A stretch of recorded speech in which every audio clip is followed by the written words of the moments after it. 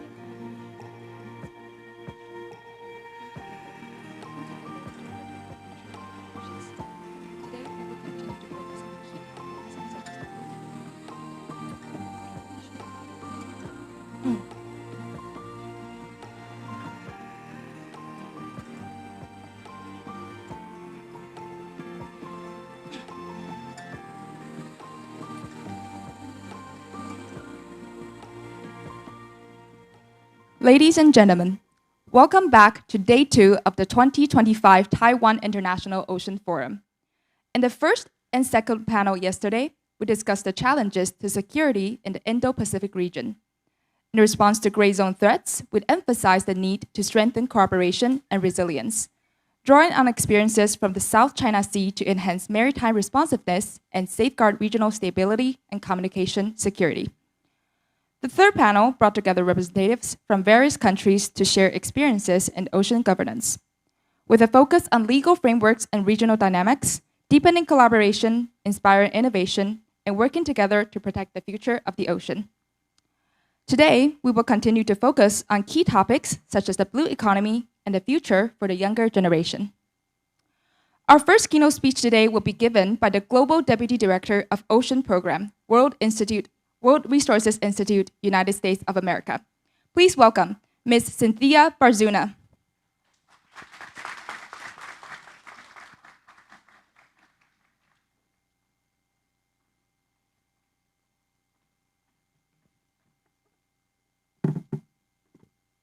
Thank you. Good morning. Good morning, Excellencies. Good morning, distinguished guests, colleagues, and friends. It is an honor to join you here in Taiwan, a place defined by deep maritime heritage, strategic position in the Indo-Pacific, and its growing leadership in ocean sustainability. I want to begin by thanking the organizers for bringing together such a diverse and action-oriented group. This dialogue could not be more timely. I have different hats. I am the director of Ocean Action 2030, which is a coalition of leading institutions, multi-development banks, of UN agencies, and NGOs that work together towards creating a sustainable ocean management through sustainable ocean plans. I am also the Global Deputy Director of WRI, and I'm a collaborator of the high-level panel for a sustainable ocean economy, which is basically 18 serving world leaders that work together towards a sustainable use of the ocean. But I also speak to you as someone who served in government as Vice Minister of Water and Ocean Affairs in Costa Rica. So I've seen firsthand the complexity of governing the ocean and the incredible potential we unlock when we get it right. So today I want to talk a bit about getting it right. A sustainable blue economy is not just about what we extract or produce from the ocean. It's about the conditions we create to enable prosperity, equity, and long-term resilience at the ocean. And at the heart of enabling an environment is maritime security. For so long, maritime security has been seen as separate agenda handled by defense ministers, coast guards, or international law. But the reality is, insecurity at sea undermines every pillar of a sustainable blue economy. It disrupts legal trade routes, it discourages private investment, it undermines food systems, and it deters regional cooperation as well. We also host the Secretariat for our Ocean Conference. Most of you were just joined us in Busan back in April. And this was a very special year because this year we launched for the first time the stocktake of 10 years of holding this conference. A lot of information came from that assessment. One of the most important things is that I would like to share with you today is that out of the 6 core areas that are important for this conference, maritime security received the fewest numbers of commitments. And it was increasingly recognized that it's foundational. I would like to say also that Taiwan, Japan, Norway, Indonesia, the EU, and others have invested in patrol vessels, satellite surveillance, Coast Guard cooperation. So these are enablers of sustainable development. But yes, more needs to be done. We must reframe maritime security as a development and investment priority. So here are a few ideas. One of them comes from the Ocean Panel itself, where they decided not so long ago, back in 2020, that together they could create better opportunities to sustainably manage the ocean. The headline commitment is to sustainably manage 100% of waters under national jurisdiction through sustainable ocean plans. Sustainable ocean plans are this huge umbrella under which policy, marine spatial planning, marine protected areas, conflicting uses of the ocean, renewable energies, transboundary issues all comes into place under one single holistic approach. 18 world leaders committed to deliver their sustainable ocean plans within a time frame of 5 years. The 14 founding members committed to deliver by 2025, and the rest will do so before 2030. So this is also an open invitation for countries that have joined us today also to think about the benefits of having your house in order first, to have the conversation on the biggest issues like maritime security. In a world where threats are increasing a lot, asymmetric drones, trafficking, cyber attacks, we cannot afford the silo security from sustainability. A secured ocean space is the prerequisite for a thriving, sustainable blue economy. So let me give you some stats. As I told you, maritime security has the fewest commitments from countries, equivalent to 8.3 billion in pledge funds. It has received the second lowest total of pledge finance. However, has the second highest completion rate after sustainable fisheries. 47% of this maritime security commitments have been completed. Governments account 73% of maritime security commitments, and Japan alone has 24% of those commitments. Taiwan knows this well. Your investments in Coast Guard capacity, electronic surveillance, and IUU monitoring are not just security measures, they're economic enablers. Taiwan has invested and committed to invest in 77.5 million to combat IUU. Indonesia, 73.3 million in surveillance. So neighbors are starting to see the relevance of this investment, of this commitment. It goes into capacity building, into partnerships. Maritime security represents a clear opportunity for growth, of course. Now, let's talk about money. Someone mentioned yesterday SDG 14. Yes, it's the least funded of them all. For some reason, the ocean is our biggest ally when it comes to combating the triple planetary crisis: pollution, climate, and biodiversity loss. However, we don't use the ocean as our biggest ally for some reason. Only 0.01% goes into financing ocean-based solutions. So this is unacceptable. We need to change this. Only 13 billion per year goes into sustainable ocean finance, currently mobilized far below the estimated 175 billion per year needed by 2030. Private investment remains minimal, less than 1%. Why is that? Because we haven't de-risked investment in the ocean. So we have to work together in order to get this right as well. Grants, loans, concessional finance is what we have available. Risk perception, of course, is the major barrier. And high risk, low return, limited data. These are things that do not make bankable projects. Investment is concentrated in, of course, few sectors. 72%, just to give you another stat, of all blue finance goes into marine transport and port infrastructure. So the usual suspects, but areas like sustainable fisheries, marine ecosystems, restoration and coastal resilience receive a tiny, tiny little fraction of this. So another stat, 550 billion will be needed to cover the finance gap that we have towards, this is how big the gap is towards 2030. We're not there yet, we're not even close. Another stat, 133 million jobs are in ocean economy today.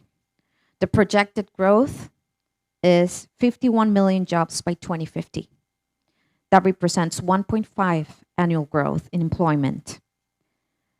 Women comprise 50% of the employment of the fisheries sector.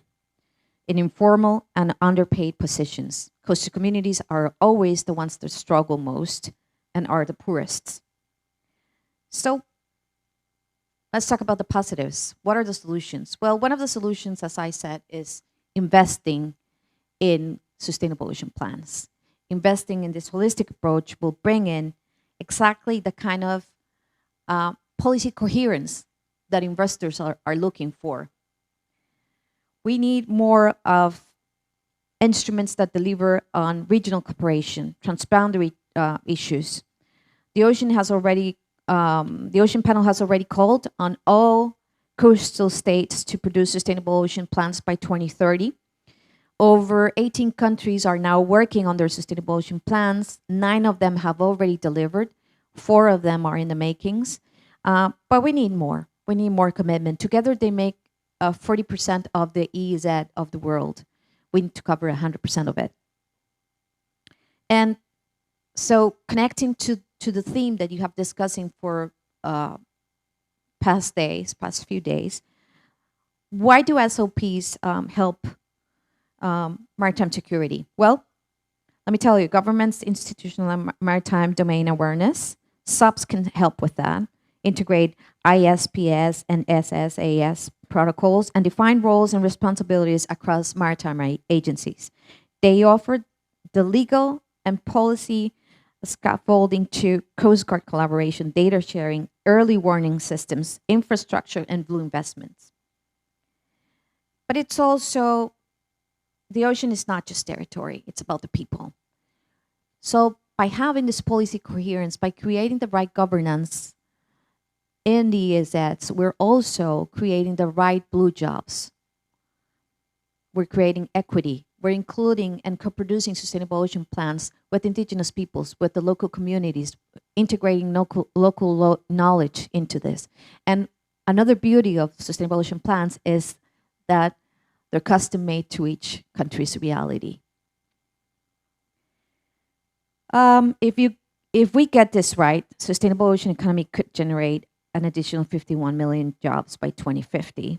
So using this umbrella concept could help us create the marine protect areas that are very much needed, marine spatial planning to address conflicting uses of the ocean, and also, why not, to create those sustainable blue jobs that are very much needed.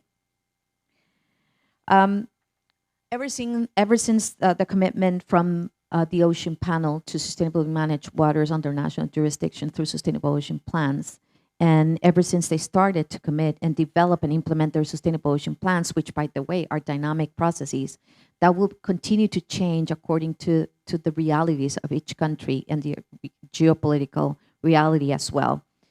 The 100% Alliance was launched by President Macron back in 2024. It's co-led by Chile and by France, and together supported by the Ocean Panel and with all of the support with WRI as well, have committed to have this global approach to bring in as many countries as possible to deliver on this very ambitious agenda of having sustainable ocean plans.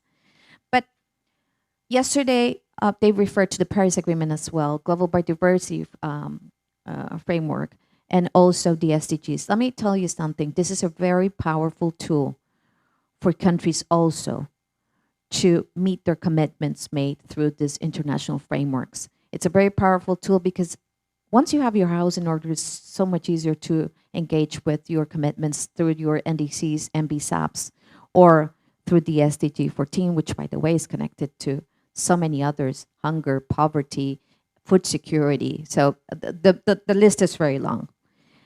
So in coherence, that's where the ambition is. The ocean is one. It's just one ecosystem that connects us all. So at the end of the day, what one country does in their national waters affects us all.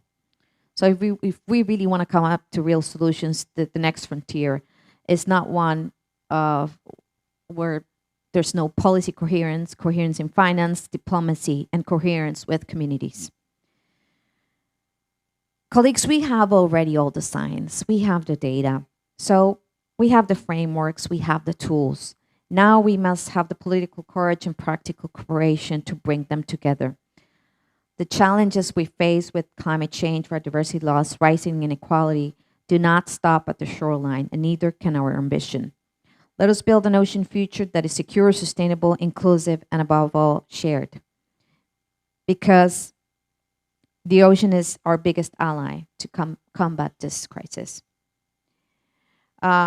Before us, rising insecurity, investment shortfalls, workforce disruption, climate impacts, these are not small, but the tools we have, like sustainable ocean plans and the 100% Alliance, is the key to this coherence that is very much needed. We can no longer afford to treat maritime security, ocean finance, blue jobs, marine planning as disconnected agendas. They must be woven together into single, inclusive, investable, and resilient strategies. This is what sustainable ocean plans bring to the table. This is what the 100% Alliance is calling for. Let us work together to ensure that our ocean is not just biodiverse or secure or productive, but all of the three. Let us protect the ocean as a living system, as an economic engine, and as a shared responsibility. The Ocean Panel uses a 3P mantra: prosperity, production, and preservation. Thank you very much. Shishi.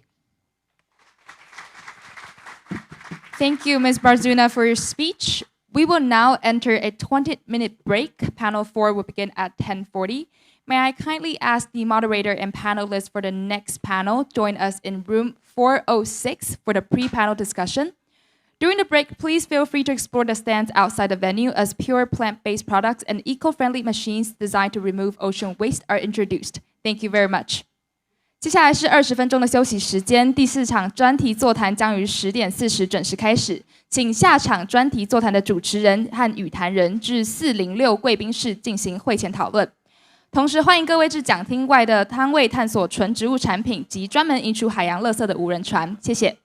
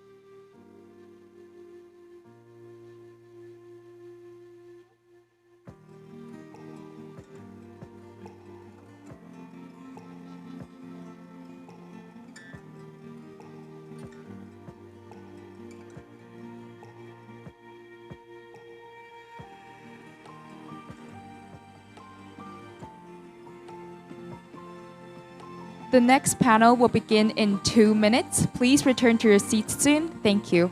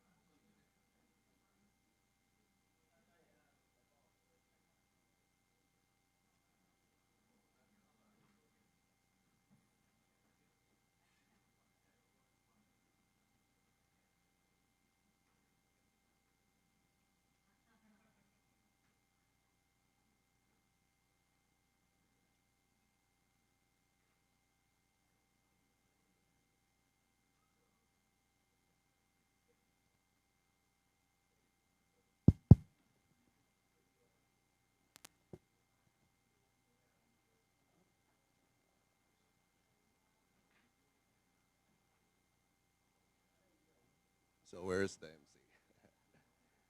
We just discussed for our roster, decided by the topic we're going to cover. So to make my job much more easier, so we're going to follow this order, talking about different perspective of blue economies. So MC, please. Welcome back. Our fourth panel is Blue Economy Development, Sustainable Momentum in the Marine Industry. This panel will be moderated by Liu Yaozhi, President of Taipei University of Marine Technology, Taiwan. For our panelists, please welcome Andrew Kamjai, Associate Professor, School of Malaysian and International Studies, National University of Malaysia. Jun Chol-bet, President, Korea Marine Equipment Research Institute, South Korea. Masatoshi Murakami, Professor at Kokakukan University, Japan. Orina Chan, Vice Dean, the School of Banking and Finance, National Sun Yat-sen University, Taiwan. Michael Huan, Senior Research Fellow at Ocean Policy Research Institute, Sasakawa Peace Foundation, Japan. Anusha Kisakar Kavankar, Senior Fellow, Observer Research Foundation, India. Finally, Hina Imrevich, CEO at National Center for Blue Economy Israel, will be joining us online. Hina, I'm Tristan. I'm going to have you wrap up the whole thing. Are we agreed? Okay? Okay. All right. So, ladies and gentlemen, welcome to this section discussing about the blue economy development. For PIF countries, for Taiwan, for East Asian countries, or Southeast or India, in this great Indo-Pacific region, blue economy is becoming not only for national security, but also as a potential growth engine for prosperities. I'm teaching blue economy, or I'm basically economist in Taiwan's policy community and also colleges. I taught how important a blue economy is, and there are actually so many potentials, a wide range of opportunities for us to discuss. My style for this session is to freely exchange our views, but we have to have our roster number one to cover the definition of blue economy, what blue economy is. So I will have this job to for Andrew. So the rest of it is yours. Everybody for 6 minutes. Yeah, I'm a timekeeper. I actually have experience to told our president, your time is up. So I'm a very strict guy. Okay, the floor is yours.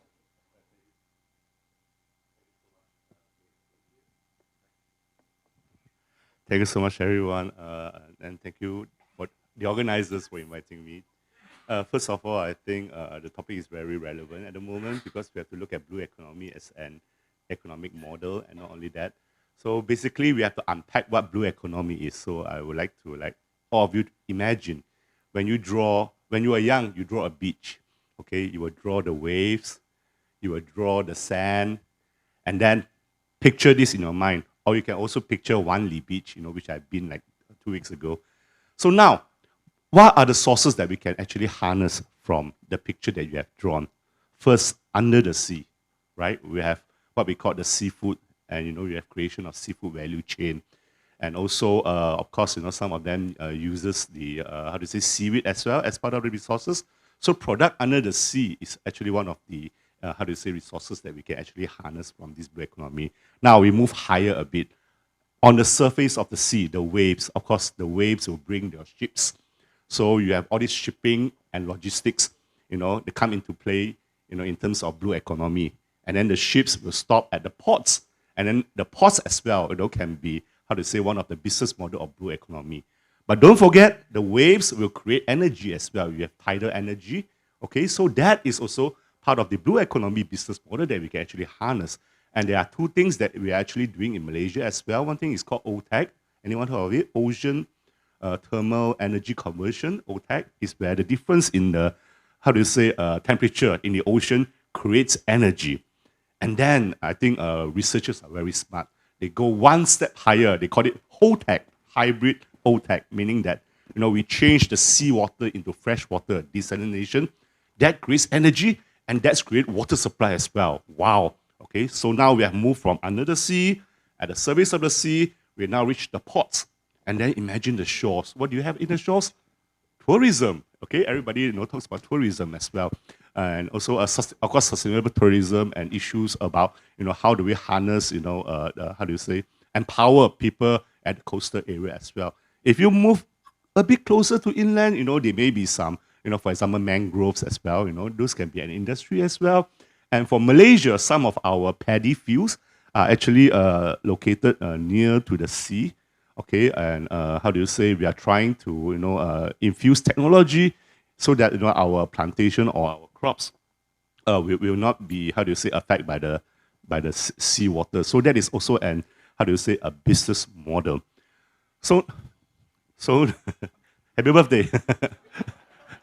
So now those are the sort of sources of growth that we can actually harness. If you look at that picture that I actually talked to you about, it's actually very simple, very comprehensive. It also involves not only that, your ocean had pollution, so there's also a sort of recycling microplastic also is part of the industry as well. So we can use that as a business model as well. And in Malaysia, we have this framework for blue economy. We call it the 8 Eyes. Okay, so just now I've actually mentioned about what are the sources that we can use. So what are the aspects, what are the dimensions that you want to look at? So in Malaysia, we come up with what is called 8 Eyes. Okay, infrastructure, intellectual capacity, institution, integrity, incentives, internationalization, and one more, the final one is interaction, very important between stakeholders and the business people, academia as well. So this 8I dimension is the one that our blueprint comes in. And of course, if you read the literature in blue economy, they have this thing called the 8Rs, okay? The 8, nature-based or nature-centric NCBE, nature-centric blue economy. So the 8Rs, okay, so we are talking about revitalization, okay? Recycling, reuse, okay, repurpose, all these things. I mean, there are 8 of them. I'm not going to go because there's no time. So can you imagine, now we know the sources, we know what are the dimensions, and we know what to do. Recycle, rethink waste to wealth, all these things. You put 2 matrices together, and then you try to plot, like which are the areas that most relevant to your country. It can be, I want to, let's say, retrain the intellectual capability of my people to actually, to harness or, to engage in recycling activities. So it can be one. So you start to plot each and every of your policy actions. Okay, this is what I usually ask my policymakers to, do. And all these things can be measurable as well. For example, you ask them, okay, I want to, let's say, how do we reuse, okay, infrastructure, for example, because it's always, more expensive to create than to restructure or, reuse what are the old infrastructure and how do we actually revitalize them. So all this can be, measurable KPIs, okay. And then from there, we draw, imagine everyone, okay, a quadrant, okay, transition to blue economy and high investment. Now we present 3 scenarios, okay. First, what is the preferred future that we all want? Okay, we want high investment and also high transition to blue economy. We draw a dot there. So what are the elements? Then we go back to our 8x8 matrix. Okay, these are the strengths of my country, for example, on this section. These are the preferred future, but what are the possible future? Because even though you say that I want this, but then again, data from your country, throughout the year, the time series saying that it's not possible. So we find what are the possible futures that we can do. And then, of course, our wish list, what we call the plausible future. Okay, what is plausible based on what our wish list is? Okay, this maybe happen. So you keep on tracking, and within that quadrant, you will find and you will understand, okay, how do I move from this possible future into plausible future? So I think this is one of the policy-making tools that we can actually use. I'm sorry, my time is up. Thank you so much, everyone. Thank you very much. 100% precisely on time. Ocean is a massive space. So we got to have a good vehicle to get better access. And also ship is a good vehicle to put different technology to integrate new development in science and technology. So our second speaker panelist is President Pei to tells us what's going on in Korean maritime in the shipping industry. Thank you. Yeah, thank you, moderator, Professor Liu. I'm great honor to be here, especially on behalf of the Korea marine industry. Now we are talking about the blue economy. What is blue? Ocean is blue. It's the ocean color is blue. So I'm truly excited about the possibility of the deep cooperation between Korea and Taiwan, as well participant countries in here, in field of the marine technologies. As we all know, our industry faces a big challenge how to move toward the carbon neutrality and take real action against the climate change. So recently we emphasize our shipping industry. We call the 2D. One D is decarbonization. Another D is the digitalization. So we called 2D is the main items for development at the moment. So And the key is that is a technological innovation. But innovation alone isn't enough. Should we need together cooperations? We need a strong and political cooperation among industry, academia, research institutes, and the government also. So that's how we can build a sustainable marine ecosystem and maintain global competitiveness. So at that same time, it is essential to respond proactivity to international environmental regulations and meet global technical standards. These are critical to earning trust and expanding into global market.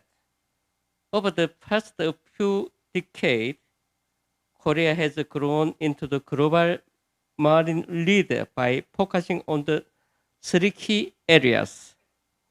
Based on this experience, I would like to share some idea that might help Taiwan and Asian zones marine industries move toward as well. So I wanted to share first, it is very important to build a strong foundation for international certification and the real sea testing.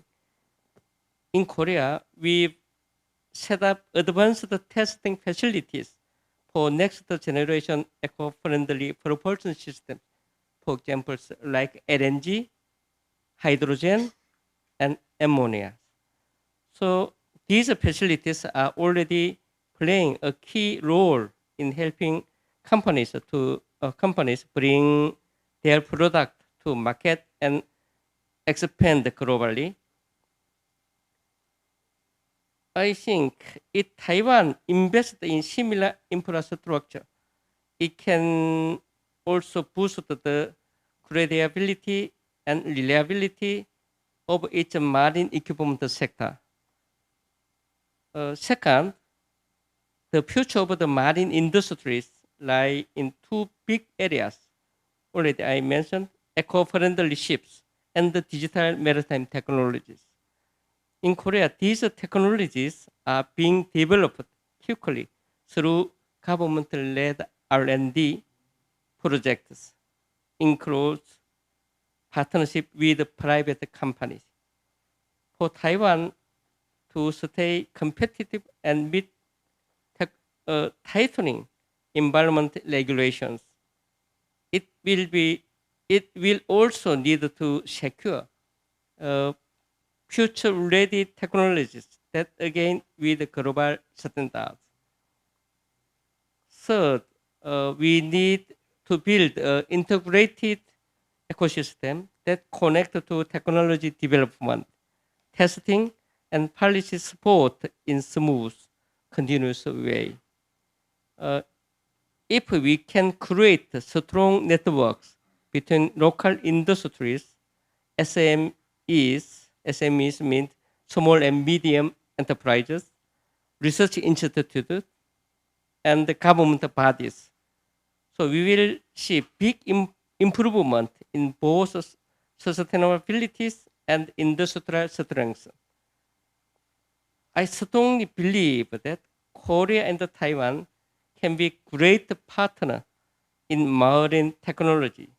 Together we can build a future where innovation and sustainability go hand in hand.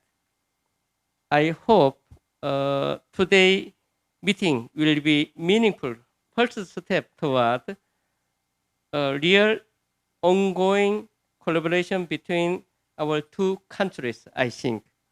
So time is limited. First time I said like that. Later I will more talk to you. Thank you very much. Thank you very much. Ocean is a public good, and so is the technology. So we gotta give international team for further technological development. But like I said, ocean is a public goods. So that there must be some security issues that need further cooperations. So for that regard, let me welcome Professor Murakami for elaborate more issues on that. The word is yours. Yeah, thank you. Thank you for inviting me today, and I'm very honored to speak on the stage. And I'm Masatoshi Murakami, and actually, actually, I'm not an expert of the economy itself.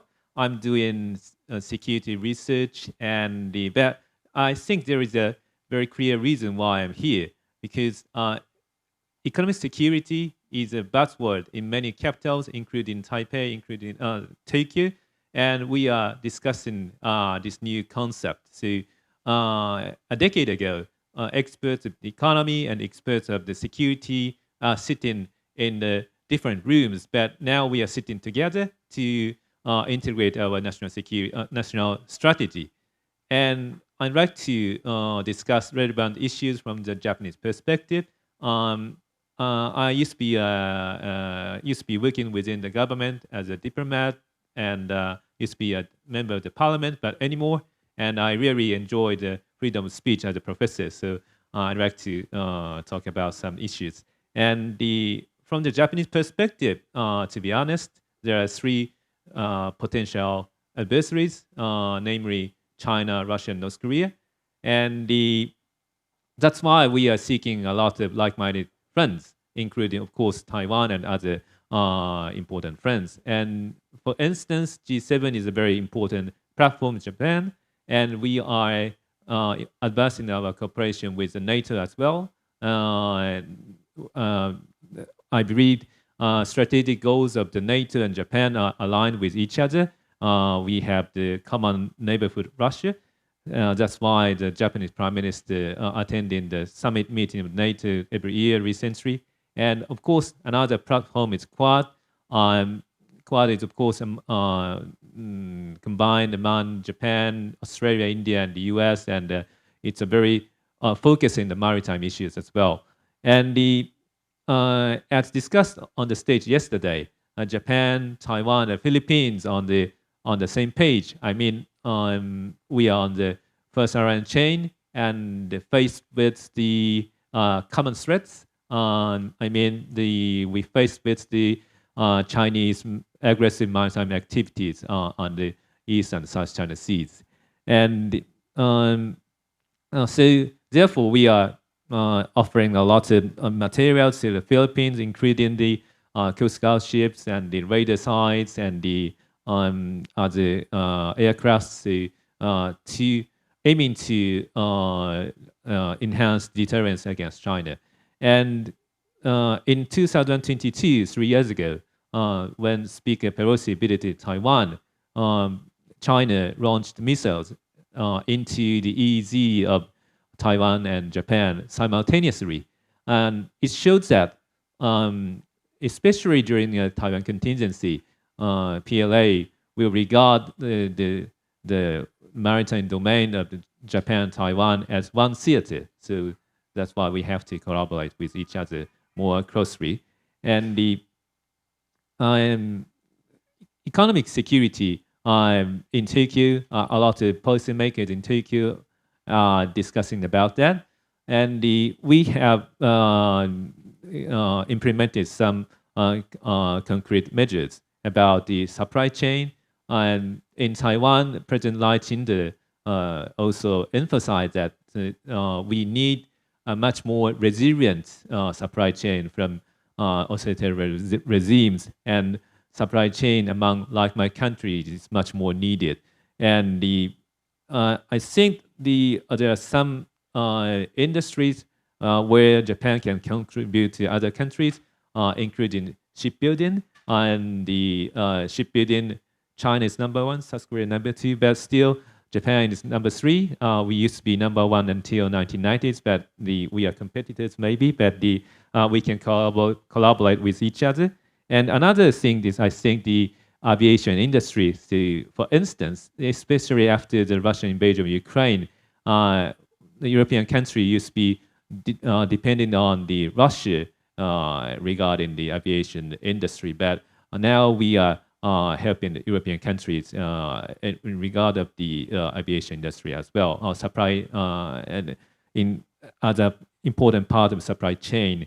And the another thing is rare metal, rare earth, and the in 2010 there is a big incident and on the East China Sea, and we had a very severe situation between Japan and China, and they started weaponize the economy. So they stopped exporting rare earth, rare metal to Japan, and we realized that we have to be resilient from China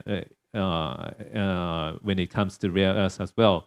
And there is a good news from Japan. So there is a very remote island. It's called Minami Torishima, and it's far away from 2,000 kilometers from Tokyo.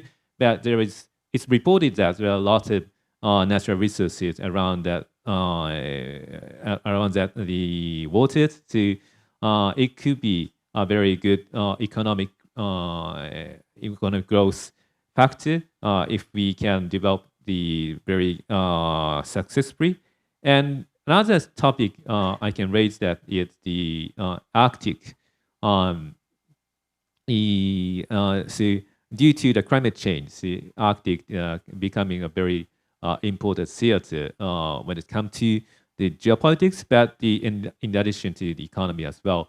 And the if we can, thank you. And the last word, Arctic is very important to the blue economy as well. Thank you. Okay.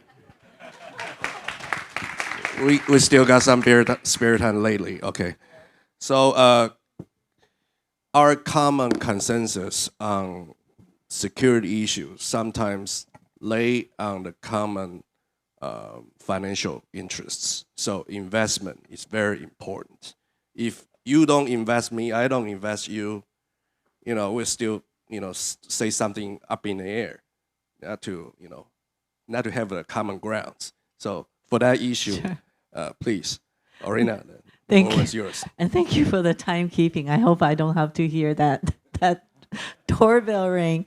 My name is Orina Chang. I am listed as a chair professor of National Sun Yat-sen University, but I actually am based in New York. I'm mainly based in New York, but I split my time New York, a little bit in Taiwan, and a little bit in Africa, doing rare earth mineral. First, I want to thank everybody, all my friends here to support me. My first thank you is to Piero, who's sitting there, who actually helped. Now that you mentioned the importance of rare earth mineral, Piero has helped to potentially secure $1 billion to build a refining facility in Africa for supplying rare earth mineral to U.S. and Taiwan. So thank you. And I also want to thank Tom, who's sitting here right in the first row, for helping to get with this paper to get the word out on Taiwan's sovereign wealth fund. So I spent 30 years on Wall Street. And then I realized that in Taiwan, making money is being looked down, and intellectuals are the ones that we really care about. So thank you for inviting me here. And now that I got my chair professor title, maybe I'm more fitting here than just making money. But my talk is actually on making money, since that's what I know how to do. So we had a visit to the presidential hall, and then we spoke to the president, and I submitted my suggestion on how we actually structure our first sovereign wealth fund. And my idea is that the fund should support our national policy, but not sacrificing our investment return. And that is very important also for what we're talking about today, the blue economy. A lot of times I think people have a misconception that blue economy is more like almost like a charity, that we invest in it and we don't expect any return because we're doing good things, we're helping the earth. And I think I would like to kind of propose a solution to having both to actually help our earth, our ocean, and actually be able to make money. So why blue economy? It's actually the seventh largest economy in the world. In the U.S., it's $511 billion, 8% of GDP, 3 million jobs provided. In Taiwan, it's $57 billion, 2% of our GDP, 227,000 jobs provided. And globally, it's $2.5 trillion, 5% of global GDP, and 100 million jobs provided. So needless to say, it's a very, very important segment of our economy. So my proposal is that we carve out a portion of our sovereign wealth fund, set up an ETF in the US to be listed. With that listing, with that IPO, we're actually able to send, important government policy officials and our investment personnel here to the U.S. To ring the bell on Wall Street, and that in itself provides a lot of visibility for Taiwan, and we are able to then use that ETF to attract like-minded foreign investors and partners to together invest in this particular segment, and hopefully as well as in Taiwan. So currently, based on what I can find, we have only very few ETF that's listed in the US. They're all very small, and they're also all not doing very well. So I saw the biggest one is BNP Blue, 132 million pounds. There's OCEN, 4 million USD, and it's targeted it's focused on pollution. And then there is KSEA, 1.4 million USD. It's on ocean engagement. And one of them is actually started by the Rockefeller family and working with Crane. And that one, they're all about ESG. And so I think the idea behind all these ETF is all about ESG. And that's why it doesn't really have really good investment returns and doesn't really take off.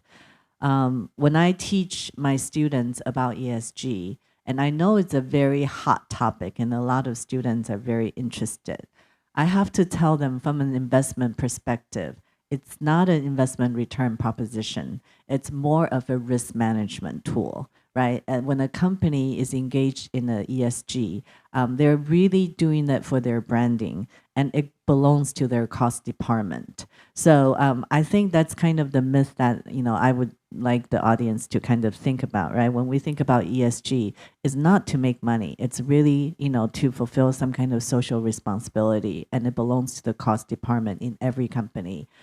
So it's not in the front line, and it's not in the front office. So how do we propose to solve this issue so we can actually make some money if we do have an ESG? So I looked at the traditional sectors as Andrew talked about, that's defined in the blue economy. We have shipping, we have tourism, right? We have what else do we have? We have fisheries. So all these are traditional economy, but how it really excludes a huge part of ocean economy, which is what our second and third panelists, Dr. President Pei and Murakami, spoke about in terms of national defense and ocean defense. I think that should be included in the blue economy, as it is a really, really important part of our ocean. And when you start to broaden your horizon to include national defense, we start to see very interesting companies in technology, like data security, cybersecurity, like drone making, like unmanned boat making, like ship making. all these things, companies like Palantir, which everyone knows is the, highest growth company now on Wall Street, would all be included in that whole ETF arena. So when I looked at the past performance, the shipping industry in the past 10 years, which accounts for 70% of Taiwan's ocean economy, 70% is in shipping. The last 10 years, investment return is 0. It's completely flat. And at the same time, the S&P has, annualized about 12% a year. So that's the huge difference. And if you're an investor and you want to invest in blue economy, after a while, you're going to get antsy and say, this is not what I want. I'm not going to have 0 return. It's almost like a donation, right? So when I looked at all different returns for the past 10 years, the highest of all the new definition and expanding to security and national security is cybersecurity, which is 11.9% annualized return. And if you look ahead 10 years, the expected expansion, the highest is 13.6% in cybersecurity. So with that, I would conclude. Okay. Thank you. I'm afraid of your beeping noise. Okay. Very comprehensive and also shed out on many future opportunities. But I got to say that a lot of items are basically not only technology intensive, but also capital intensive, which means government has some role in it. So for that regard, Michael, the floor is yours. Thank you. Michael Huang from the Ocean Policy Research Institute, based in Tokyo, Japan. But I'm very happy to be home. Following with, well, first of all, I think Cynthia in the morning keynote speech gave a very important warning call about the insufficient investment for the blue economy. And also our panelists also shared about the urgent kind of trend for our attention and awareness from the national security, from the investment to the blue economy. And also this blue economy will offer us as the blue jobs that everyone is actually involved. Well, regarding the blue job, actually I got another job offer this year. I was invited to serve as the advisory board member for Ocean Impact Navigator, supported by the World Economic Forum. Well, this mission means to be expected to serve as scouting the very potential for the ocean startup in Japan and in Asia Pacific regions. Actually, we are greater than what we think. There are so many impacts that we even don't know. So this is why this Ocean Impact Navigator, in short, OIN, will help us to provide more accessible KPI to help us to know what kind of impact can this ocean start make, and also become a very important intelligence for the investors, for the fund, to find the potential targets to invest. And also, Cynthia mentioned that, how about the risk? How about, it's very difficult to find a unicorn. But what if we find a unicorn? We need to prepare, well, July 5th is coming. We need to prepare for the worst, but we also need to prepare for the best. So with this KPI, will enable us to better find out the good startup, and then also with the people-centered, community-based startup. These are all in our environment. It may be in our friends. So let me give you some quick examples. In Japan, students from University of Tokyo, they have a really hobby in the coral reef. So at his home, he get some coral reef and then develop an aquarium. And also he can even develop the coral reef into the reproduction level. That is amazing. Many laboratories couldn't do that, but he can do that. And also this will be a very important ocean education for the environmental conservation. I believe many people like to eat the ocean urchin. This is very high class. But it also is actually the causality of ocean desaturation, because the sea ocean eats kelp. And the kelp is the home for many ocean creatures. So in Japan, there's a kind of, starting from an NGO, the NGO try to collect it, the sea ocean, and then store it in another place. And then they try many materials like a cabbage, or even some place that they have the orange is their product. So they feed them orange. So they have orange orchards and also make the regional revitalizations. So there are many cases. The ocean is very innovative. If we can utilize these KPIs from marine restoration and also marine resource toward 1.5 degree Celsius. And also, this KPI will also help to find the social economic impact simultaneously. So with this KPI, with this assessment, the investor can easily gather the information and then pull the money to and also pull the risk. So they will make the ocean, the startup, more possible, more profitable, and may also create a great ecosystem. Another case is about the equality. There is in the coast side of Japan, there's a restaurant called Mother's Kajang's Shokoto, Mother's Restaurants. So this restaurant is operated by the wives of fishermen in the coast regions. So they are good at cooking, and then they serve the very fresh seafood at the coast. So actually sometimes more profitable than the fishing itself. So this profitable help them, the female, to get more positions in the fishery association. So this idea, this people-centered and community-based case also enrich the woman empowerment in the fishing association for the equality. So this idea is actually rooted in our life. So it will be very important for us to make a self-evaluation on this impact assessment. Investors can also gain the good impact through this investment, and also this impact report can contribute to make the clear contribution and also to mobilize the money for the impact investments.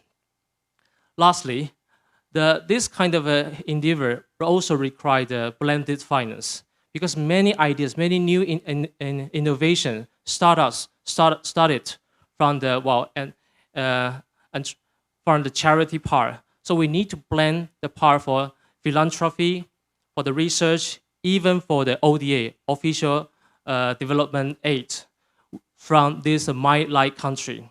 So with these combinations, we can blend our endeavor, our money, and also prosper our economy and make our ocean great again.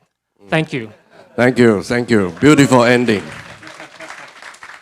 Thank you, Michael, for giving us, more comprehensive views on, how we should do, including your talking points, inclusiveness.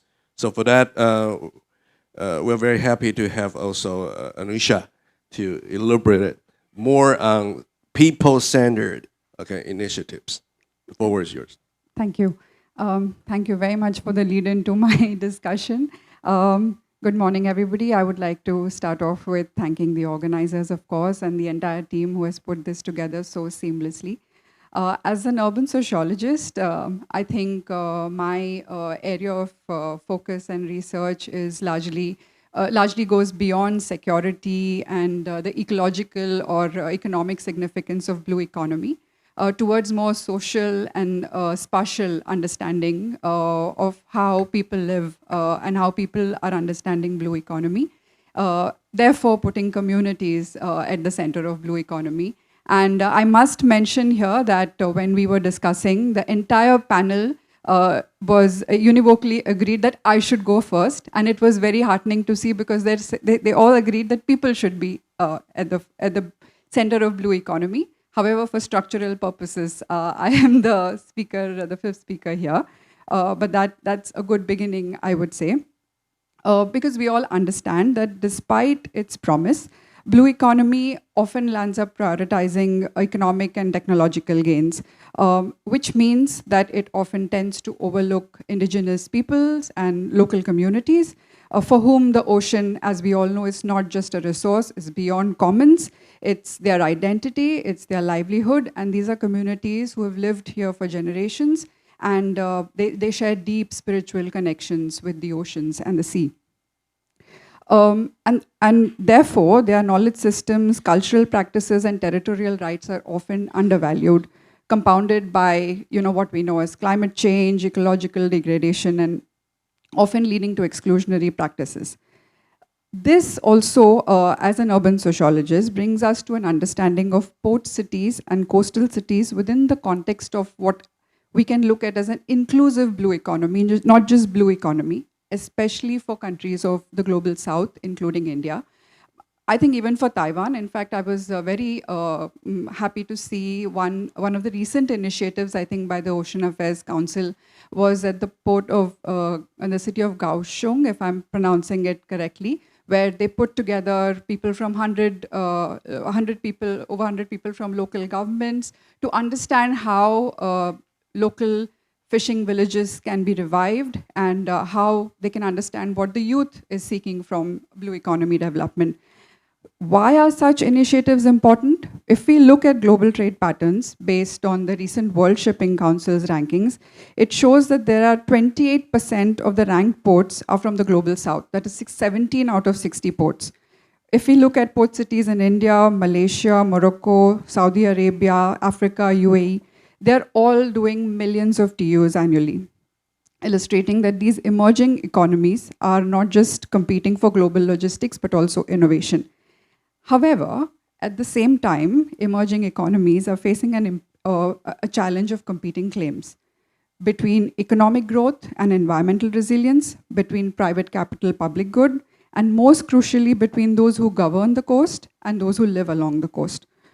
So I would like to argue here that when we think oceans and when all of us are here together in this panel, we will need to think and put people first. For example, question probably when we're discussing at policy tables, what does blue economy mean from the perspective of a citizen, from the perspective of a woman fisher? Does a woman fisher understand blue economy?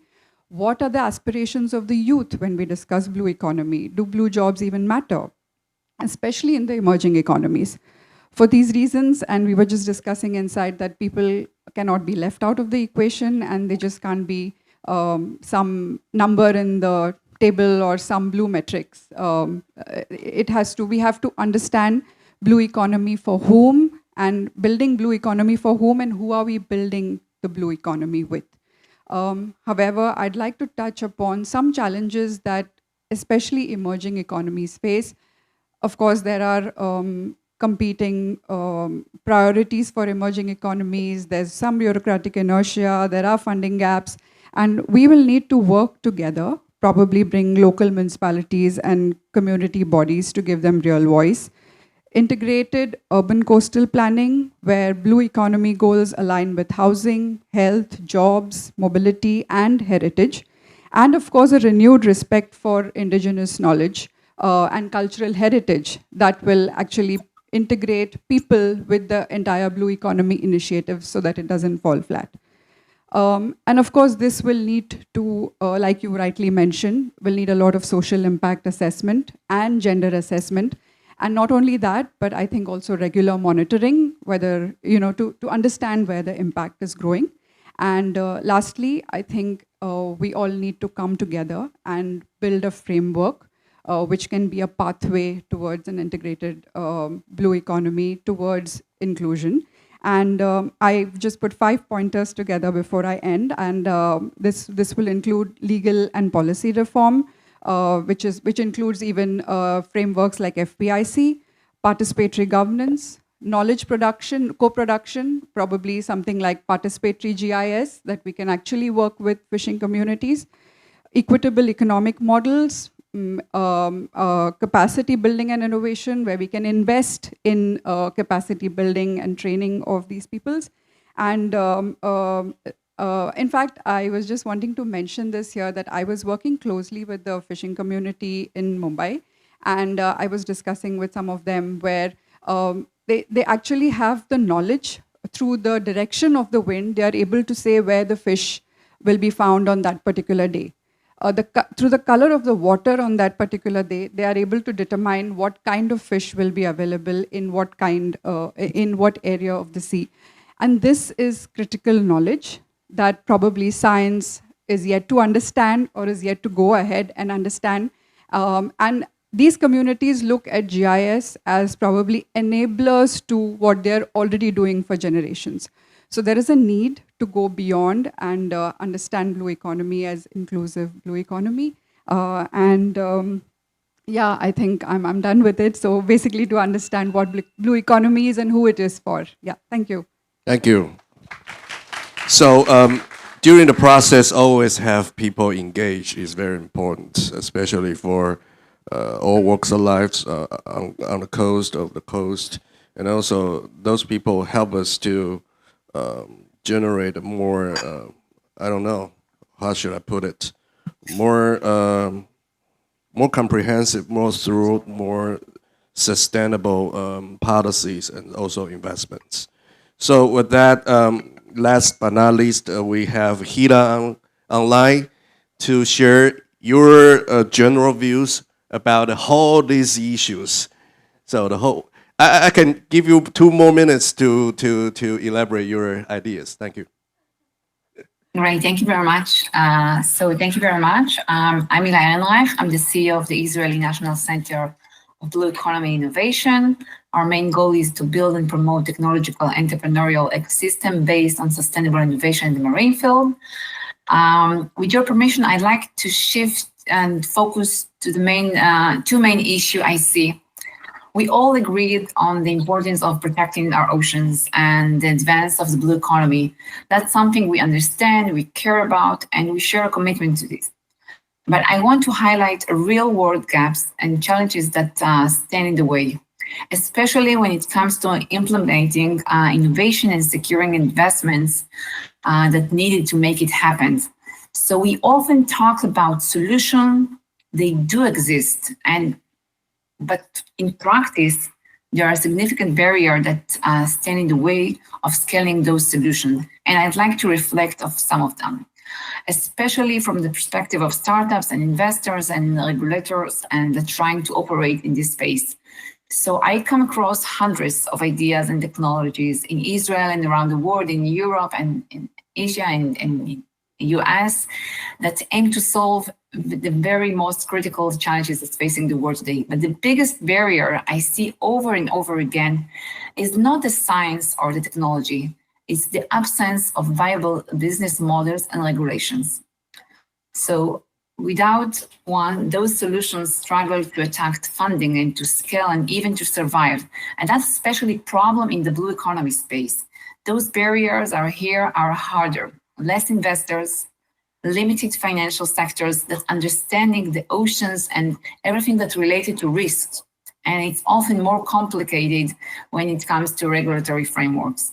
So the science is here, the innovation is here, but the market mechanism to carry out forward, that is what's missing. And just to give you a sense, in Israel, for example, there are no grants available for innovation and technology without private matching funds. Startup, even in the very earliest phase, are focused to raise capital fund, from the private market. And I think as a result, Israeli startups are built to be fundable from the very first day. And this is something that's very critical for us. I mean, when we look at startups or innovations, and I got the chance to see hundreds of startups every year around the world. And we put strong emphasis on this. It's very important, otherwise they're not going to survive. And unfortunately, too many of those startups, I think, they're not thinking seriously about the strong business models. And a lot of companies rely on grants or develop their tech, which is important, but they stuck in that comfort zone and they don't spend enough time to figure out how to actually build a viable and fundable business. And that, I think, it's a huge risk.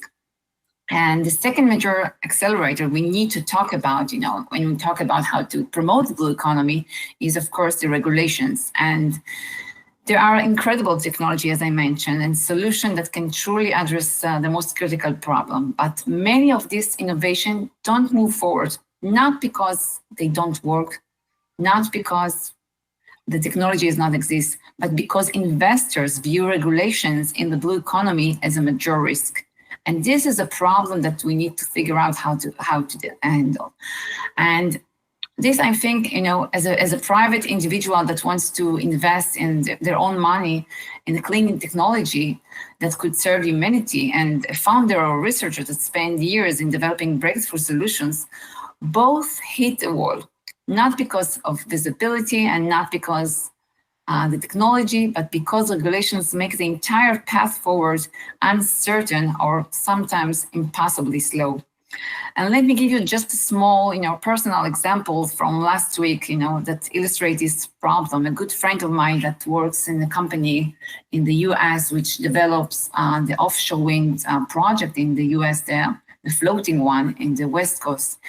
They had, or maybe still have, a project planned for the Northern California. And when I spoke with him last week, actually, I asked him when the project might be actually get built. And he answered, probably in about 20 years.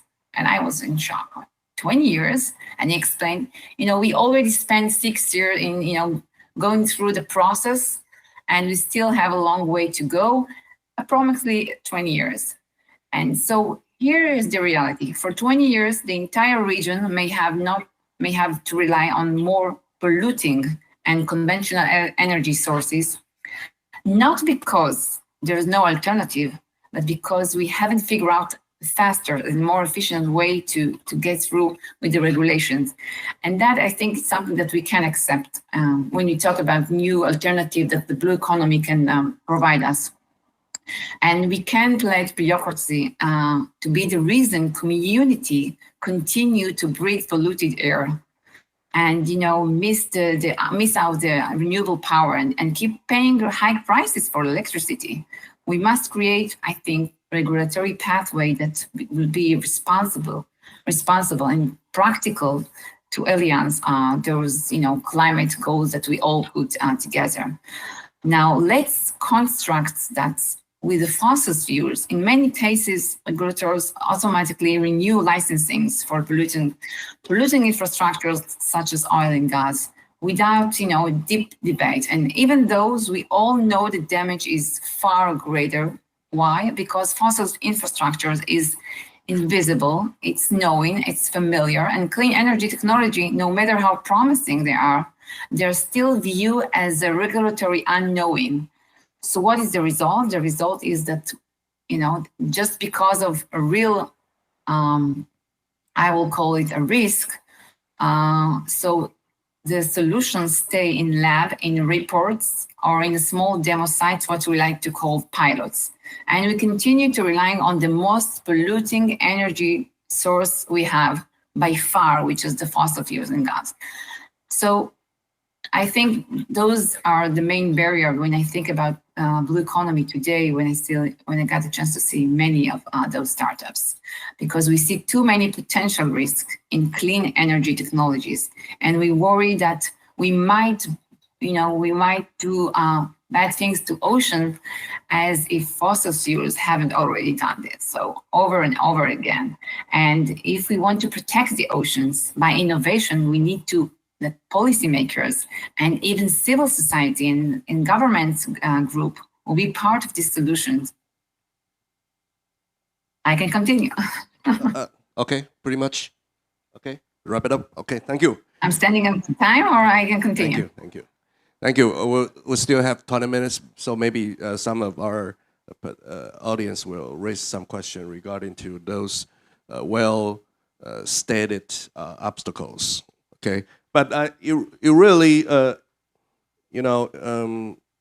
introduces, what kind of, policy items that we have to work together in the future. I think it is very good at the end to highlight some of the most,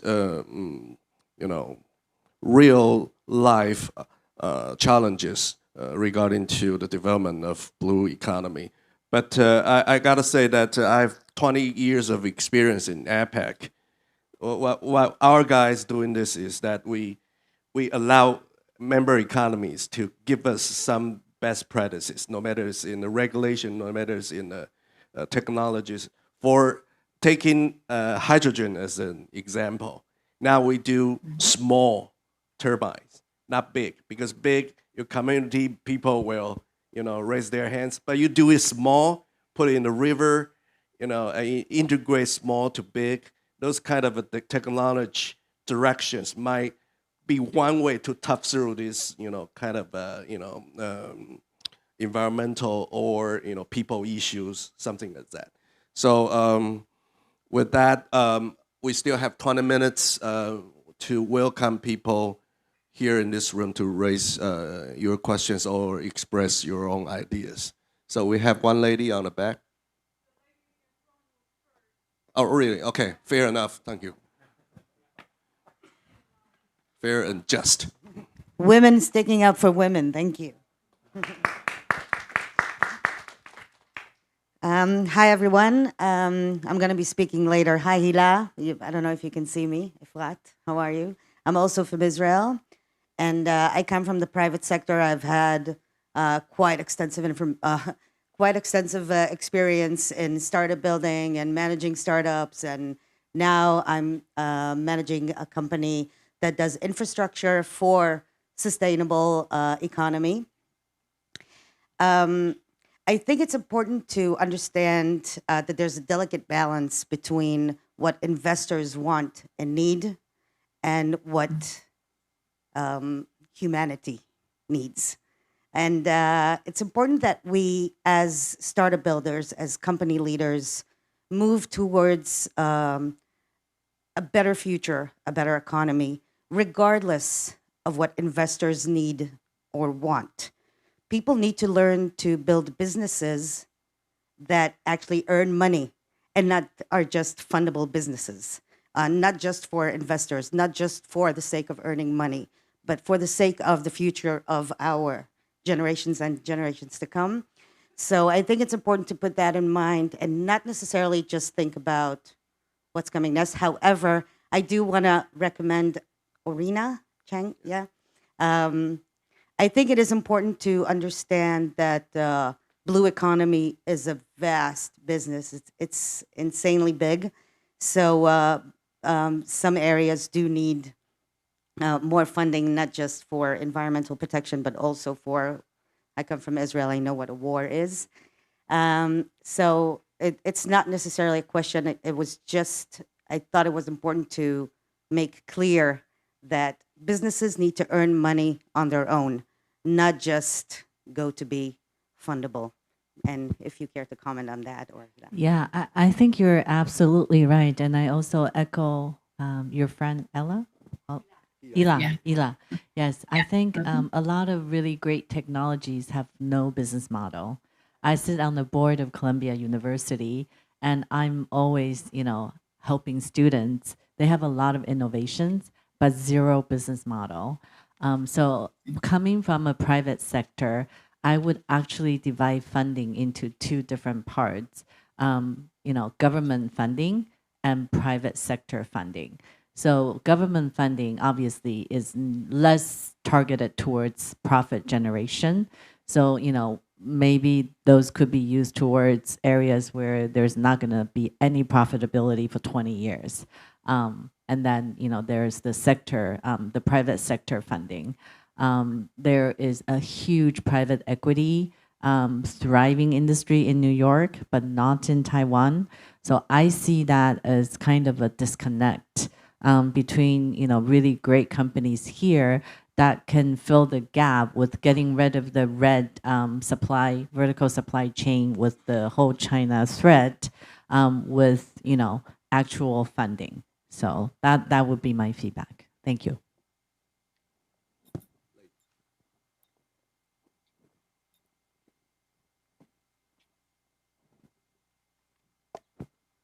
Professor I will just add.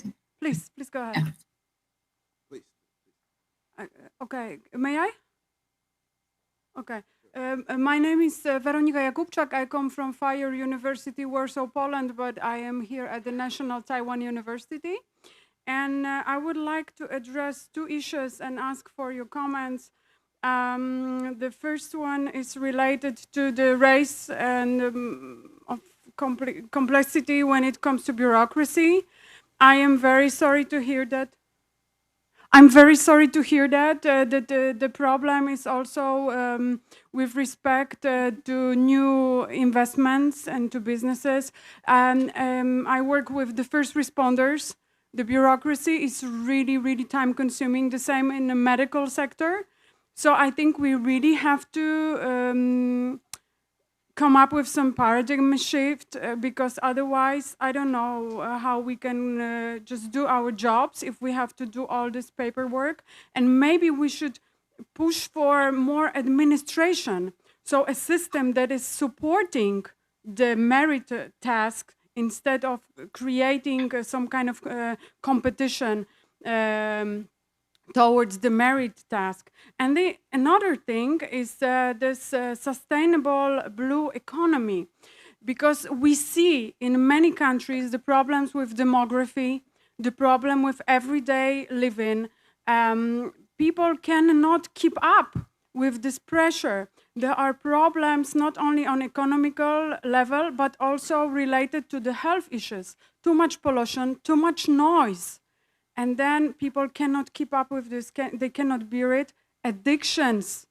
This is posing a huge hybrid threat. I mean, Russia, China, they don't really have to create their own threats to us because we already serving our vulnerabilities to them on like golden plate. So I really welcome your voices talking about how we can really push for the blue economy. And maybe we can take under consideration the social, the environmental costs that nobody really talks about when we're talking about the return on investment, right? Because the societies will cover them. And the countries are covering the costs, whereas the companies should really take it into their balance sheet, I believe. Thank you so much. Thank you. So for the lady's question, may I invite Andrew and Hila to share your views? Thank you so much. I also am in APEC as well. And this year, Malaysia is the chair of ASEAN, and we are actually looking at the blue economy framework very closely. So as for your question, bureaucracy is actually a huge problem within country, and even, because blue economy requires like multiple country, because we are sharing the sea. So exactly the blueprint that we are actually trying to create, 2026 to 2030 is actually on its way. So there are efforts to try to reduce, ASEAN actually tried to do it under the ASEAN single shipping market, initiatives, try to make the ports much more efficient, easier for, for all this policy coordination. Yeah, but then again, Indonesia last year, when they proposed the blue economy framework, they put it on one step higher. So I think patience is required when it comes to, policy coordination. And for your second question, you're talking about cost. I think that is why this panel is being created, because we have to look at blue economy not only as a form of compliance and sustainability, it has to be somewhat like a business model as well. Because if you talk to small players, small and medium enterprises, you just say that you have to do this just because of environment. They are not going to be interested. So we have to find ways to say that, okay, maybe if you are fishermen, you want to have much more fuel efficient, for example, energy efficient, ships or something like that. It will reduce your cost in the long term. So you have to sort of let them know and bring them in terms that say that, hey, this model is not just about compliance and also sustainability, but it's also a business model. Thank you so much. So, may I invite Hila to answer some of the questions? First of all, thank you for the question. I would say that for us in the blue economy space, sustainability isn't optional. It's starting point. Okay, we just invest and support, or invested in support only startups that all their activity is related to sustainability. I know some incredible company that develops a technology that can, really moving the marine environment and protect the oceans. And they already raised their capital, but they're getting stuck when it comes to scaling because large investors are waiting for regulatory approval before they move.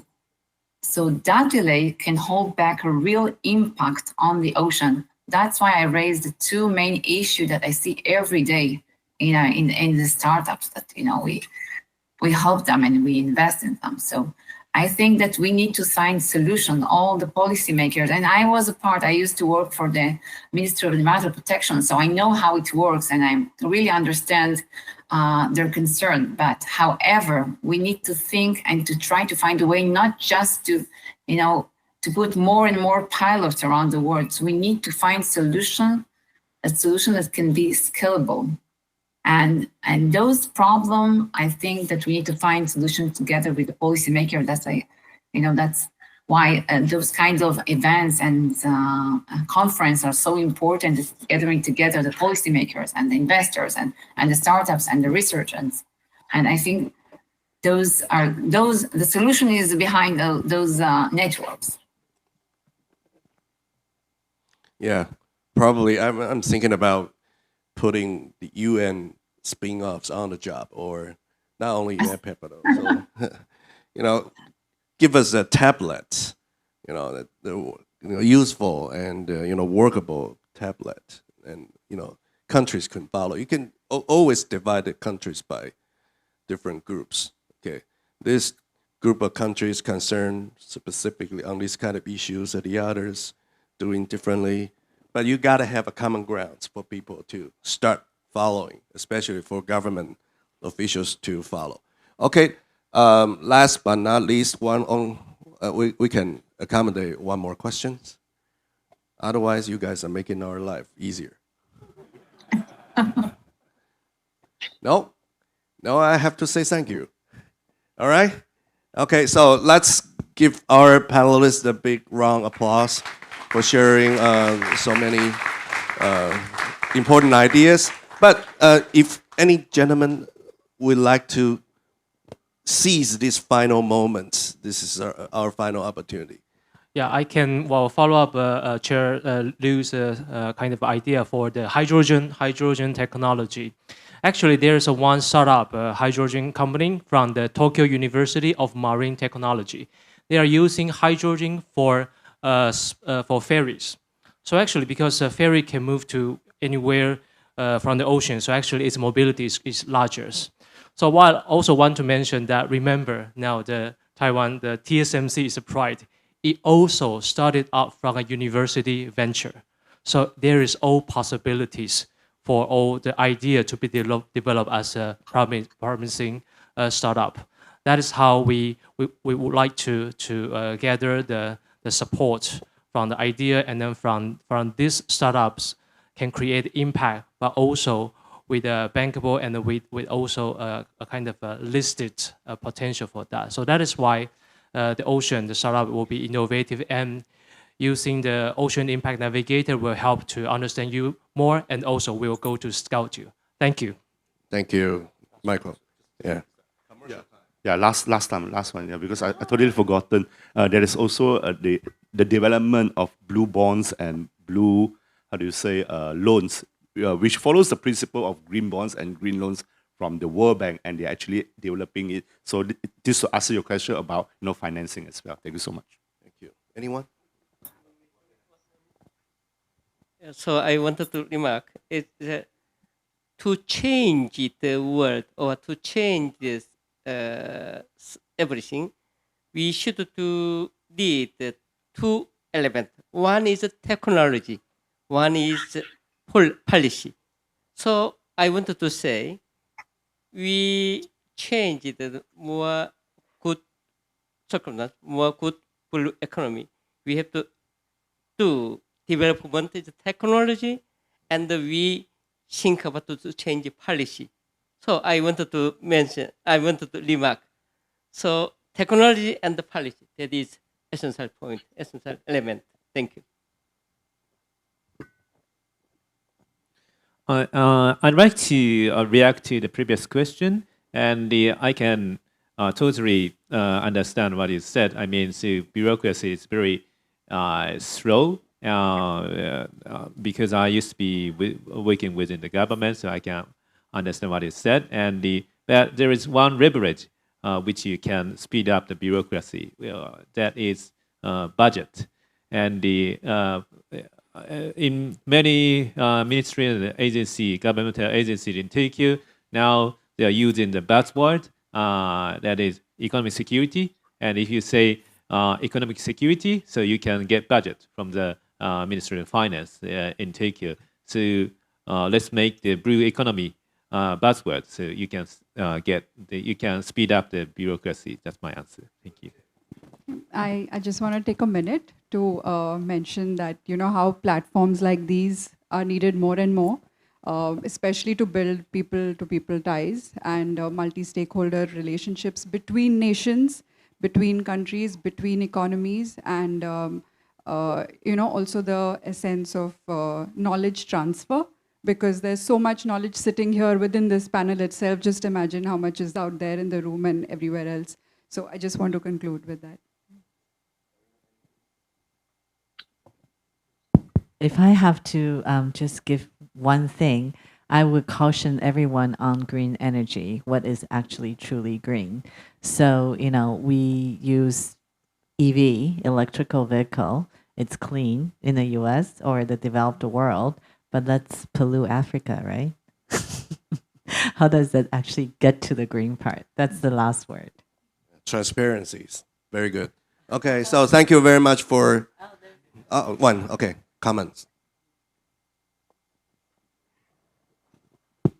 Yeah, thank you for your valuable information. There's just one information we'd like to share that just very recently, we have another council called the National Technology and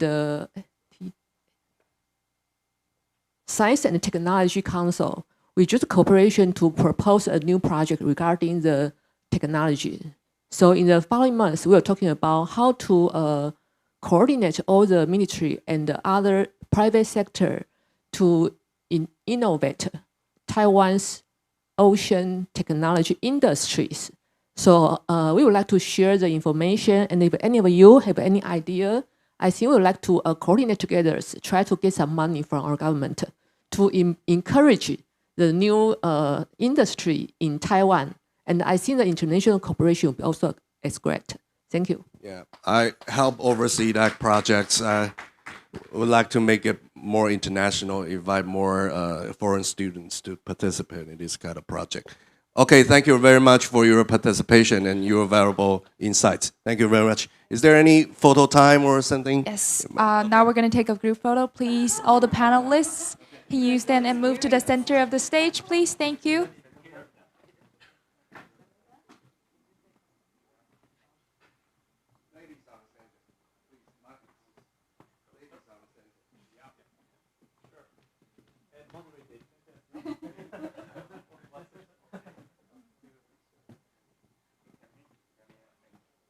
Look at our...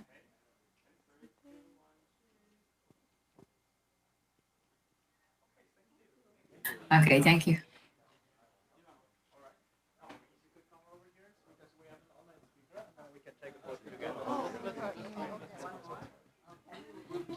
Let's take a picture with the online speaker.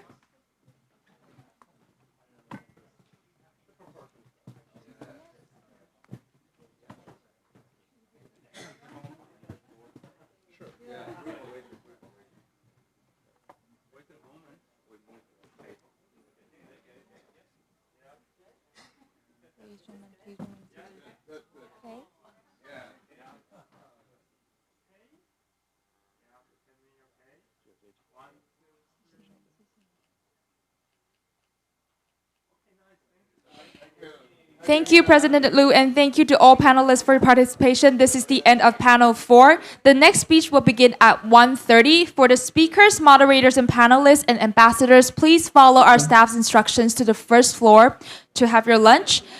For all the other guests and participants, please remain seated. Please remain seated for further instructions. Thank you.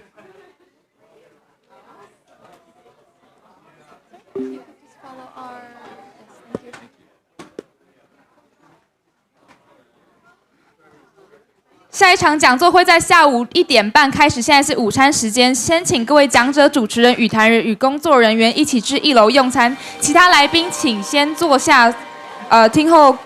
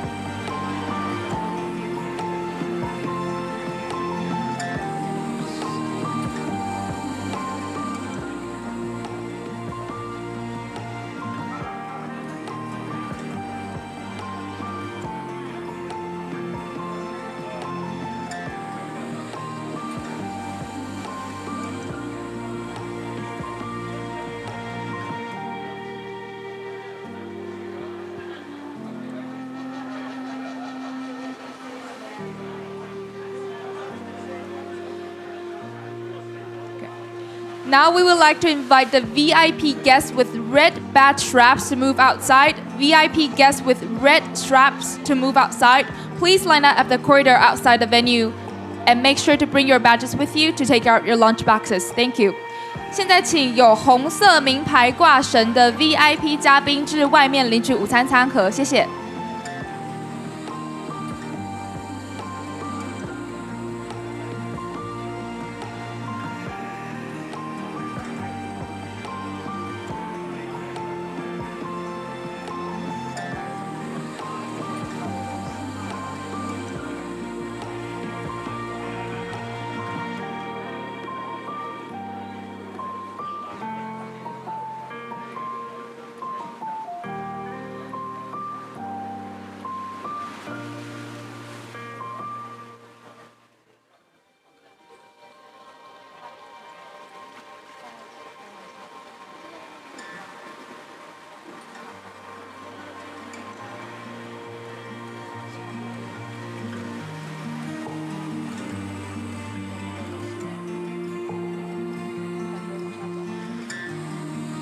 Now, all the guests remain in the venue. You may move outside to take out your lunch boxes. Thank you for your patience.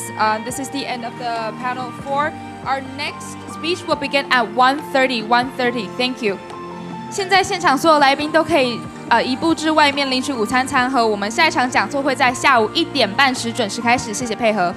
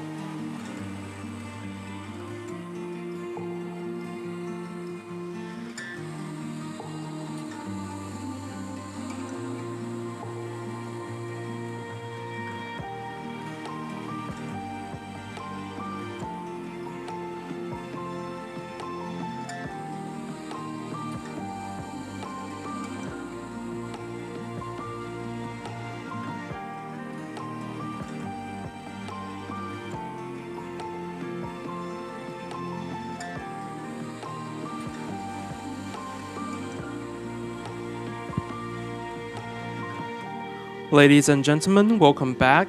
The next speech will begin in 3 minutes. Please remain seated. Thank you. 各位贵宾，欢迎各位回到会场。下一场演讲将于3分钟之后开始举行，请各位尽速入座，谢谢。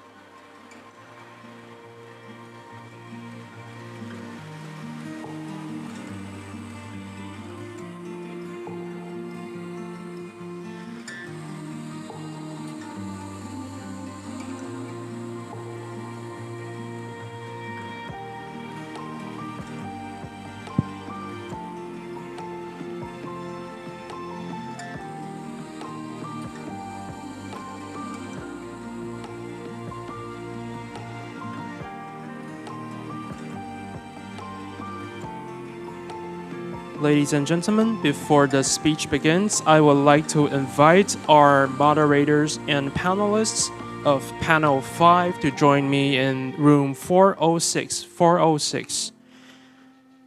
大家午安。在演讲开始之前，我希望邀请第5场专题座谈拨云见日，打造和谐未来的讲者以及与谈人们到406室集合。406室，谢谢。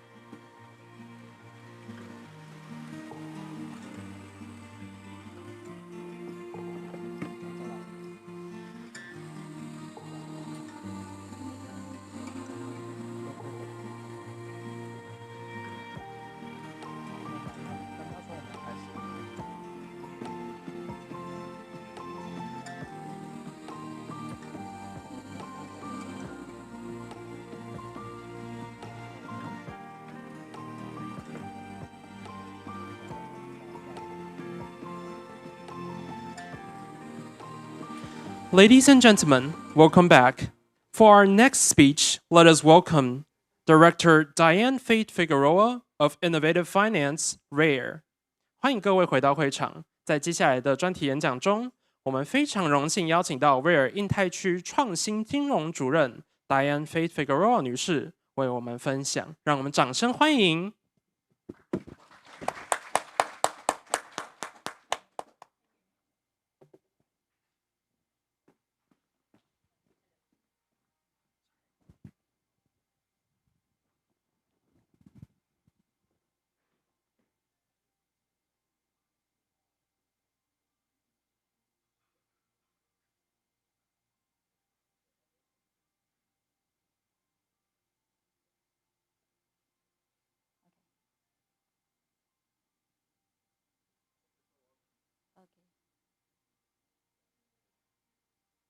So I'll just tell you to click.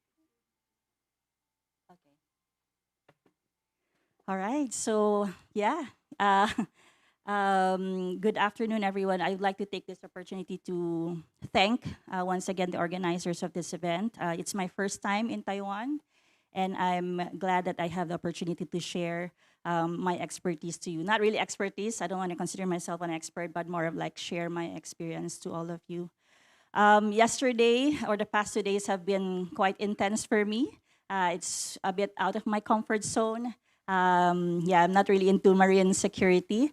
I'm more of a finance person, but then it was really intense, but definitely worthwhile, and I learned a lot. So I hope you don't mind if I bring you to my world for the next 30 minutes and share more about financing for the ocean. But before that, I'm gonna share a bit more about, do you just wanna, okay, maybe I have to click twice. So I'm gonna share a bit more, just a brief background of the entity that I'm associated with. I'm from RARE. It's an international non-government organization based out of Arlington. We're in 10 other different geographies, and in Asia, we have presence in Philippines and Indonesia. And RARE is actually, we have a big behavior center. It's an in-house behavior center, and we use behavior-centered approach to inspire change so that people and nature can both thrive. We have several global programs, but I'm only gonna discuss two, which I think is very relevant to OAC. One of which is our Fish Forever program. So our Fish Forever program focuses on community-based coastal resource management. So yeah, you heard it right. A lot of like coastal resource management are run top-down, but at RARE we believe that we have to really engage the local community. They have to be at the forefront of conservation. They have to be at the forefront of resource management for it to be more durable. But I'm not gonna talk about Fish Forever now, because I'll be talking more about one of our other pillar programs, of which I am part of, and that is our RARE Fish for, sorry. Yeah, can I just say next? Yeah. Okay, RARE Innovative Finance team. In our team, we try to channel more capital, so more capital into resource management. And I think I'm bringing the lens of, early this morning we were talking about blue economy industries. Their industries are really there's a clear profit pathway. But for me, I think I'm bringing the lens of like the part of the blue economy that needs investments, but are not necessarily very investable or bankable. Next, please. I think you have seen this, yeah, you're not new to all these lofty goals that we have. You're familiar with SDG, you're familiar with the famous 30 by 30, and I've heard it several times during the conference, something that Taiwan is very proud of, the Marine Conservation Act. And of course, as we have these lofty goals, I always, wearing my finance hat, I will always say, with the lofty goals also comes the lofty price tags. And my question would really be, how do we pay for all these plans to be in place? Thus the need for sustainable financing. Next slide, please. I'm gonna go through this very quickly because early this morning, we have already been talking about financing gap. Just I'm gonna look at SDG 14 itself. It says 174 billion funding needs and only 25 billion current spend. So that leaves us about 149 billion funding gap. So it's something like, it's like impossible dream, right? Unreachable. And if you also go to the next slide, please. If we only talk about 30 by 30, which looks at really conserving 30% of both land and ocean by 2030, there is also a very significant funding need, and of course, very low current spending, leaving us with another very lofty and very huge financing gap. But all this, sometimes when we listen to these figures, they seem so far-fetched, almost like it's unreal. So I'm gonna give you a local perspective of the financing gap. So in the Philippines, next slide please, we conducted a financial model, next slide, financial model for sustainable coastal resource management. So what we did was we went to the local government units, and as rare, we really make sure that this is all stakeholder informed. So what we did was we interviewed all the pertinent actors of coastal resource management. We look at all the activities that would enable them to manage their coastal resources. And this is what we found out. Next slide, please. Okay, so just to show you, we covered all the activities under this like overarching activities, profiling, legislation, institutional development. So we went through each, like to the point like for profiling, what do you need, how many workshops, hotel accommodations, just everything, all the costs necessary for all these activities to take place. And this is just a sample for one of the local government units. They have a total, this is in peso by the way, we have 38, one LGU has 38 million cost, estimated cost of resource management. And then when we ask them, and that's on an annual basis, but when we ask them, like how much are you actually spending, or even budgeting, even not actual expense. And an average for the 5 LGUs, next slide please, they're actually only budgeting around 400,000 per year. So it's not even 10% of the total like funding needed for them to be able to sustainably manage their coastal resources. So that gives us a more local context of what funding gap really is. It exists. So if we think that the 30 by 30 or the SDG funding gaps are quite like far-fetched, this one is real. And this is also very stakeholder informed. Next slide, please. And I think we already know the sources. I always say money is there. So it's not a matter of availability of funds. Funds is there, but it's just that we are not able to tap, particularly the players of the blue economy, particularly those that are not very visibly or visibly profitable. So if you look at the sources of capital for ocean conservation, philanthropy gives about 1.3. Public funding, including ODA, gives about 1.4, so roughly 3.3 in total.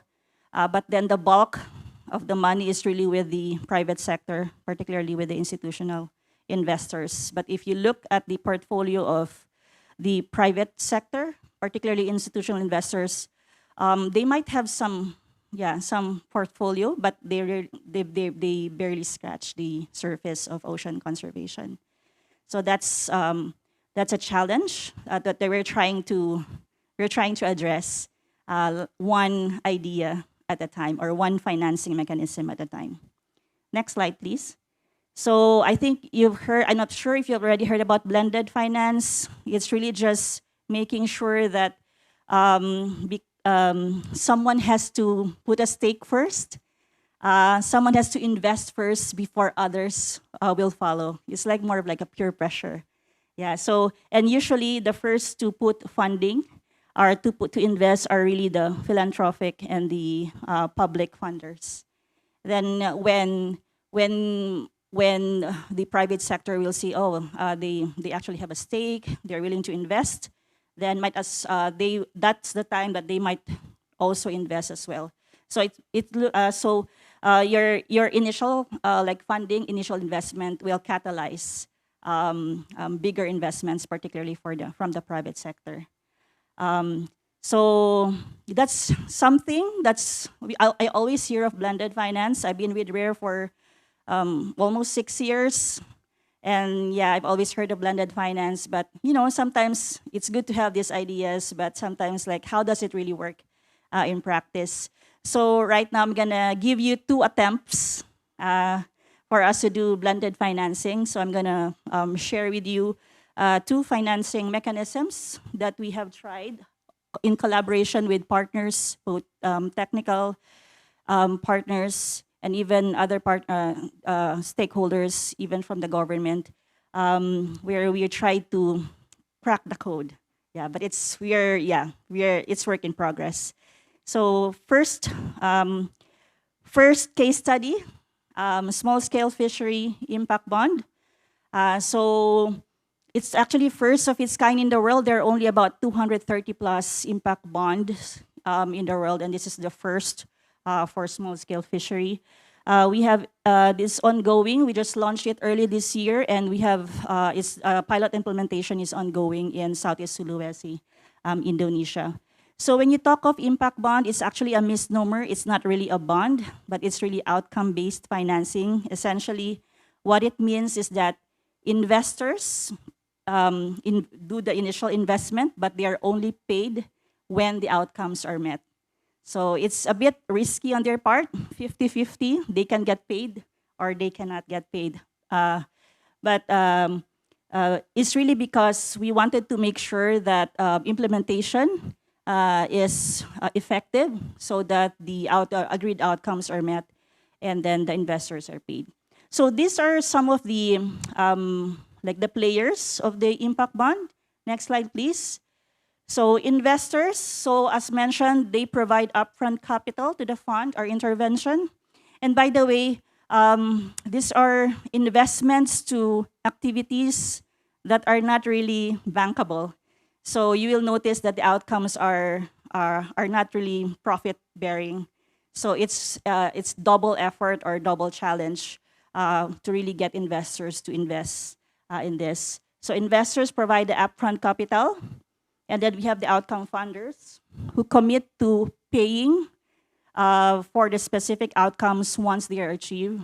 And there's also a service provider who actually makes sure that the outcomes are achieved. And then there's a third-party verifier. So you cannot just say, I achieved the outcomes as an implementer. A third party, usually an academic institution, so academics, members of the academy, very important in a financing structure. They're going to do a third-party assessment and see if the outcomes are actually met based on the agreed metrics. And then we also have some intermediaries. Usually it's optional, but in the pilot stage, we actually have intermediaries who help us in structuring, who helped us in managing our performance. Okay, so I'm sure you're quite curious about like what are the outcomes? Like what are the basis for payment to the investors? So just a brief overview of the instrument. It's very small. I heard earlier that we don't need more pilots, but I think in this space we need pilots because pilots are it's the gateway for us to build proof of concept, and that will help us scale. So this one is very small, $6 million instrument, 5 years duration, location in Southeast Sulawesi, and these are the sample metrics. 3 new marine reserves established to protect coastal marine areas. Fish biomass stabilize or increase. Benthic coverage, coral and other seagrass stabilize or increase. So these are some of the metrics. They're actually very hard to they're hard to reach, but then that's a commitment. That's the commitment of the implementer. Okay, so you might say, okay, for OAC, that's not very applicable to us. Maybe that's applicable to the fisheries agency that's part of the Ministry of Agriculture. But what's good about this instrument is it's actually scalable and it's actually applicable to any sector, actually. So if this is not something within the mandate of a ministry or maybe a mandate of an organization or a country, because the one in Indonesia, we work closely with the Ministry of Marine Affairs. So it's a government entity. Yeah. So if it's not applicable or it's not aligned to your mandate, we can actually change it.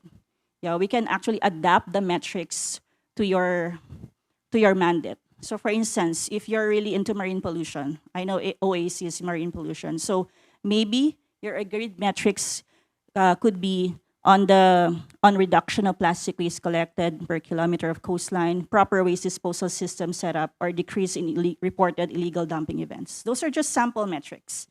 But of course, when we disagree on the metrics, we have to make sure that we have historical data. So that's why science, this is a financing mechanism, but it's really a collaboration between a lot of stakeholders, financiers, members of the academe, and so on. And then if you're actually into mangrove protection, then you can also really just adapt or change your metrics to those that are applicable to mangrove protection or restoration as well. Okay. So that's the first financing mechanism that we tried to explore. Right now, we have secured a letter of interest from the government of the Philippines, particularly the Ministry of Environment. They have agreed that we do a regulatory analysis to check if the legal environment or the regulatory framework of the Philippines is really enabling for this kind of instrument to actually be implemented or to be scaled or replicated in the Philippines. And there are other partners who are saying, if you want economies of scale, we can actually also push for a regional impact bond. But yeah, that's on the works. But for now, we're doing it per country. Okay, that's the first one. So I promise you two, right? So here's the second one. Who among you here has insurance? Do you have insurance? Yeah, life insurance, car insurance. Okay, so yeah, so would you ever think that we can actually also have insurance for natural ecosystems? So RARE also, in collaboration with 4 other entities, it's actually part of a regional study of ADB. So it's conducted in 3 other countries: Indonesia, Solomon Islands, and Fiji. Yeah, so RARE is the one managing the work in the Philippines. So we look into designing coral reef insurance. So next slide, please. So just for, I know some of you are already familiar with with parametric insurance, but for the benefit of those who are not. So if you have like a traditional insurance, what you usually do, for instance, let's just use car insurance as an example. So when, for instance, your car figured into an accident, what you do is you call the insurer, and they're going to schedule, or they're going to have an insurance adjuster. They're going to assess the damage, and then they're going to say, okay, we're going to pay you this much based on the assessed damage. Yeah, it's actually, but for that setup might be good for some, but okay, I'm just trying to check my, if I have, okay, I have 10 more minutes. So, but that's actually not very practical, particularly for coastal communities, because insurers, they are usually far-flung. And then we have a lot of anecdotes saying that, like, we lost our boats, and then it has been 6 months and we haven't received anything. So it also means loss of income. Okay, but what's good about the parametric insurance is that the payout is based on a pre-agreed trigger or pre-agreed parameter. And usually the payouts are quicker. It's like always less than 30 days. So compared to the traditional insurance, which will take more, sometimes maximum of 6 months. For really far-flung coastal communities, it can reach up to 1 year for just a very small payout. Next slide, please. Okay, so for the Philippines, we went to this beautiful island called Siargao Islands. It's very beautiful. It's the surfing capital of the Philippines, but it's also very vulnerable. So We did a lot of vulnerability analysis for their coral reef. And then this was based on the combined expertise of RARE and other technical experts. It was highly recommended that we do typhoon coral reef insurance. So the basis for the payout is actually an agreed threshold of wind speed. And when that wind speed threshold is reached, then a payout is automatically implemented. So no need for an adjuster to go to your area and see, oh, what's the extent of the damage? Did you ruin your house? Did you lose your boat? So for as long as you're in that area and you're enrolled in a parametric insurance product, when weather data shows that you have your area has reached breached the threshold of wind speed, agreed wind speed, then everyone enrolled in a parametric insurance product will receive their payouts. So it's very efficient. It's very effective. And then funds can actually be used right away for, so the thing here is that Siargao was actually hit by a really big typhoon. And then we asked them, when the typhoon hit Siargao, did you ever think of your corals? They're very highly dependent on corals as well because they're a tourism industry. And then they have, aside from surfing, they also have like diving activities. So have you ever, we asked them, have you ever thought of your coral reefs? Have you ever thought of restoring them during the aftermath of the typhoon? And they said no, because we were very busy trying to restore the basic services, but no one thought about coral reefs. Yeah, so this particular insurance funds will actually go to coral reef damage assessment, removal of debris, and of course, emergency reef restoration activities. And it's not just typhoon. It really depends upon the feasibility or the availability of data. So for instance, if your location is not really prone to typhoon, but it's prone to other weather disturbances, then we can also tailor the product for that. So next slide, please. So instead of typhoon, we can go for marine pollution. Yeah, triggered by the detection of oil spills or pollution plumes in coastal waters. And again, science is needed for this because the basis for payout are really hardcore data. Or if not marine pollution, maybe coral bleaching. Then yeah, triggered by heating wicks, degree heating wicks, or sea surface temperature anomalies. And again, data sources are very scientific as well.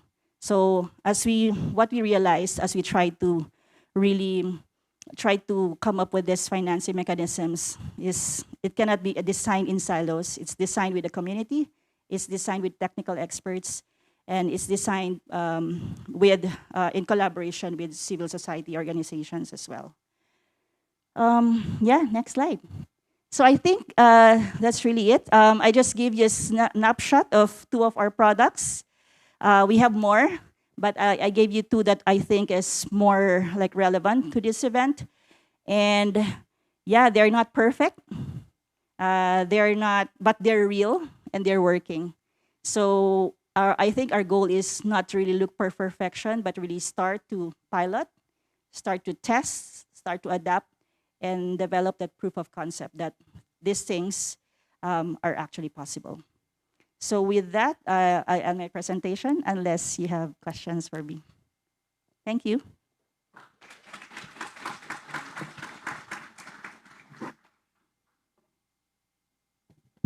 Questions? I hope I did not bore you with the finance stuff. 我们现在开放观众提问。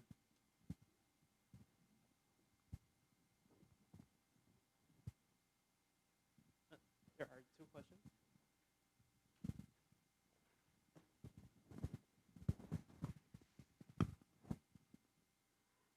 Thank you so much for this very interesting and profound explanation. I was just wondering about the possibilities of scaling up these wonderful initiatives. And because you have familiarized us with 2 cases, and do you have any experiences with scaling up any of the two that you mentioned, or maybe some other projects? Thank you. Yeah. So actually, the two are different. So the small-scale fishery impact bond is the first. So we are about to scale it. So we are still in the pilot stage, but there are already a lot of interest from the government at the sovereign level because they think it's an effective way to raise money. And it's not really effective way to raise money and more effective use of their financial resources. Because as you see, the impact bond, if the government comes in as an outcome funder, if the outcomes are not met, they will not have any risk at all. They're not going to pay anything at all. So they just have to allocate. But if it's not met, then they're not gonna. They don't need to pay. The second, coral reef insurance, it's actually a scale already because there are already several coral reef insurance pilots. One of it is actually the one piloted in Mexico. So we tried to get the learnings from Mexico and put it in the context of the 4 countries. Yeah. So yeah, definitely it's yeah. That's why I believe in pilots. We pilot in Mexico. Now we're into 4 countries. And then Palau is also very curious about it and wants to also investigate how that can be implemented in their country. Thank you. Yes. 请问还有观众希望提问吗 ？Any more questions? Yes, sir.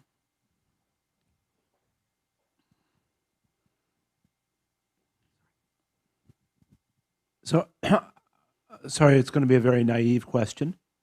I hardly understand my personal insurance. But I was thinking about the incentives that are created by the insurance schemes that you're talking about.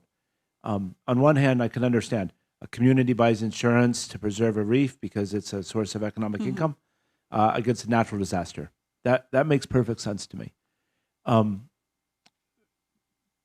But if it comes to sort of the pollution blooms, if it's an individual company or an individual property owner, it makes a lot of sense.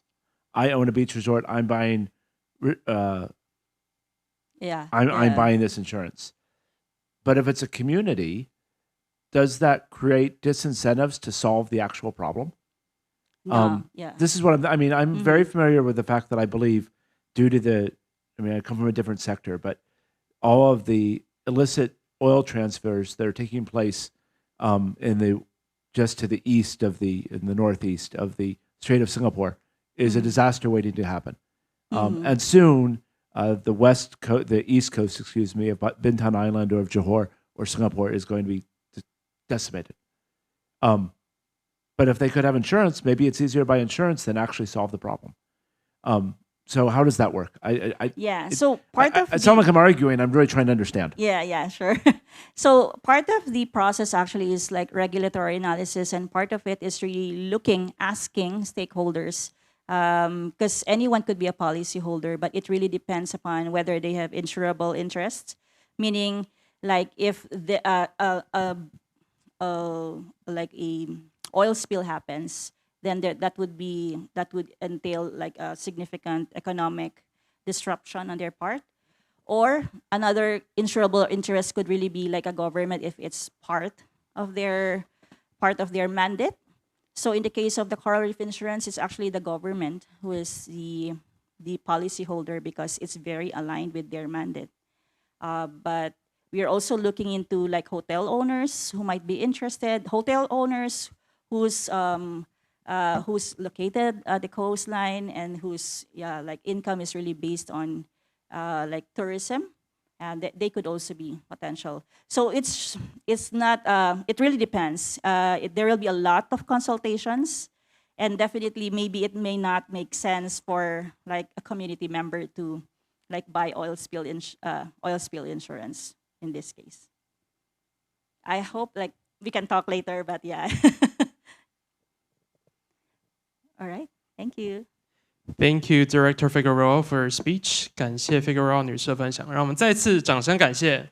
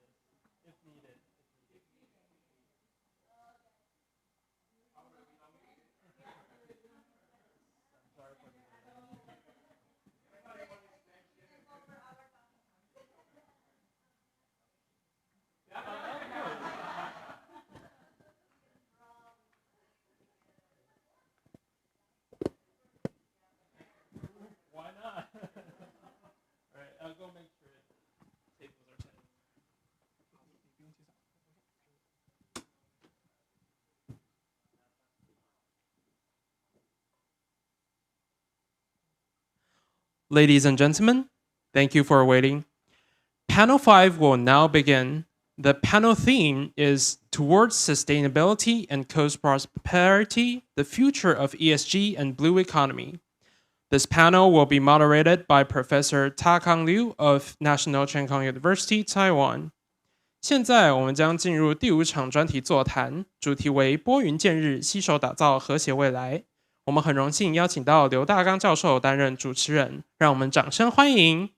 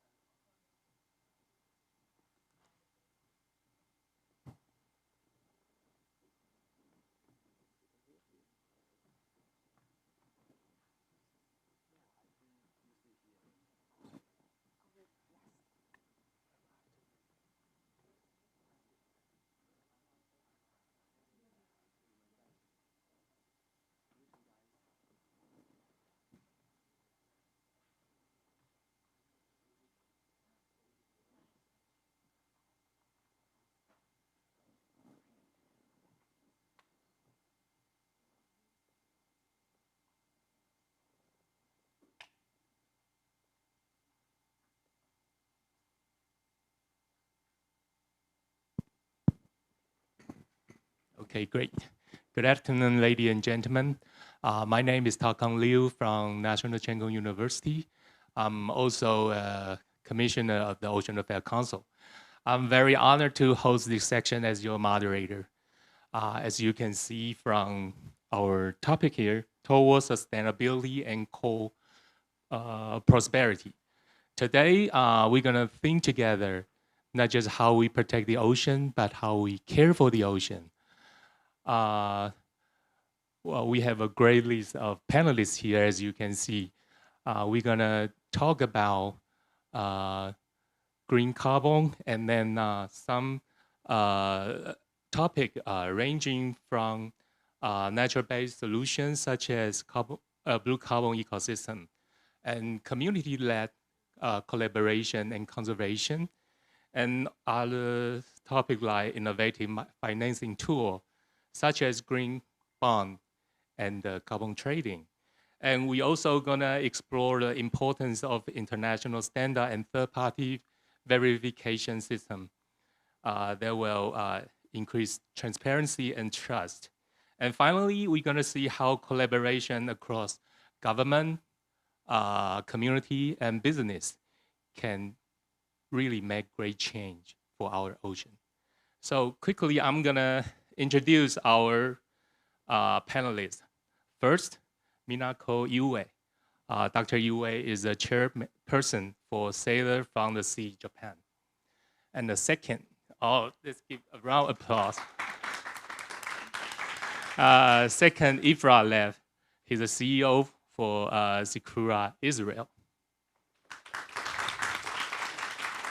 And then Mr. Yang Ko. He's a co-founder for Y Studio. Yuan Zhou 先生, Wang Zhou Yu, CEO for ID Water. And Diane Figueroa, you also heard her speech previously, and he's the director of innovative finance from Rare Conservation, Asia Pacific region. And then Gary Xu Pingkuan 先生, he's from Bureau Veritas, Taiwan. And also our friend from Philippines, Alita Sengalan. He's a senior expert from Philippines. And Hensang Ansori, he's an executive director from the Habibie Center, Indonesia. Okay, each panelist, I'm gonna time my clock. 4 minutes and 30 seconds. Once you hear the bell, that means you still have 30 seconds to wrap it up. If you go too long, then. And after that, we're gonna have like 10 or 15 minutes for Q&A section. So let's start with Minako. Dr. Minako Iue.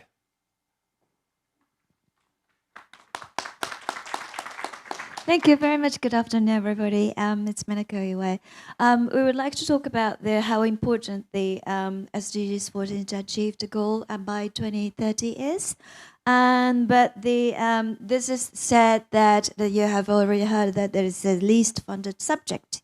And what is important is the multi-stakeholder collaboration and initiative is really important. But let me focus on the three subjects. It's the politics, business, and academia. I think that is the most important subjects amongst all. For the politics, accelerating the ratification of the international legal bindings is crucial. That we've been going to the Our Ocean Conference and then the UNOC and then everything is happening in this, particularly this year, is very important to bind the international collaboration, especially with the PSMA Port State Measures Agreement for fisheries, and also the WTO's eliminating the unnecessary subsidies, and the BBMJ beyond biodiversity beyond national jurisdiction for this High Seas Treaty, which is ongoing subject, and then also our FMO, and of course at Taiwan and Japan we have shared the interest for the collaborative fisheries and that sort of things. And talking about the international society, that's the point. And then also looking back the domestic issues in Japan, that we have already reformed fisheries law implemented it in 2 years ago for the sustainable fisheries and for sustainable consumption. And on top of that, recently there is a revised regulation was implemented. It's called Umigyo, literally means the ocean business, which is to involve more business around this coastal area, not only for the fisheries or the coastal business, but also the transportation, for example, or the tourism, education, or the development of the technology, that sort of things. It's coming really new under the leadership of the current Minister of Agriculture, Forestry and Fisheries, called MAF, the Minister Shinjiro Koizumi. And so that's new in Japan. And also the academia is very important as well. And the science-based decision-making is crucial. And as an NGO leader, that I found that the Blue Seafood Guide, which is a sustainable seafood consumption guide, it is strictly science-based, and we published the national edition in 2013, and it's been like almost 12 years, 13 years since. And then during that period, we started to issue the regional versions as well, that to have an MOU with the local government, the prefectural government, to give them more in detail and to support their business there to evolve. And then we have the MOU with the Kyoto Prefecture, Tokyo Metropolitan Government, and Hiroshima and Mie prefectures. And then recently we started the international collaboration with the UK government so that they can promote their sustainable fishery products, exporting to Japan, so that we receive the sustainable fishery products in Japan. So the sustainability and the blue economy are going to be the keyword to promote your products. So hopefully maybe we could do the Taiwan, Japan as well in the near future. And also, let me move on to the business sector. The ESG investment and a blue bond are the subjects. But unfortunately, in Japan, the ESG investment is very small. And I remember that they already just the previous stage said that it is not really profitable and it is a profit-making solution. So I sort of understand that is why. However, there are so many opportunities in the business sectors, and I will leave it to the rest of the speakers here, the magnificent speakers, who will tell you about all the stories and the behind-the-scenes stories as well, I think. And am I having another? Yeah, 30 seconds. Good. So I will leave it to you, Ari, and thank you very much for listening. Okay, great. Thank you, Minako. Today we're gonna see how the business sector, we have 3 enterprise here. We're gonna listen their exciting example or insightful information, how the enterprise can help us to build a more sustainable blue economy. I will let you go first.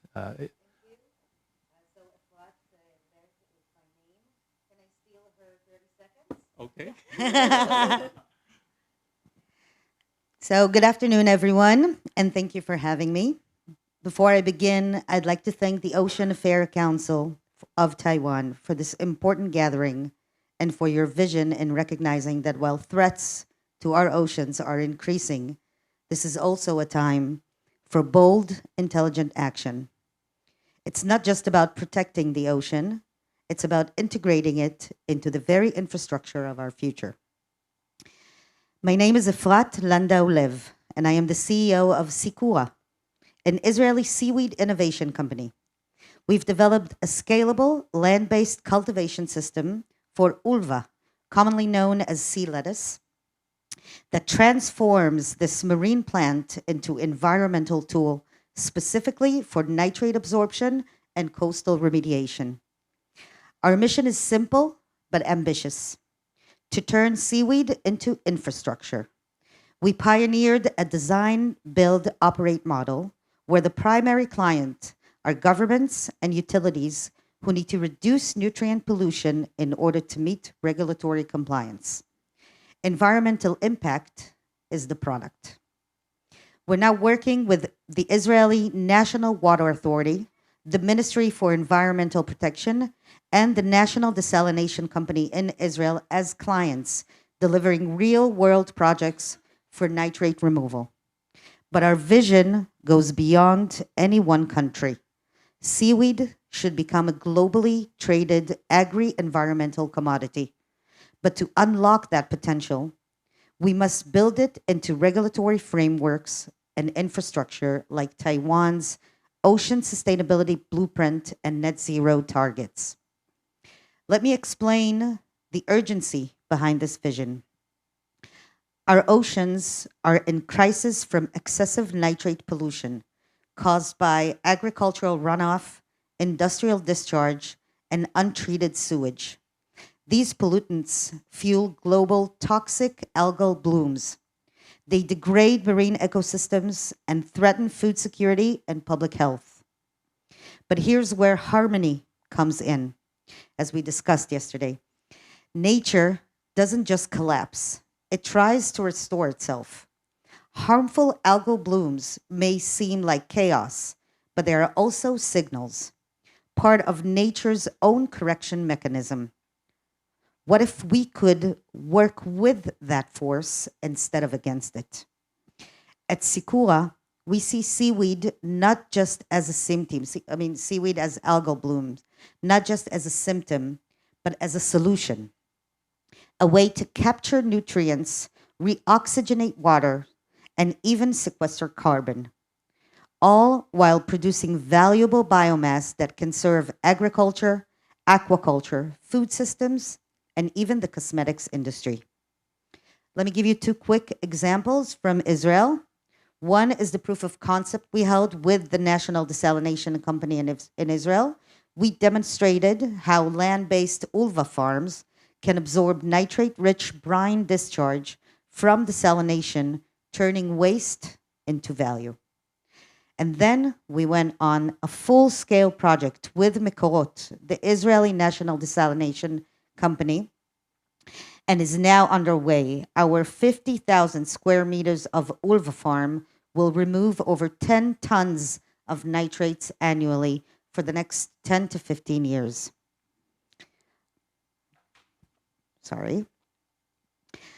Supporting regulatory compliance while producing biomass for agri-inputs. These projects weren't just technical, they were designed with policy, regulation, and long-term partnership. That's how we believe scalable ocean tech must evolve. And that brings me here to Taiwan.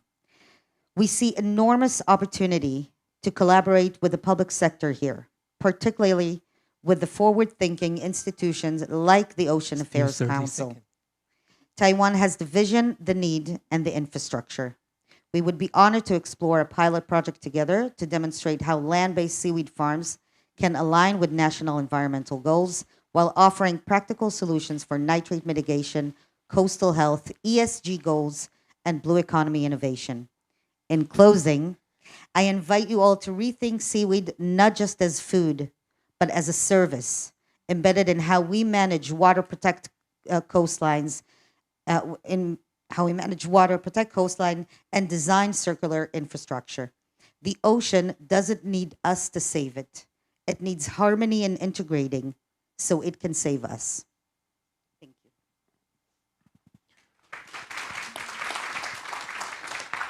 Thank you, Eva. So our next enterprise, Mr. Yang Ge, you can go ahead. Hello, I'm Yanko from Y Studio.我会使用中文来做这次的分享，然后当然很期待大家拿到的很酷的即时翻译的系统这样子。那首先我要介绍一下，我刚很开心的在会场跟很多在场的朋友相认了，然后他们问我们在做什么的，那我说我们是做很棒的废弃物回收做成的产品的品牌。然后，所以我就拿出我的笔跟大家相认这样子。然后在场的朋友说：“哦 ，You are the pen guy。”因为我们近期很荣幸成为海委会近期送给各个外宾朋友的礼物这样子。那我一直觉得，就是这两天听到很多很棒的政策、很棒的研究、很棒的永续的议题的分享。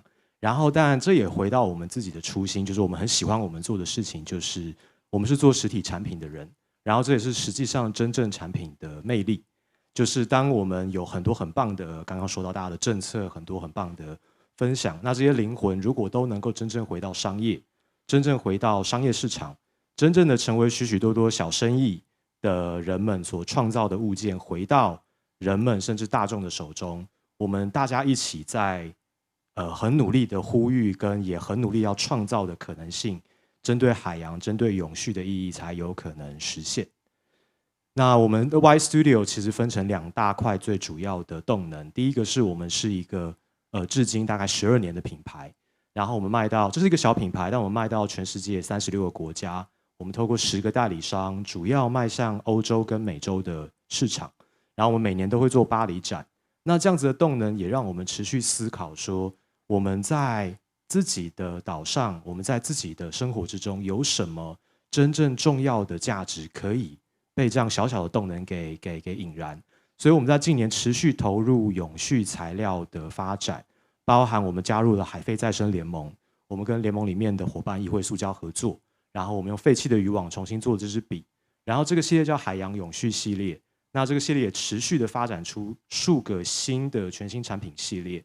那它在近几年的巴黎展、美洲的展览，甚至是很多国家美丽的选品店、博物馆、商店，都受到代理商跟客户的推崇。那这也回到了我们自己目前的另外一块的主题，就是我们目前也有许多不同的废弃物回收的相关去化或做成产品的专案，包含跟台电的合作，包含近期开始跟北美馆的合作，甚至我们跟全球知名的咖啡企业 Nespresso。也用他们废弃的胶囊打碎之后，重新设计成新的礼赠品。那这也是我在这场里面想很快速跟大家分享的一个有趣的，我们自己最近的一个省思啦。我们常问自己说，作为一个，我们当然作为一个这个产业里面想要对永续做有所付出的人，我们会觉得这是一个很棒的议题。但我常常问自己，回到一个消费者端，如果一个东西加入了永续材料，它要多卖我100块的话，无论是100块台币或是100块的任何币值，它可能是增加10%的一个价格的话，我会愿意消费吗？答案常常是不愿意的。所以我们需要在制作产品，甚至在无论在各种策略的时候去引领市场，让消费者慢慢可以接受这件事情。所以我们在近期的计划里面，其实更加专注的推向了 B to B 的不同的专案。为什么会这样说呢？原因是因为我们观察到，其实在全世界 B to B 的 gift， 甚至是不同的材质的产品的市场其实持续扩大，而且是以100亿美金的规模在持续的成长。而各个大的组织跟企业甚至政府都有相关 ESG 跟相关的目标需要实践。那这个时候就会是我们这样子的创意团队加入的时候。那我们常常开玩笑说，我一直都相信台湾是一个工程师之岛。海废再生联盟里面，甚至我们认识的很多厂商都有很强大的力量，开发出各种各样的材质，跟海洋的甚至不同的企业的废弃物，可以被做成回到消费市场的可能性的素材。那我们自己的团队其实是一个 creative team， 我们其实是为了这些事情再重新回到市场上去寻找解方跟有趣的符合企业所有的永续目标的一个价值的分享。那以上是我的分享，谢谢。Thank you, Younger. Our third guy from the business sector, 余万洲 please. 好，大家下午好。那我是 ID Water 的创办人 Alan。我们公司是做智慧养殖，然后把这样的循环废水结合去灌溉红树林的种植，好的一间公司。那我们现在在台湾大概有7个公顷的养殖场，然后也上方的屋顶都是结合了 solar panel。然后我们在缅甸大概有种了1100万棵的红树林，然后是由国际最大的认证公司 Verra 认证的。那这个认证完的碳权，我们有上架台湾碳权交易所。新加坡碳权交易所，还有与英国的采购商 Table， 每年大概有2到3万吨的 carbon credit 的交易。好，那我们的碳权的 carbon credit 的评级也受到英国的 B0 的评级机构是 AA 的这个评级。好，所以目前我们销售给的对象像是 TSMC 或是台达电。在台湾富邦金控、国泰金控等等。那在欧洲的话，我们大概是销售给一些像是丹麦航空啊、海运公司啊，或是一些 luxury 的品牌，还有一些达美航空也有卖到美国去这样子。那我们陆陆续续想要在柬埔寨，还有我们今年年初拿到柬埔寨的土地，大概是1万多公顷。种树的面积都比较大，那它才会有经济效益。然后我们也在每一个案场、每一个 project 里面，我们都会想要去separate 大概 50% 以上的这个 carbon revenue，去给 local community 跟我们的local government。那剩下的部分才会是一些 investor。毕竟这是一个需要商业参与的一个状态，所以我们还是要分享给我们的投资人，有来自杜拜，来自英国，也来自台湾跟 Singapore。那我们最近比较挑战的一个案子呢，是要去我们公司刚入选了沙特阿拉伯的他们主权基金的一个加速器，他们想要在红海，就是那个 Red Sea 去种植5000万棵5000 hectares 的这个 project。那这都是让我们非常兴奋的事情，因为其实种红树林。它不只是会产生这个固碳的效益，它还会有我们常常会看到一片荒地，然后我们种2、3年后，我们看到的是很多小鱼、小虾、小螃蟹，它可以在里面去繁殖，然后我们可以让这种，大家可以想象一下，就是我们要在超级偏远的地方，我们才有办法拿到这么大面积的种植地，所以当地的人们他们其实都离城市非常的远。什么意思呢？就是他们很难找到工作，或是一个好的收入 income 的工作。所以同时我们也解决了当地的就业机会的问题，然后也让当地的社区能够有可持续工作。因为我们可以一直种之外，他们要维护这个森林，要保护这个森林，我们会付一些基本的维护费等等这些给这个当地的 local community。然后在种完树以后，我们就开始会去计划要去盖养殖场，因为传统的红树林它在一般河口是种得起来的，但是在一般的海岸线是种不起来的。一般海岸线有土地有水，但它缺乏一个非常重要的就是 nutrition， 它缺少营养。那如果我们想想看，如果我们能够在旁边盖养殖场产生经济活动之外，我们有大量的废水能够去提供这个营养的话，那它是一个连一般的海岸线都可以种出红树林的概念。这是我们公司接下来会非常 focus 的地方。那以上就是我今天的分享，感谢大家，谢谢。Great, you are just in time. Okay, the audience, we just heard 3 great stories. One is the restoration of the seaweed, and then we have recycling of the marine debris, the fishing net, and also the restoration of mangrove. Now, Diane, it's your turn. You're gonna tell us how to strengthen the enterprise in the blue economy. You can go ahead. So I'm really happy that I came after 3 enterprises. So I think the earlier session they started to talk about enterprises or startups, but yeah, I'm happy that like we actually have actual enterprises here. So I just really want to reiterate what was already pointed out earlier, that the role of MSMEs in really helping us come up with a more inclusive blue economy. I just did a bit of research and found that in Taiwan, MSMEs make about more than 98% of all businesses, and you actually provide around 80% of the workforce. And as you can see, as you've heard earlier, in terms of blue economy, the business model is really local, it's nature-based, and it's really dependent on small players. I actually want to really have a chat with you later because I only hear that, like benefit sharing for communities. I only hear that in conferences, but we have actual and like workable, investable, model in intelligent agriculture. This reminds me of, I'm not sure who said this yesterday, but it really struck me, and who said, watch out for small organizations, then they can have outsized impacts. Oh, that's you. Okay, I need to cite you for this. So thank you very much for that insight. And I think you may be talking about, I think, marine governance, but that's also very much applicable to MSMEs because that's where the innovation happens. Just look at their products, and that's where livelihoods are really built, durable livelihoods. But then I guess with the portfolio for 3 enterprises, they might not have some of these challenges might not really be applicable to them. But for those who are really just really starting, some of you are already 12 years in the business, so I think you're already qualified for larger investments. But many of these MSMEs, they still operate in a market that treat nature as free input. So like any service that you provide, like reduction in like marine debris or desalination, they're not really reflected in the balance sheet. But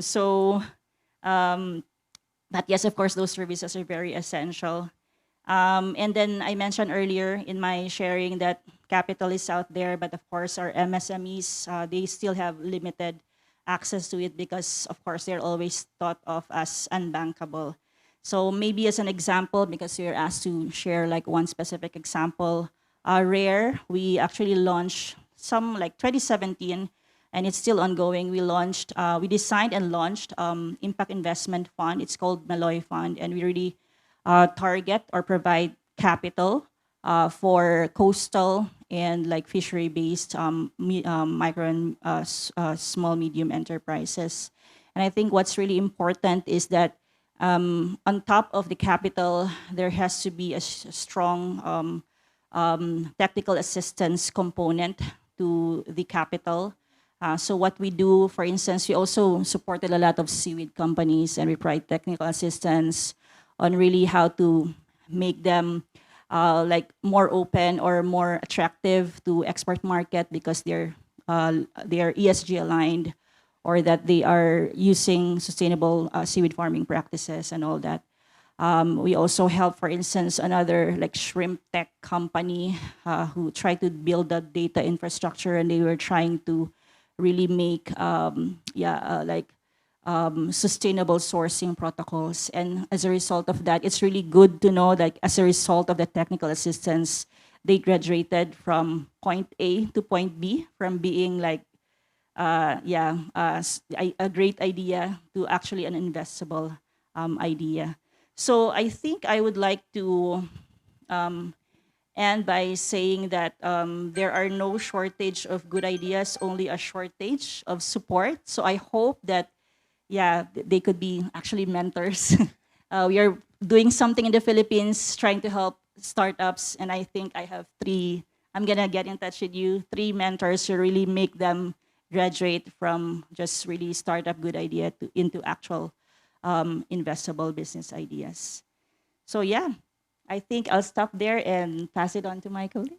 Okay, great. Thank you for Diane for sharing insightful information on how the enterprise can help in the blue economy. Now, Gary, it's your turn to tell us about the certification system, how to ensure transparency. Yes, thank you, Mr. Liu, and all attendees here. And I'm Gary Xu from Bureau Veritas, a third-party certification company. Our mission aims to work with our client to meet the global standards of fishery industry. In the past, to promote the blue economy, the company needs to follow the global international standard, such as greenhouse gas inventory refers to ISO 40064, and ESG refers to GRI standards, and fishery sustainability refers to MSC standards.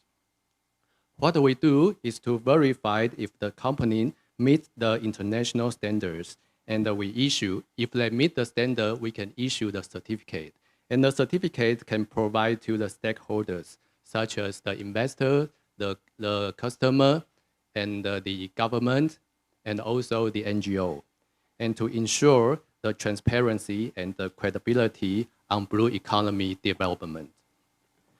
The fact is, Taiwan's fishery plays an important role in the global supply chain because most of our fish catch are exported to the foreign countries. The company to responding to global issues like climate change and the blue economy and get certified is very important. I give an example of our work in the past year. In the end of 2024, we work with our client to complete the first greenhouse gas inventory for fishery company in Taiwan by science-based calculation, including greenhouse gas emission and the reduction from overseas fishing and transportation at the sea and the seafood processing. Based on the verified result, the company can claim to their action to their client and their investors, and of course the government and the NGO, and to step ahead in global market. And in the challenge of our Taiwan's fishery, we are on the way to do science-based management to eliminate overfishing, illegal, unreported, and unregulated fishing. That is also important. It is the issue of concern of seafood customer, investor, and the government. I'll give another example of what we do. We provide the electronic observer service review, and we work with many Taiwan fishery companies this year. What we do is we review their fishing activity to identify the non-compliance behavior, such as prohibited species and marine pollution and unfair treatment to crews. And we record them in a report to provide to the fishery company so the company can have a clear direction to improve their fishery management. So by our experience, we would like to provide the certification service to add value for the fishery supply chain, like greenhouse inventory, ESG report, and fishery sustainability certification to demonstrate the action on the blue economy development. And it is what I'm sharing today. Thank you.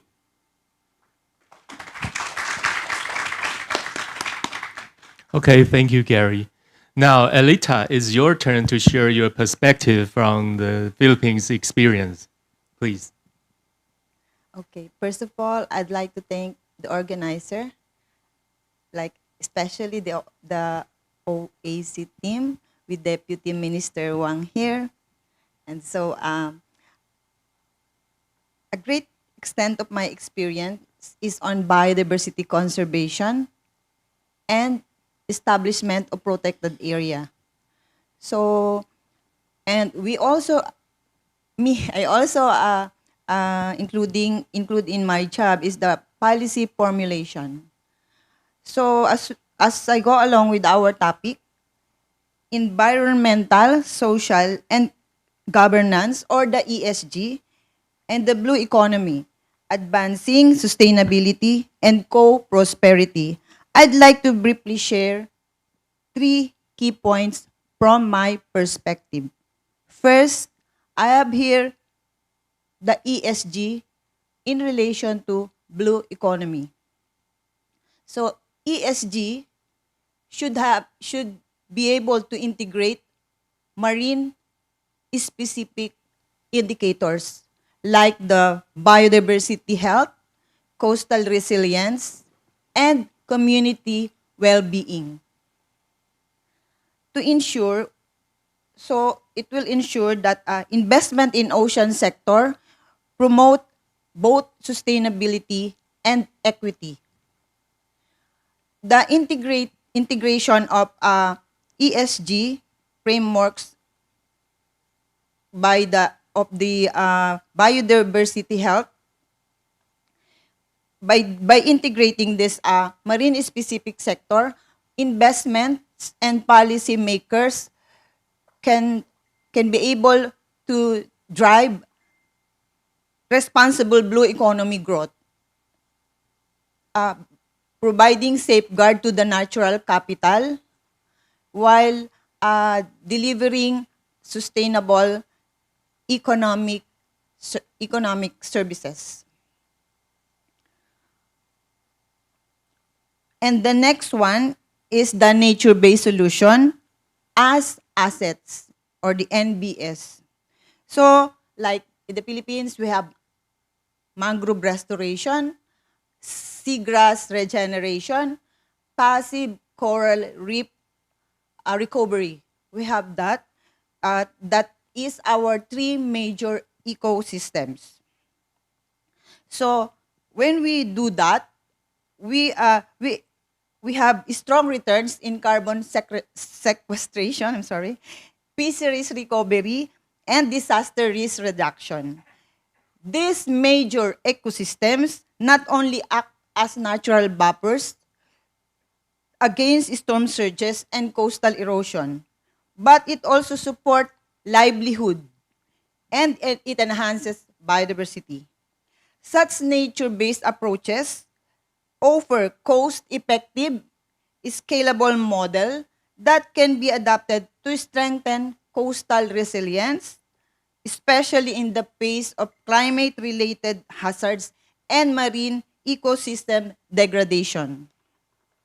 Now, my 3rd key point is on community governance and small-scale biodiversity-aligned livelihoods. So, in the Philippines, we have locally managed marine protected areas. And on the side, on the government, we have the establishment of marine protected areas. Now, for this small-scale biodiversity-aligned livelihoods, we have seaweed farming, as said by my co-participant or co-panelist here, so such as ecotourism and sustainable fisheries. So it offers a path to inclusive blue growth. These initiatives empower coastal communities to become stewards of their marine resources while generating sustainable income. Strengthening local governance structures and providing capacity building support are essential to ensure these enterprises remain environmentally sound, economically viable, and socially equitable. Now, I have to give some example from the Philippines. So we have their mangrove restoration project plus the blue carbon pilot. So multi-sectoral initiative restored 1,200 hectares of mangrove in eastern Visayas and now preparing for blue carbon credit registration in the voluntary market. We have also community-led marine protected areas. It over 1,900 locally managed MPAs that exist in the country. So Apo Island in the Visayas also is a model that has demonstrated ecological and economic benefits over decades. So I also want to share with you the case study from the this is small scale fisheries governance. So in the Philippines, we also have alternative form of managing the protected area. Like we have this is a collaborative effort with the acknowledgement that both the government and the locals, communities had a role to play in the management of fisheries resources. So this is a case study, the Siete Picados Marine Protected Area in Coron, Calamianes Group of Islands in Palawan Province. Fishing is the dominant industry and source of livelihood in Coron. It's an island. The tourism industry is also growing. So, and then we have the number three example of Alita, I guess I'm you okay. can save it for So later it's okay. for the Q&A. Yeah. Thank you for Alita for sharing her great example from Philippines. Now our final panelist, Hassan, you're gonna help us wrap it up, please. Thank you. Mr. Moderator. Good afternoon. I am Muhammad Hassan Nasori from the Habibie Center. It is the think tank that was established by President Habibie, the third President of Indonesia. So again, thank you for the invitation. If we, I'm following and listening all the, panel from the previous panel until right now. But I guess there is one thing that really missing, and this is the one that will connect. I would like to connect to the President Lai speech last Tuesday. So if we take very seriously and try to reflect on President Lai's speech last Tuesday, there is one thing and one word that President Lai keep repeating, and the word is very important. It is democracy, and I think President Lai is very right and very reasonable, especially regarding the position of Taiwan, especially if we refer to the Freedom House or the economic intelligence, because there is only four countries in the world, in Asia and Oceania that have full democracy. It is Japan, Taiwan, Australia, and New Zealand right now, and the rest of them are fully partially democracy, hybrid authoritarian, including Indonesia, and others are fully partially democracy. Why I talk democracy? Because actually and in principle, democracy provides the very basic framework and ingredient when we talk about blue economy and also the ESG. I think this is a provide the macro framework of the blue economy and also ESG. If we talk democracy in the development of blue economy, so we can find like social justice and equity, community resilience, healthy communities and environment, workforce development, and energy democracy, which is included participation, accountability, transparency, and also family sustaining livelihood. If we consider all these norms and principle of democratic principle, we see all these norms actually, this is the basic foundation of ESG and blue economy. And one thing I think there is one word that right now have been very universally accepted by the people, or regardless of their religion, whether they're Jewish, Muslim, whatever, or they're African, American, or thing. When we talk about sustainability, everybody in the world right now, they can accept the word. But we talk democracy, some other people, they probably reject. But we talk just sustainability, so Chinese and any other people, they can accept the word right now. Why? Because, everybody right now, people right now, we can see that our planet and our Earth, right now become unsecure and not safe any longer and not healthy. This is important, especially for the Indonesia, the blue economy and the ESG implementation.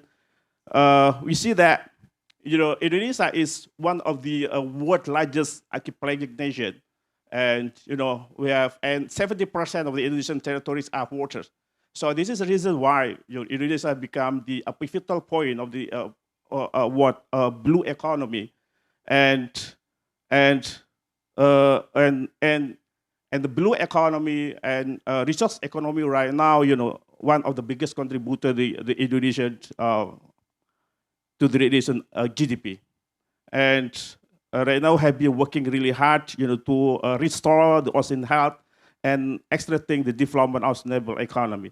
But one thing that if we listen all the thing, there are other some when we talk, there are some other challenges that have been raised by the previous panelists. When we talk blue economy, so we see the finance, the technology, and innovation. But but right now the ESG principle, especially ESG principle, right now has gained a significant momentum recently, not only in Indonesia but also across ASEAN. Because we would like to talk, give a progress and a dynamic of the ESG principle in Indonesia and ASEAN, because the Southeast Asian region and also broadly the Pacific is one of the most diverse and heterogeneous region in terms of the wealth, culture, and everything. So the ESG principle and the blue economy become a very pivotal way of how the development and the operation of business in ASEAN. And interestingly, a couple and a number of studies indicate actually the positive relation between the ESG performance and the company's stock performance return. So the company that have a good and strong ESG implementation, they so mostly exhibit also a good stock return actually, and this is good news, and it is important as well to highlight that the embracing ESG principles should be seen not just as ethical imperative, but should be treated as strategic necessity for government business to achieve the climate target. And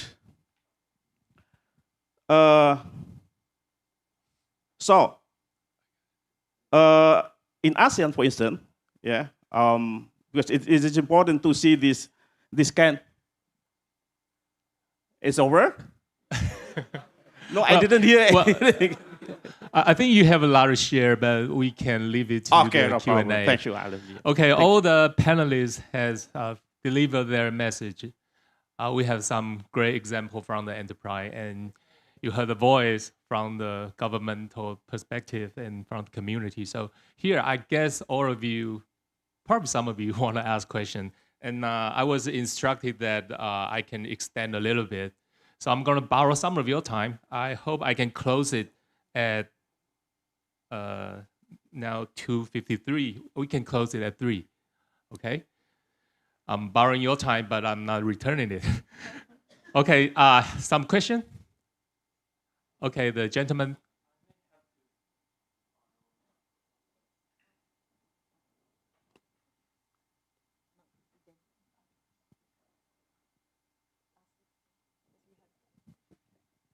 Hi, yes, I'm John Bradford. So my question is to Pak Hasan. I think very famously, your previous president had a very strong policy, the maritime fulcrum policy. And sometime during that presidency, that policy seemed to fall off the agenda, although perhaps implemented quietly in some ways. So in the wake of the end of that policy and a new president, do you see a real opportunity, or do you see any opportunity, or maybe I should say any likelihood, that Indonesia can really center blue economy on its future?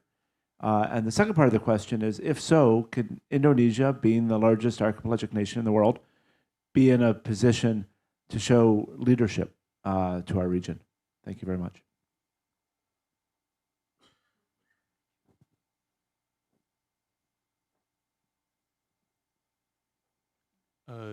Hassan, I will invite you. Thank you, Professor John. I think you are right.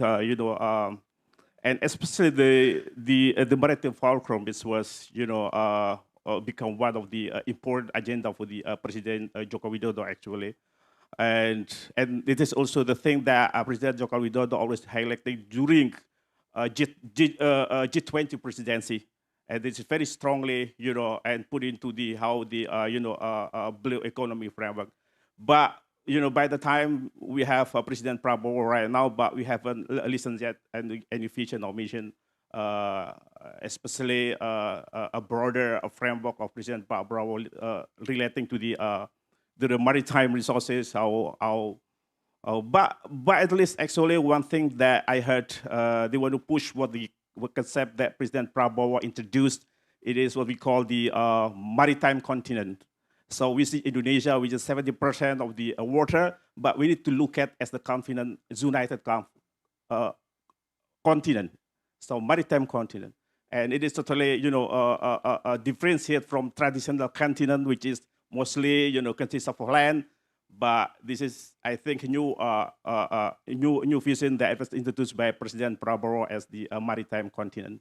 So probably this different concept or different, but I think maritime still become the main vision of both president, but a different way of framework. Thank you. Okay. Any other questions from the audience or a comment? It's a great opportunity to learn from the best. So, any other questions? We still have 3 minutes left. No? Oh, you want to share some take-home message? Oh, you want to ask questions? Okay, go ahead. Just wondering, because you're in the certification, and they always say that when you have a certification, that increases the credibility, that increases. So do you actually monitor, like, what was the advantage over, like, your clients who got your certification? What were the benefits to them in terms of increased investability or bankability? Okay, very good question. And what do we see to our client? We'll see the management system from their policy. If the policy is supposed to meet the global sustainability standard, and we look into their procedure, and also we look into their record for what they do, they have to show me the evidence, and we record the evidence of what we see, and until all the requirements are met, and we can issue the certificate, and they can show our certificate from BV to their stakeholders, like the customer or investors or NGO or government, to see, okay, we meet the such kind of the standards. Yeah, that is what we work. Yeah, thank you. Okay. Thank you for very interesting and insightful speeches. I would like to address my question to Mr. Yu. You just mentioned that in your speech that you have a project in Vietnam regarding a mangrove, right? So I would like to ask a question that do you see any political obstacle or any legal or regulatory obstacle to your projects in Vietnam right now? That's my question. Thank you. Actually, I don't have project in Vietnam. My project is in Myanmar and Cambodia. Yeah, so any legal obstacle, I think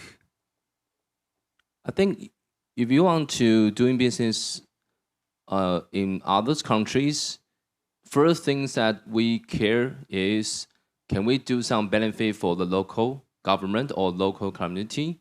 Because most of the time they spend is in our project, but we are only doing international connections.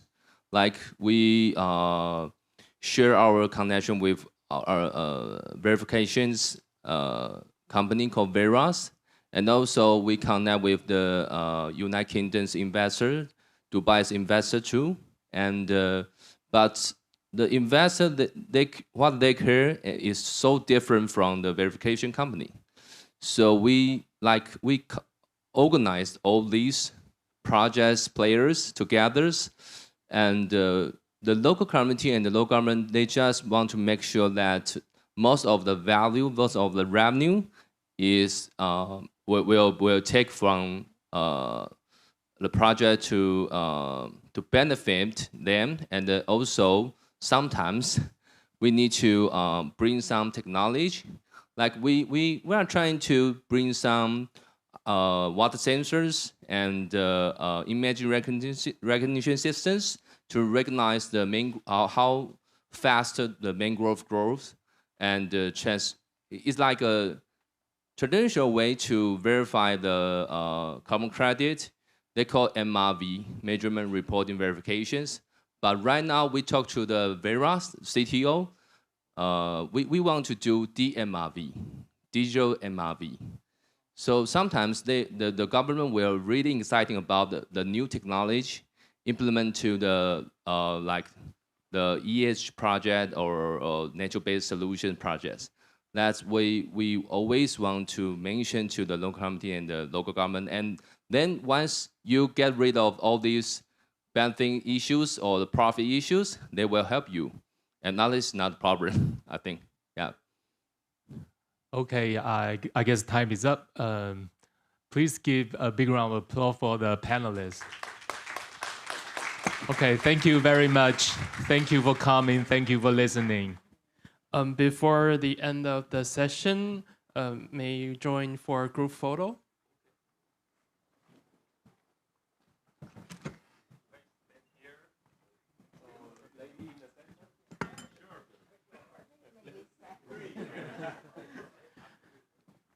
We will now enter a 20-minute break. The next speech will begin at 3:20. 接下来是休息时间，下一场分享将于3点20分准时开始。谢谢。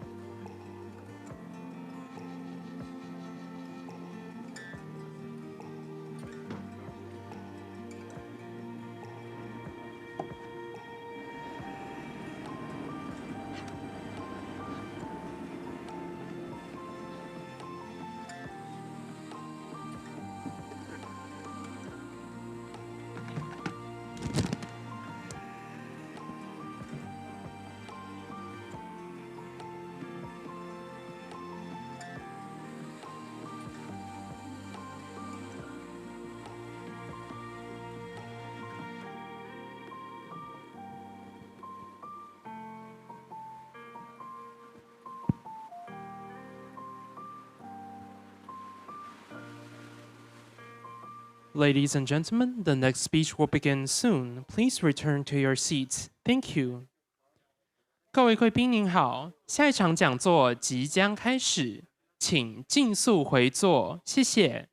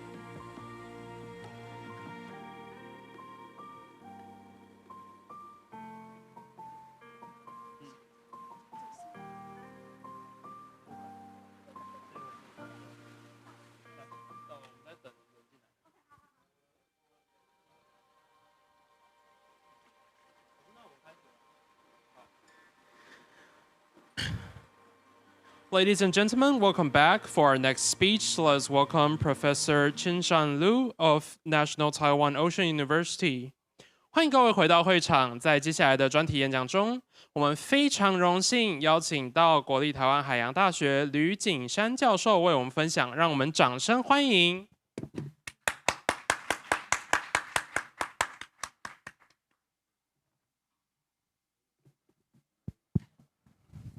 Hello, good afternoon, everyone. My name is Qinshan Liu from the National Taiwan Ocean University. First of all, I would like to apologize because the Vice President, Professor Li Min'an, is not available to attend this conference. So it's my great honor to take his position to present this topic. It's very quite long topic regarding to the new perspective to the post-city Keydong education and industry sustainable development planning. Research on talent cultivation mechanism in Greater Keydong and the university linkage with the future-oriented industry. So, okay, next page, please. Okay, so the speaker is the Professor Li Min'an. I present by, my name is Qinshan Liu. I'm also currently a full professor at the Department of Shipping and Transportation Management. Also, I was a professor at the National Yangming Jiao Tong University, and also the Hong Kong Protech University, and also National Cheng Kung University before.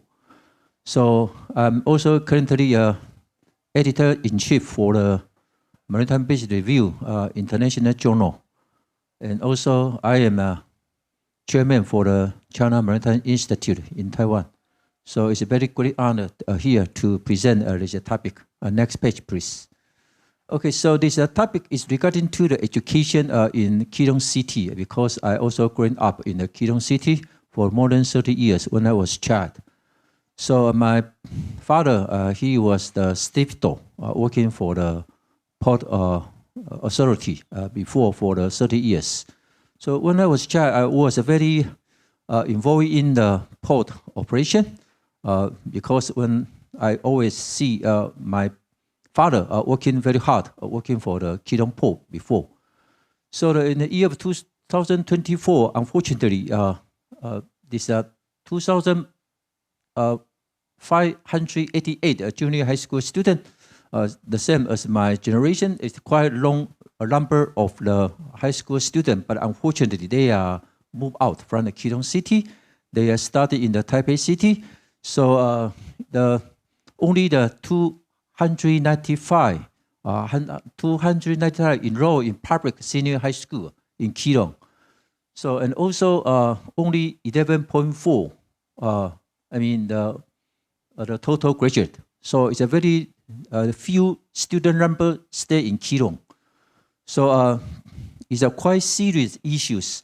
So based on this data from the government, so the admission fee rate for the three major high school, there are only one, they can fill 100%, but for others, only they can fill the rate around 75, 50%, and 42% respectively.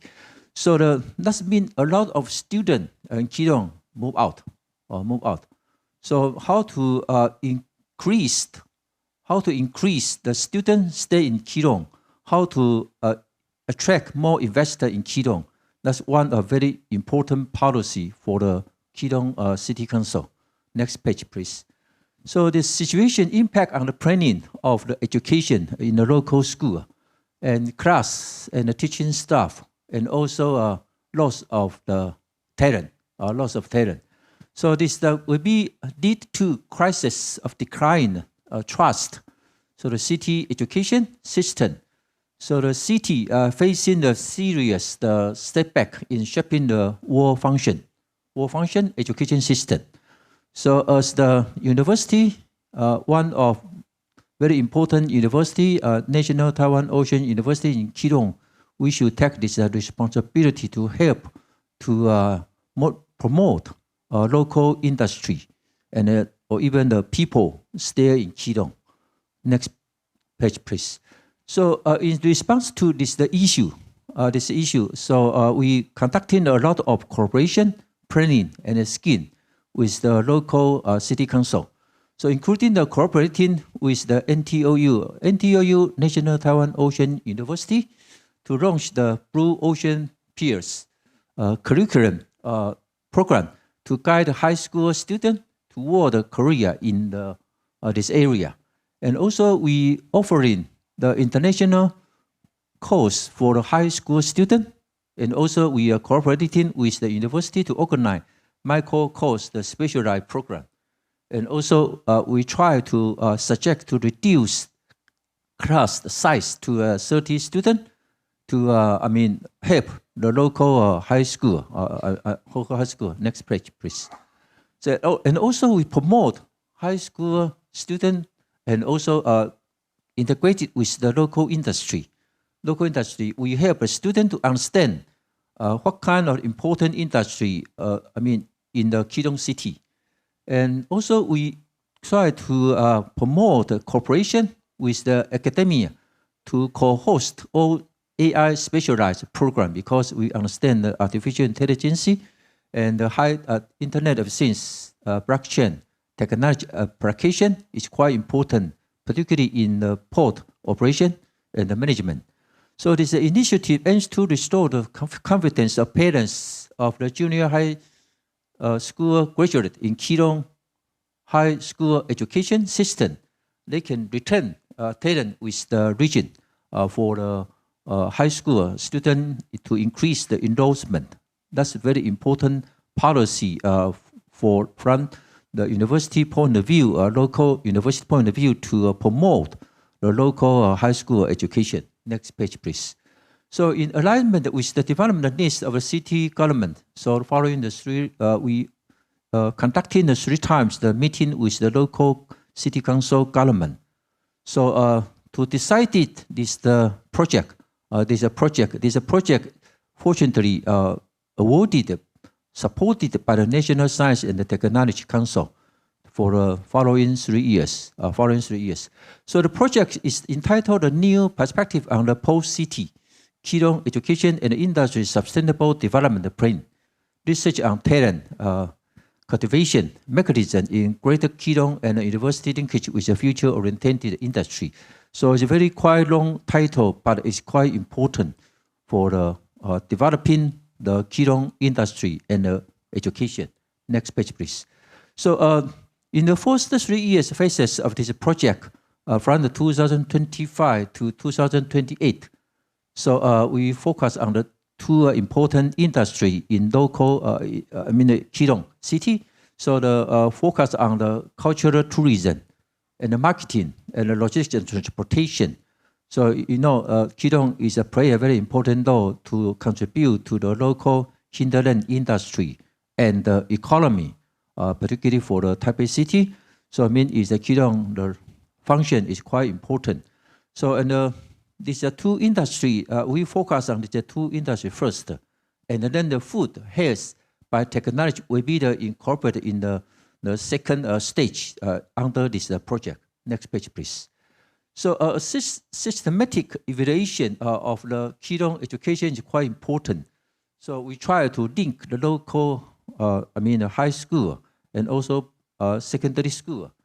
So we developed some education stage for the elementary stage, junior high school education, senior high education, and also the higher education in the university. So is that we also developed some focus for the university. We hope we can conduct in the integration, USR driving innovation and industry academia cooperation with the high school teacher and the principal to promote the education. Next page, please. So we try to define this plan scheme is very important. So based from the different stakeholder point of view, how do they concern about this issue from the city council, industry, and also from the education. So we try to provide a cooperative consultation. We organize the 3 times the meeting with the city council, and also we get a lot of discussion with the local high school principal. to understand what do they need, and also we try to contact the industry to understand what kind of talent they need. They can provide. They hope the local student, before they join the industry, they can learn this talent before they contribute to the local industry. So this is a very important planning scheme. So this scheme is still undergoing. Next page, please. So the first stage focus from the 2025 to 2028, we focus on the tourism. The Keynote Port was recognized position as the cruise hub in Taiwan. A lot of crew, the person in the Keynote. So that's very important industry. And also transportation and logistics, because Keynote Port is very located in the north part of Taiwan. So it's a contribute to the nearby the Taipei city. So that's the first stage. The second one is that we follow, focus on the food, health, and biotechnology for the next few years. So we try to develop some coordination mechanism, education, and we try to establish some education development task. Force established through the CTC regeneration exchange platform for the regular reporting and follow-up. And also we focus on the innovation, smart innovation, sustainable resilience, and the local cultural characteristics to highlight Keynote unit advantage. We consider different unit advantage in the Keynote city. Next page, please. So the key cooperation issues proposed by this system, we try to promote the vocational course development, and also we try to provide a smart tourism course under this scheme. Next page, please. And also we try to conducting a strategic alliance course and provide some specialized course for the Great Keynote Strategic Alliance. And also we conducting the integrated educational platform. So promote large-scale strategic alliance of Keynote high school. So it's a very important. We're talking about the sustainability to contribute to local communities. One of very important elements in the sustainability is not only concerned about the economy and the environment. So the social responsibility also is quite important. Next page, please. Okay. So sorry about so that's mean this is skin. So all right. So next page, please. So also we try to promote the high-end shipping and transport logistics service to promote the good talents to contribute to connect with the local education. Next page, please. So the high-end service education, including the ship management, chartering, marine insurance, and some business. Next page. So in response is required. So in the future, we focus on the application of technology applied in this scheme. So in the future, we will develop this program for the conducting the integration with the local high school. Next page. All right. So next, please. All right. So that's the what I would like to share. Share for you because the time and invitation. Thank you for your listening. Thank you. Thank you, Professor Liu, for your speech. 感谢吕教授的分享，谢谢。Okay, thank you. Before the next speech begins, I would like to remind our panelists of the special panel to join the moderator in room 406. 在下一场演讲开始之前，我想提醒论坛特别场次的与谈人们到406室集合，谢谢。For our next speech, let us welcome Ms. Chia-Ling Huang, author of Ocean Taiwan, a documentary of the Great Blue Nation, to share with us the beautiful sea and coastline of Taiwan. 在接下来的专题演讲当中，我们非常荣幸邀请到海洋旅游作家，也是海洋台湾大蓝国土纪实作者黄嘉玲老师为我们分享台湾海岸之美，让我们掌声欢迎。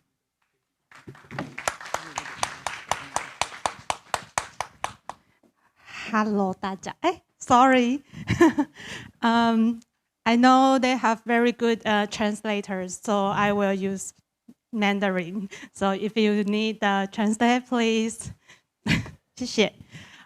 因为有很厉害的翻译，所以我想说要跟大家分享我们很棒的海洋，然后用我比较自在的中文跟大家介绍我们台湾美丽的海。那我有想说，为什么我会在这个场合？因为今天这2天的演讲其实都是相对比较硬一点的场合。但是呢，因为有很多的各国的朋友来到台湾，其实很重要的一件事情是，也很希望你们在今天的会议结束之后，有机会到我们台湾各个地方去探索我们美丽的海洋。那我今天的工作就是当这个吃喝玩乐的小队长，跟大家介绍我们台湾的海洋有哪些美丽的好玩的地方。那可以帮我放我的简报哦。当然这是我的书，当时可以再下一张，没有关系。当时其实就是介绍了台湾非常多这些，我们台湾其实有上百座岛屿，然后有非常丰富的生态系，包括珊瑚礁的生态系、海草床的生态系，还有大洋的生态系。在台湾的周边有这个黑潮，它带来了像是非常丰富的鲸豚资源，所以现在是夏天7月的时间，来到台湾，如果有机会就坐1个小时的车就可以到宜兰去出海看到海豚。那现在也是夏天，比较有机会看到抹香鲸的季节。最近也有人看到了虎鲸。那这些呢，其实台湾的这个赏鲸旅游已经在台湾发展了20多年了，非常的成熟。那它也是透过非常海洋保育非常重要的一个环节。那还有包括我们台湾现在其实以前这个其实海洋保育的议题跟这个主题也是蛮融洽、蛮适切的，因为早期台湾跟中国比较特殊的关系，所以我们台湾有这个戒严。以前台湾的人民在很久以前是不能去海边的。那现在因为解严之后，然后民风也越来越自由开放，所以我们的海洋探索的活动就越来越多。那也有越来越多的民众，他们可以加入一起守护台湾海洋的行列。所以包括这些潜水的活动，或是不管是潮间带或是赏鲸的活动等等。那再往下一页。那所以，可是其实我也很幸运，在疫情之后有机会到了挪威，还有南非跟我们的邦交国圣露西亚各住上了半年，然后去做海洋永续旅游的见学。在这个过程中，我感受到我们台湾很重要的一个很好的一个能力是，请下一页。我们台湾民间的动能非常的强，这也是我会非常欢迎鼓励大家可以去探索我们台湾各个社区海岸的原因。像这个呢，是最近夏天台湾各个地方都有很多人在近海近滩，就是在海边捡垃圾。你会潜水的人，你就下海去捡垃圾；你不会潜水的人，你就在岸边捡垃圾，或是帮别人把捡上来的垃圾做处理。那这一次的主题也有科技嘛，所以请下一张，谢谢。我们也有很优秀的青年，就发明了这个战斗机，一起来做用科技的方式来处理海洋垃圾的问题。在我们等一下 special session 的时候，也会跟大家一起分享。那在下一页，那其实呢，我也是我们就是海洋委员会海洋保育署海洋在地守护计划的顾问。这个计划其实是非常好，可以再换一下页，就是邀请全台湾各个地方的这些社区、NGO、学校等等的民众，透过6个方式来去守护我们的海洋，包括像是近海的行动，或是海洋公民科学调查，还有栖地的复育行动，跟海洋保育的推广，还有友善钓鱼的行动，跟海洋保护区的巡守等等。为什么我说这个看起来是我们台湾其实还蛮能够跟其他朋友做更多交流跟分享的是，台湾的人真的，如果大家有机会到外面去走走的时候，就会知道我们非常的 friendly， 而且很努力，愿意帮助别人。所以呢，在做海洋保育这件事情，大家也都是非常的努力跟尽力的这样子。再换一下一页。所以呢，从2020年至今呢，我们就已经有超过全台湾各地有超过100个团队参与，然后有超过了1000场的教育推广，还有7万人次的参与。这个是只有计算实际参与的，但它包括媒体的报道啊，还有这些社群传播的影响等等，在台湾也越来越多人就是一起投入海洋保育的行列。再欢迎下一页。那也办了超过3000场的公民科学调查，还有记录了8000多笔的生态资料，跟超过8000场的巡守记录等等。再欢迎下一页。对，所以呢，在今年在全台湾有超过50个，目前有58个在地的团体一起做这些守护的行动。那包括刚刚有介绍到这些鲸豚或是海鸟等等，等一下也会给大家看照，可以再往下一页。就是汇鲸，在世界上呢，各地汇鲸都是相对很难去看到它的，但是最近就是我们在地守护计划的伙伴们就在海上做这些汇鲸的调查，也去培育更多的公民科学家一起来做这些汇鲸的回报等等。那在下一页，还有包括花莲的野鸟学会，他们也在各个在花莲的河口沙洲做这些海鸟的生态的调查，这个很辛苦。像我们现在坐在这边吹冷气，他们可能在傍晚的时候就要去不同的河口沙滩，就是一步一脚印的，还要小心不要太干扰这个海鸟妈妈，就要数这个蛋，然后发现蛋之后，再接下来还要看它宝宝什么时候孵出来，然后就陪着他们一起长大，到把这些燕鸥送回澳洲这样子。所以有非常多，当然不只有花莲，在台湾各个河口沙洲都有非常多的团体在做这些守护行动。再换下一页，那也包括这些珊瑚复育，产官学的合作在海洋的部分，在台湾这几年越来越盛行。那珊瑚复育台湾在 NGO 或是学界的这研究也都超过10年以上，但在现在呢，更积极的是我们去培育民间的这些珊瑚复育的讲师。让更多的人可以有机会跟你身边的朋友分享，怎么样去守护我们的珊瑚礁环境。像这个，他们有不同的种珊瑚的方式，在陆地上可能有的人先帮忙把它安置好，那会潜水的呢，他就下去把它种下去。那再往下一页，那这个是我最近也很感动的案例是，他们其实是台南的小朋友，他们目前不是在地守护计划的伙伴，可是呢，如果可以看得清楚的话，它其实就是一般的那种泥滩地，我们看起来好像没有什么生态的地方，可是因为现在海草、蓝碳的议题非常的盛行，在台湾的南部，在台南这个地方，在七股有发现了一些海草，所以当地的社大就是民间的 NGO 社大的执行长就想说，七股有，那我们这个山海郡，就是我们台江流域的这个附近，应该也会有海草吧？所以他就跟着我们海洋保育署还有相关的专家团队，我们就到了出海口去看看有没有海草。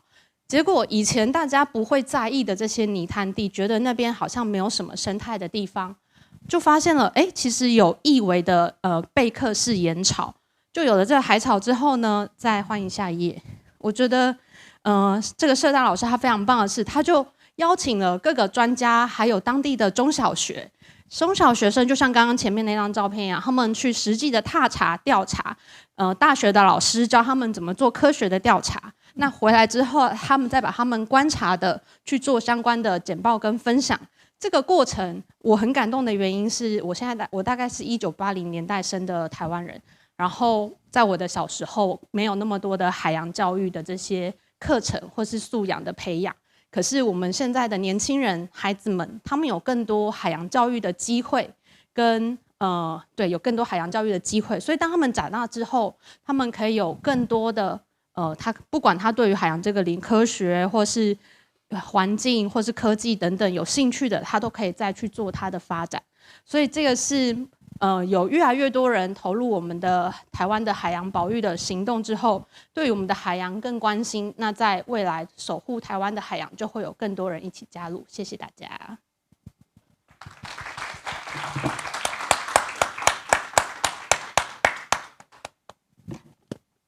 我们还有一点时间，看您有没有想要开放提问。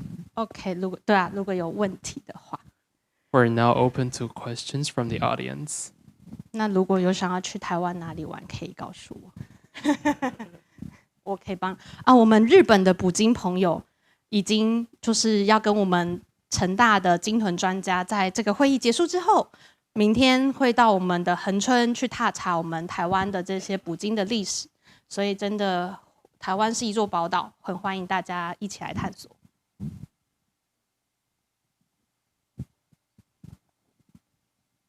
Well, if there are no questions, then oh, okay. Oh.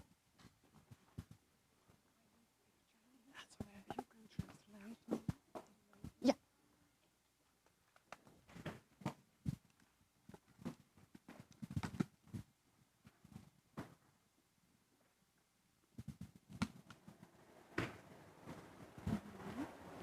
Okay. Thank you so much for a very interesting presentation. Is there any way that a foreigner that stays in Taiwan for a few months can engage and support organization like yours, please?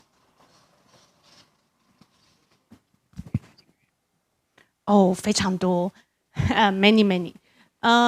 台湾虽然在国际上会感觉台湾很危险，although people think we are a very dangerous place, but Taiwan, if we come in Taiwan, we are really safe and people really nice. And as you see, we have a lot of place.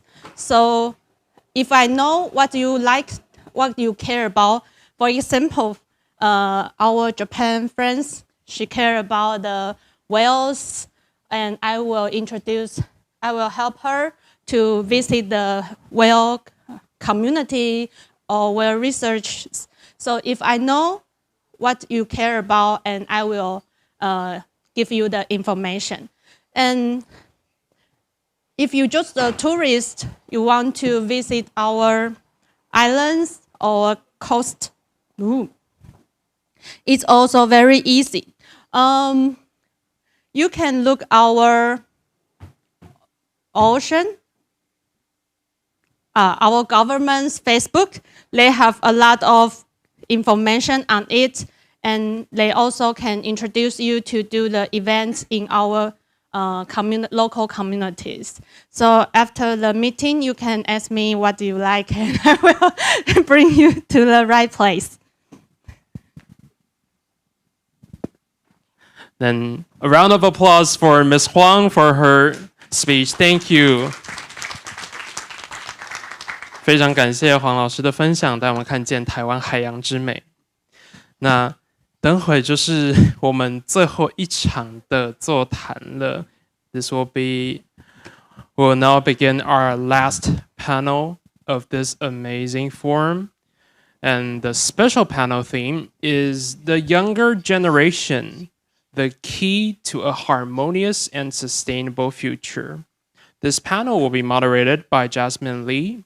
She is the co-editor of the U.S. Taiwan Watch. 那现在我们即将进入论坛的特别场次，这个场次的主题是年轻世代通往和谐永续未来之要。那这场论坛我们非常荣幸邀请到美国台湾观测站李可行共同编辑担任主持人。那让我们稍后一下，主持人和与谈人即将进场，谢谢。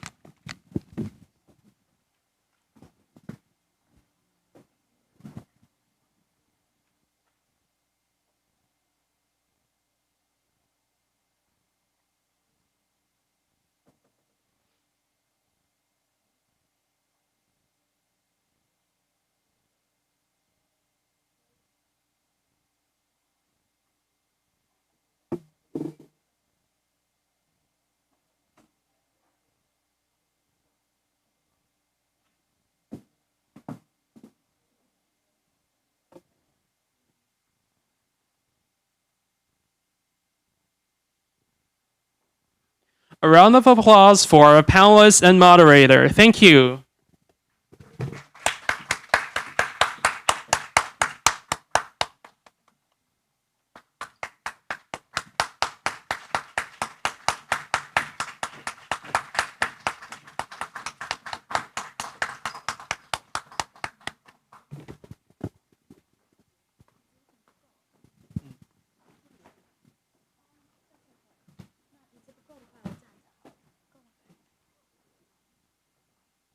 Go. Hello, everyone. Welcome to the final session of today.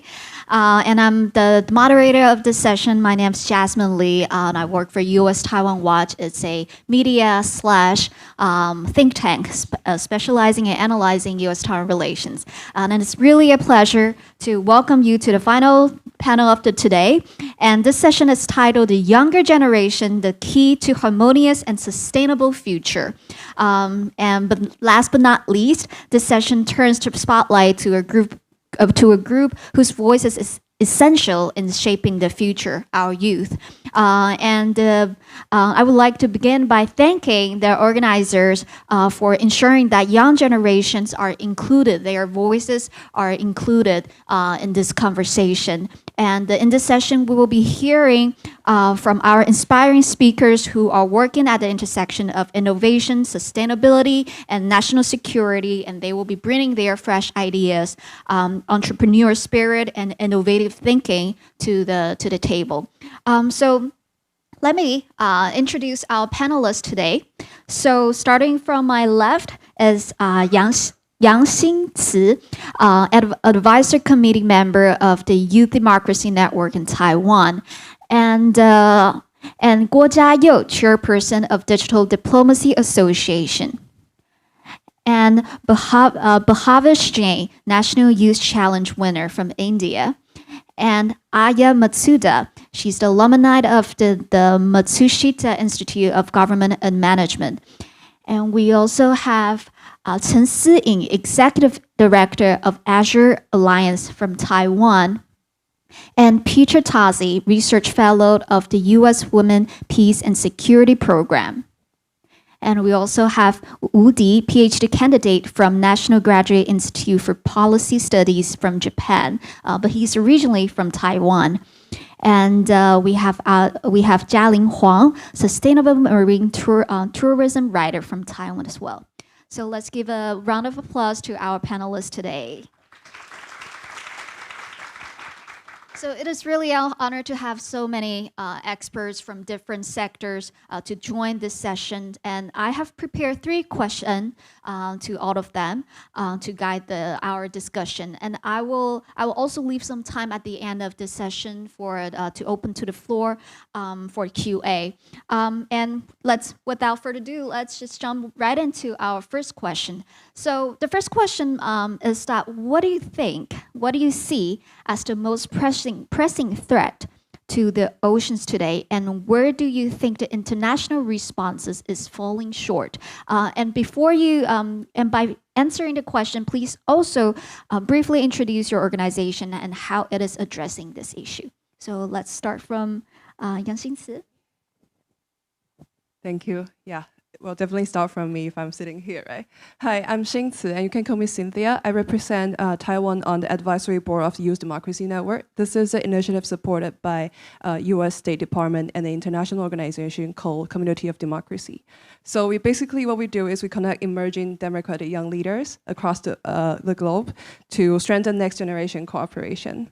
And so we believe as the ocean become the key arenas in the geopolitical contestation, I believe young voices must play a more active role in shaping inclusive democratic approaches to maritime governance. So to answer the question today, as a geopolitical commentator and a young advocate for Taiwan, I research how maritime borders are contested through gray zone tactics, from fisheries dispute to undersea cable sabotage. And what I would like to say today, the issue I would like to draw your attention to is how the infrastructure vulnerability meets the information warfare. So I'll take undersea cable as example. I know that during the 2 days event, everybody has listened to enough experts talking about undersea cable issue. But I'm not going to repeat the technical points. What I like to emphasize is another dimension that's usually overlooked. So it's the narrative battlefield that's surrounding the undersea cable sabotage. So as you may know, Taiwan's international submarine cables have been disrupted during these years. And I mean, although these incidents often cause limited technical damage, but I would say it caused a lot of social anxiety as well. And it also I would say the political fallout is intentionally amplified in this sense. So what is undersea cable attack like as a gray zone tactic? So usually, because we want to fix a practical issue, so we often focus on how to prevent the sabotage of undersea cable. But as a worker focusing on narrative, we focus on how hard it is to attribute afterwards. So because those attackers often disguise themselves as normal civilian, like regular fishing vessels. So you have no idea, you have no hard evidence, you can accuse them, right? So people would go like when they disguise as normal vessel, people would go like, how can Taiwanese government blame Chinese government? How are you so sure this is done by Chinese government? Like, how can you be so sure? They are probably just fishing vessel on their regular routes, right? So, and we see how vulnerable the government is because they have no hard evidence in this kind of gray zone tactic. And on top of that, I would say this kind of attacks are also asymmetric. So it's easy for them to do the attack, to cut the cable, but it's so hard for us to fix afterward. It's so time consuming, and the cable sabotage is so low cost, high impact. And it's also easy for them to make our government look weak. So I think this can explain why undersea cable sabotage is such an attractive tactic for China to undermine the democratic governance. And ironically, we like to emphasize how important it is, undersea cable as a critical infrastructure.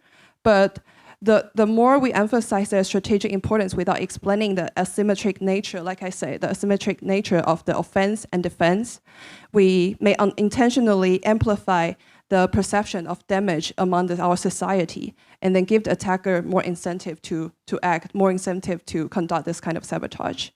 So it's good that countries right now are improving our joint cable surveillance and deterrent system. But I mean, this is necessary, but probably not enough if we want to look at the narrative battlefield. So we must also raise public awareness of how gray zone threats really work. And people need to understand that these attacks, they are hard to prevent and prove, not because our governments are weak, but because these tactics are deliberately murky. And I believe this kind of narrative defense is exactly what we need. And I'm glad that we can have this kind of discussion here, and let's have more of this kind of discussion.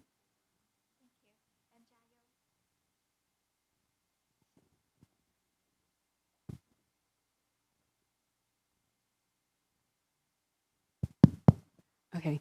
Hello, everyone, and thank you, Xinzi, for explaining the sea cable things, because I'm also want to address the problem of the gray zone conflict. I'm Jiao from Taiwan Digital Diplomacy Association, and we work on digital resilience, and also we raise voice for Taiwan among global community. And whenever there is some issues that Taiwanese NGO or government, they want to talk to the world, that we will start like social media campaigns globally, and also we will contact like our foreign alliance, for example, foreign politicians or foreign journalists or foreign scholars to pay attention to what is happening in Taiwan now. And apart from the sea cables, I also want to talk about the Jingxia Daqiao. There is a huge bridge. China is building a huge bridge, and they are building this bridge to connect Xiamen and the Kinmen Island of Taiwan.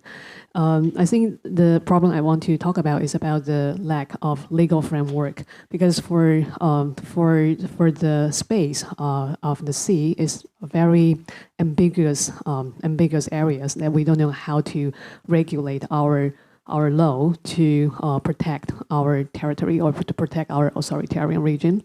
But for the examples like the sea cables, we all know that the sea cable of Taiwan got cut many times this year, and also the sea cable in Baltic Sea also got cut. And we can see that the ships who cut the sea cables are using, like they are trying to switch the tracking systems.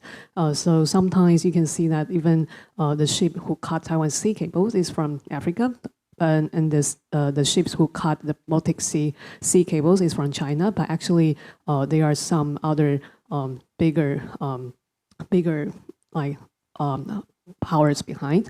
So it is kind of difficult to track or to do the investigation.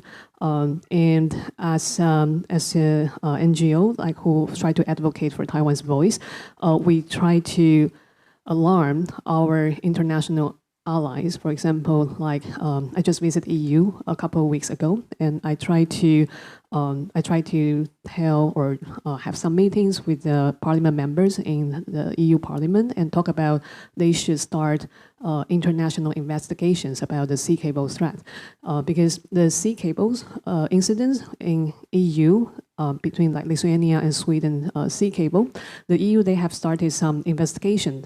They say it is international investigation, but it's only within the EU countries. And we urge that they should also include Taiwan into the international investigation partners.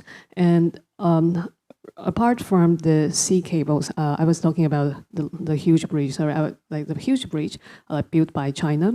They try to connect Xiamen and Jingmen. The huge bridge is also a very suspicious move because China tried to make the construction of this Kinmen and Xiamen bridge as internal affairs. But for Taiwan, we have never agreed on that bridge, but China is building it, and actually the part of Xiamen is 80% finished, almost 80% finished. So we don't know what will happen in the futures, and it is very hard to define like who can do construction or what China and what Taiwan can do for the sea between Kinmen and Xiamen. So I think the biggest threat for today is about the lack of legal framework. We don't know what are the consequences for those suspicious moves between like China, Russia, and to other regions. So I think I will talk more about it in the next questions, and I will pass the microphone to the next speaker. Thank you. So two of our panelists have already pointed out that the infrastructure, including the physical infrastructure as well as the legal framework as the most pressing threat. And so how about Bhavesh? What is the most pressing threat, do you think? Kazi Hao, Namaste, and hello Taiwan. My sincere gratitude to the Ocean Affairs Council for inviting me to this prestigious event. I'm truly honored to be here and to represent India as a youth delegate on this esteemed panel and to contribute to the important conversations shaping our future. I would like to start with a very good example. Before building the Ram Setu, also known as the Adam's Bridge, Lord Rama, facing the ocean, prayed to the ocean god named Varuna for a path to reach Lanka and rescue his wife Sita. So this shows the traditional values and the principles of respect and devotion for the ocean. As a young changemaker from India, I work with the youth groups through initiatives like Young India Challenge, where we create simple local solutions. And another example is balancing the 5 elements: earth, water, fire, air, and space. These are the prestigious 5 elements, and it's about creating a life of vitality and well-being that is balance. Each element plays a particular role in maintaining the health in the body, keeping our emotional and mental stress stable, and the clarity of mind. So this says that the 5 elements of nature, which also includes the ocean, it is a very important component which makes up our nature, right? So coming to the question which was given to me, that what was the most pressing threat to the oceans today, the biggest threat that I see in the oceans today is the huge amount of waste we generate, and especially plastic waste, and the way we consume and discard the waste. Can we here all imagine how much waste is generated every minute? Like I'm talking for a minute here, how much waste is generated for a minute? Well, it is 12 tons of plastic every minute. And if we can imagine this in one day, it is more than 17,000 tons of plastic. And where is this going? It ends up in the oceans, and it is harming our marine life and entering our food chain. Indeed, we are consuming them. Unfortunately, the international response is not strong enough because we focus more on cleaning up rather than preventing this waste. We must tackle the root cause, which is our sustainable lifestyles. Thank you. Thank you, Bhavesh. And Aya? 大家好，我叫阿雅。我来自日本广岛的。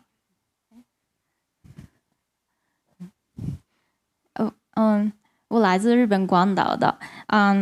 好，听说那个台湾有一个很有名的歌手叫阿雅吗？不是吧？容易记一下。那个I'm Aya. I was born and raised in Hiroshima, Japan. I'm from Japan Whaling Association. And then I think the most pressing threat to the ocean today for us is like we are not using sustainable on the same page. Like we have kind of different understanding and also different context too. Like everybody has different idea what is sustainability in terms of socio-ecological system. And then since I've been engaging in fisheries for 5 years, so first of all, I want to make a point, like primary industry is so fundamental and then like we need to eat. So when it comes to the sustainable future of the ocean, like don't forget about the fisheries. And I'm gonna share the Japanese values, like how we are using sustainably. Like we have 2 fixed values for fisheries resources. Like all fisheries resources, including whales, should be used sustainably based on scientific evidence. And also if the theory of whale like overprotection, like zero catch, like anti-whaling, like is expanded, there is a risk that similar crisis could happen for other fishery resources like tuna, bonito, and like shark and so on. So you know how many kind species are on whales? Like we have more than 80, like 83 species. And then of course some species are abundant, but others are like, of course, almost like endangered and so on. So, but we fishermen, hunters, they can like distinguish. So basically, we are doing the scientific research well, and then based on that data, we are catching, and then less than like 0.1% of the total population. So pretty much not affecting the nature ecosystem. But anyway, so and also I wanna emphasize this: like whales are eating 4 to 5% of their weight per day. Like the amount of marine biological resources consumed by whales is indeed significantly higher than the amount harvested by humans through fisheries, potentially 3 to 6 times greater. So you will be surprised to see their stomach inside. Like pretty much, it's not so good to say this way, but they're stealing our food. So like Japanese are thinking like we are coexisting, like living together in nature. So basically, we think like it's not so bad to catch some whales, and then no border between fish and sea mammals. That's our value. So we think it's our culture to keep whaling within EEZ. And then, of course, in modern time, without whales, we can eat, like there are a bunch of foods, you know, diversity. But I care about also food security too. And after the World War II, like Japanese were so starving, and actually whale meat saved us too. So because we have been catching whales since the ancient times, so human resources and technique and then wisdom vessels and so on, like it's all succeeded. So if we stop whaling, like we can't continue actually, like it's not so easy to restart. So I've been advocating how important whaling is for Japan and the Japanese people, and that's kind of part of Japanese identity and the culture. So yeah, this is my job. And yeah, so yeah, I wanna say about we should think about the definition of sustainability sometimes. Yeah. Thank you, Aya. So at the beginning, we covered national security and then move on to environmental. And how about Si-in? What do you think is the most pressing threat to the ocean? Thank you. Hello, everyone. My name is Chen Si-in. I'm the co-founder of Azure Alliance, a nonprofit organization based in Taiwan, and we dedicated to tracking marine debris and promoting sustainable ocean practice. I think one of the most pressing threats to our ocean today is climate change and the marine debris, as I mentioned before, especially plastic. It's not only environmental challenge, but also impact our fisher, tourism, community resilience around the world. While global awareness is increasing, the international response is still fragmented and often too slow. We need stronger coordination, share our responsibility, and the support for scale-up local solutions. At Asia Alliance, we address marine debris through the community action, education, and innovation. We organize weekly cleanup, collaborate with the science and the development of smart technology like the Asia Fighter out of the door. A UAV designed for remove floating waste and collect data into the policy. I think NGO play a key role in bringing people, policy, and action together. If we are included as a real partner, we can help ensure biodiversity and the sustainable future for our ocean. Thank you. Thank you, Sing. And let's move on to Peter. 大家好，欢迎来做会。Good afternoon, everybody. My name is Peter Tazi. It's a pleasure and honor to be here with you all today. I'm a research fellow at the American Council on Women, Peace, and Security, which is based right outside of Washington, D.C. Now, the American Council on Women, Peace, and Security, or ACWPS, is a nonprofit organization that really works to help implement but also educate about women, peace, and security. And Women, Peace, and Security is an international initiative that was started 25 years ago at the the United Nations Security Council that really works to promote women's meaningful participation in high-level dialogues, particularly as it relates to conflict resolution and peacemaking. And in 2017, the United States government elevated the Women, Peace, and Security to its to its foreign policy with the Women, Peace, and Security Act. So it is also part of U.S. policy as well. Now, the most pressing threat that I see is the threat of illegal, unreported, and unregulated IUU fishing. Not only just because of its threats to the environmental. The maritime environment, but also it is a crime of convergence. And what do I mean by that? Well, what I mean is that it is where criminal activities intersect, such as gun, drug, wildlife smuggling, human trafficking, and forced labor, particularly those of Uyghurs, and also North Korean women, and also money laundering and tax fraud. And the biggest perpetrator of this is the People's Republic of China.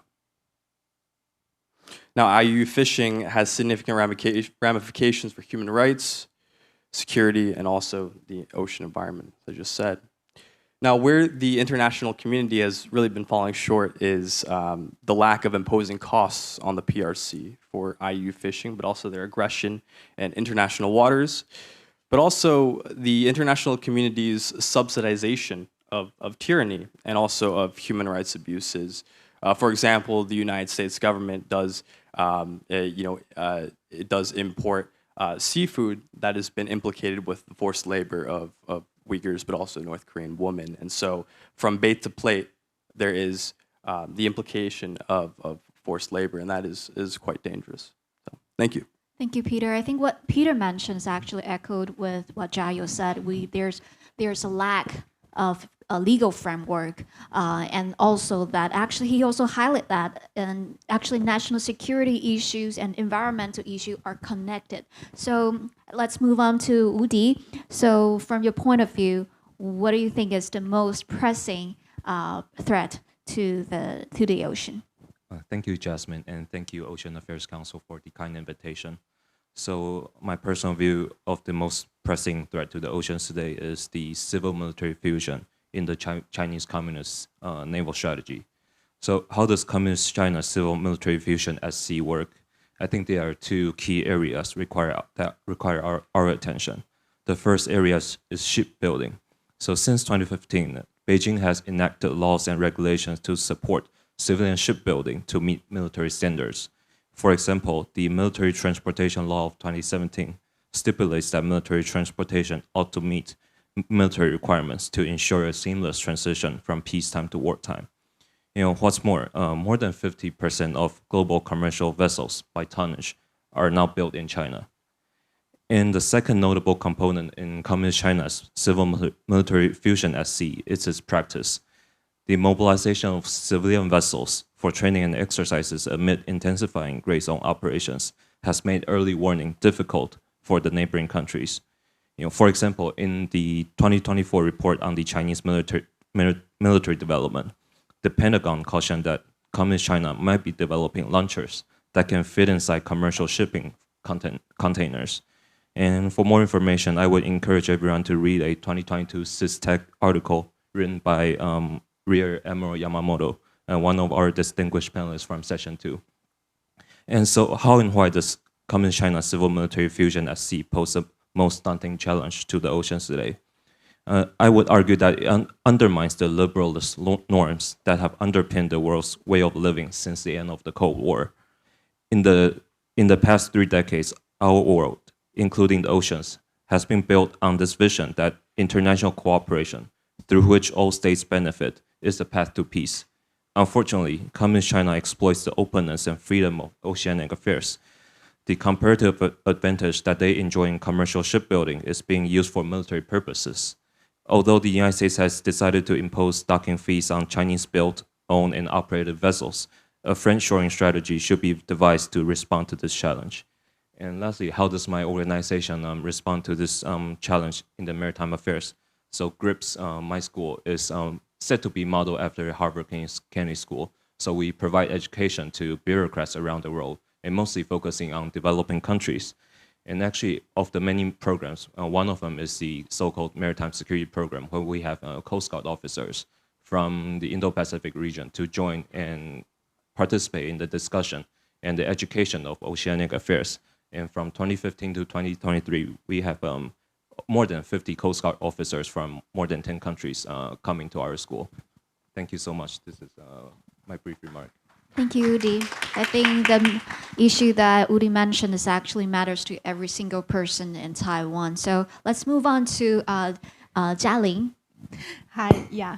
As you see, we have 8 people on the stage, and we care about different issues, but each issue is very important. So there are a lot of threats in our ocean now, and we need to communicate, work together to deal with the lot of issues.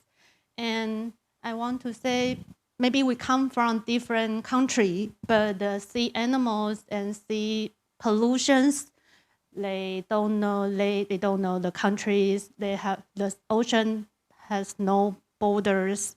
So we need to work together and try to deal with the threats. Thank you. Thank you, Jialing. So I think we mentioned a lot of different topics, and actually security, economics, and the environmental concern are linked. So the next round of the question to the panelists is, how do you view these interconnections? And how can civil society, as Aya mentioned that NGO, it's very important. So how can civil society be better integrated into the current policy making and the policy action? So I'll still go on with the sequence. Yeah, I think original question is the interconnection between the security, economics, and environment, right? Yeah, so I think along the discussion today, there's a very clear division with people. Some of us talk about environment, some of us talk about geopolitics, and now we can see how these issues are actually all interconnected. And so the main issue I would like to address is the fishing rights. So we know that they are not only economic asset and they are not only environmental concern. In places like Taiwan Straits, like highly contested area like Taiwan Strait or other high seas, we've seen countries using fisheries to claim territory, to extend their sovereignty, to shape national identity. so this shows how security is deeply entangled with ecological management and the economic livelihood of people.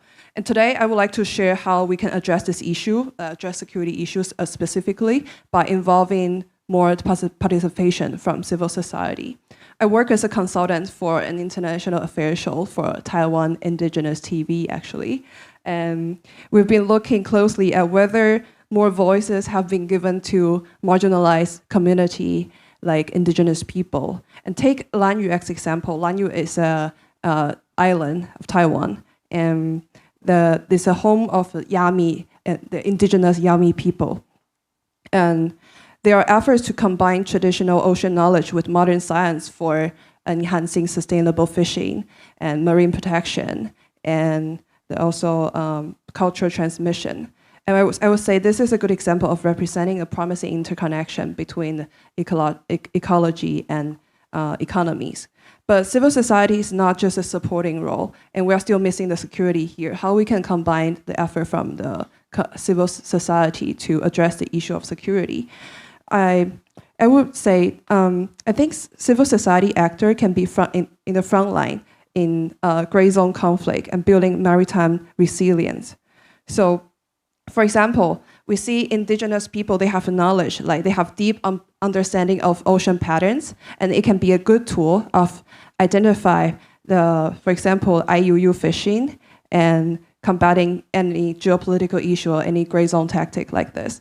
And I think they offer a way to detect changes early with local flexibility and even help deter unwanted activity without using force. So because they are civilian actors, so they can be more of lower key and without trigger conflict. And we've seen successful cases like in places like Indonesia, Palau, and Canada.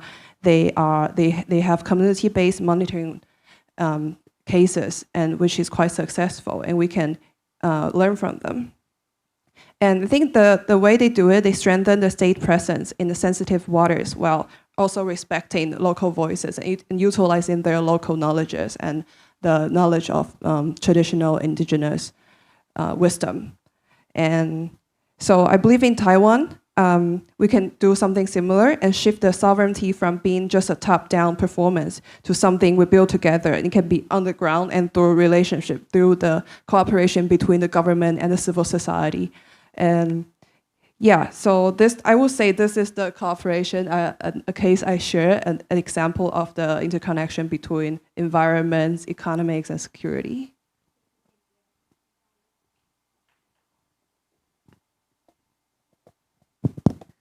Okay. As we can see that law always act behind the news. So I think for the national security issues between countries, none of the countries are really taking real actions or taking public actions to tackle with this kind of national security or gray zone conflicts, because sometimes it cannot be too public.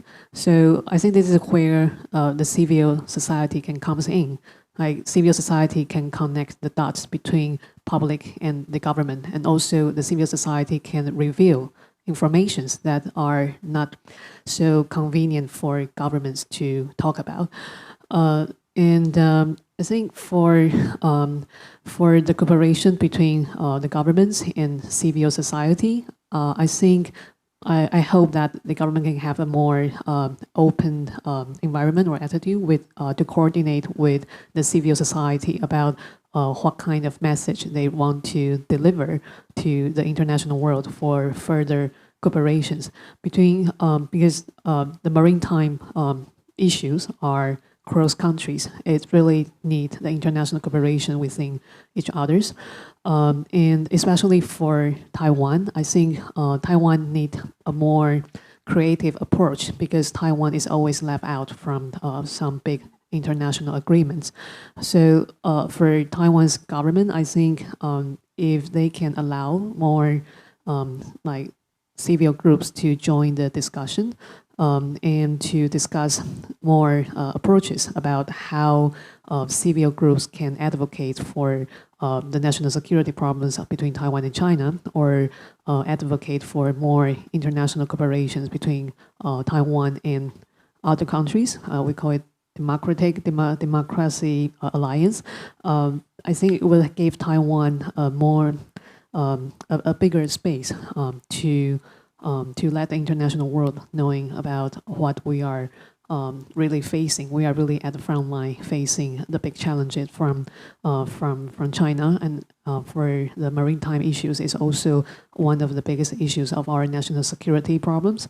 And we also want to tell our international partners about how it will influence the international economy, international security, and also the environment. So I think that civil groups can really play a crucial role in finding, sending out the message for Taiwan and our international partners. Thank you. Thank you, Jayo. Her organization, Digital Diplomacy Association, is really bringing innovative methods and innovative policy-making idea to the foreign policy in Taiwan. And Bhavesh, is there any example you can share from the organization and how to bring civil society to also integrate it into the policy-making process?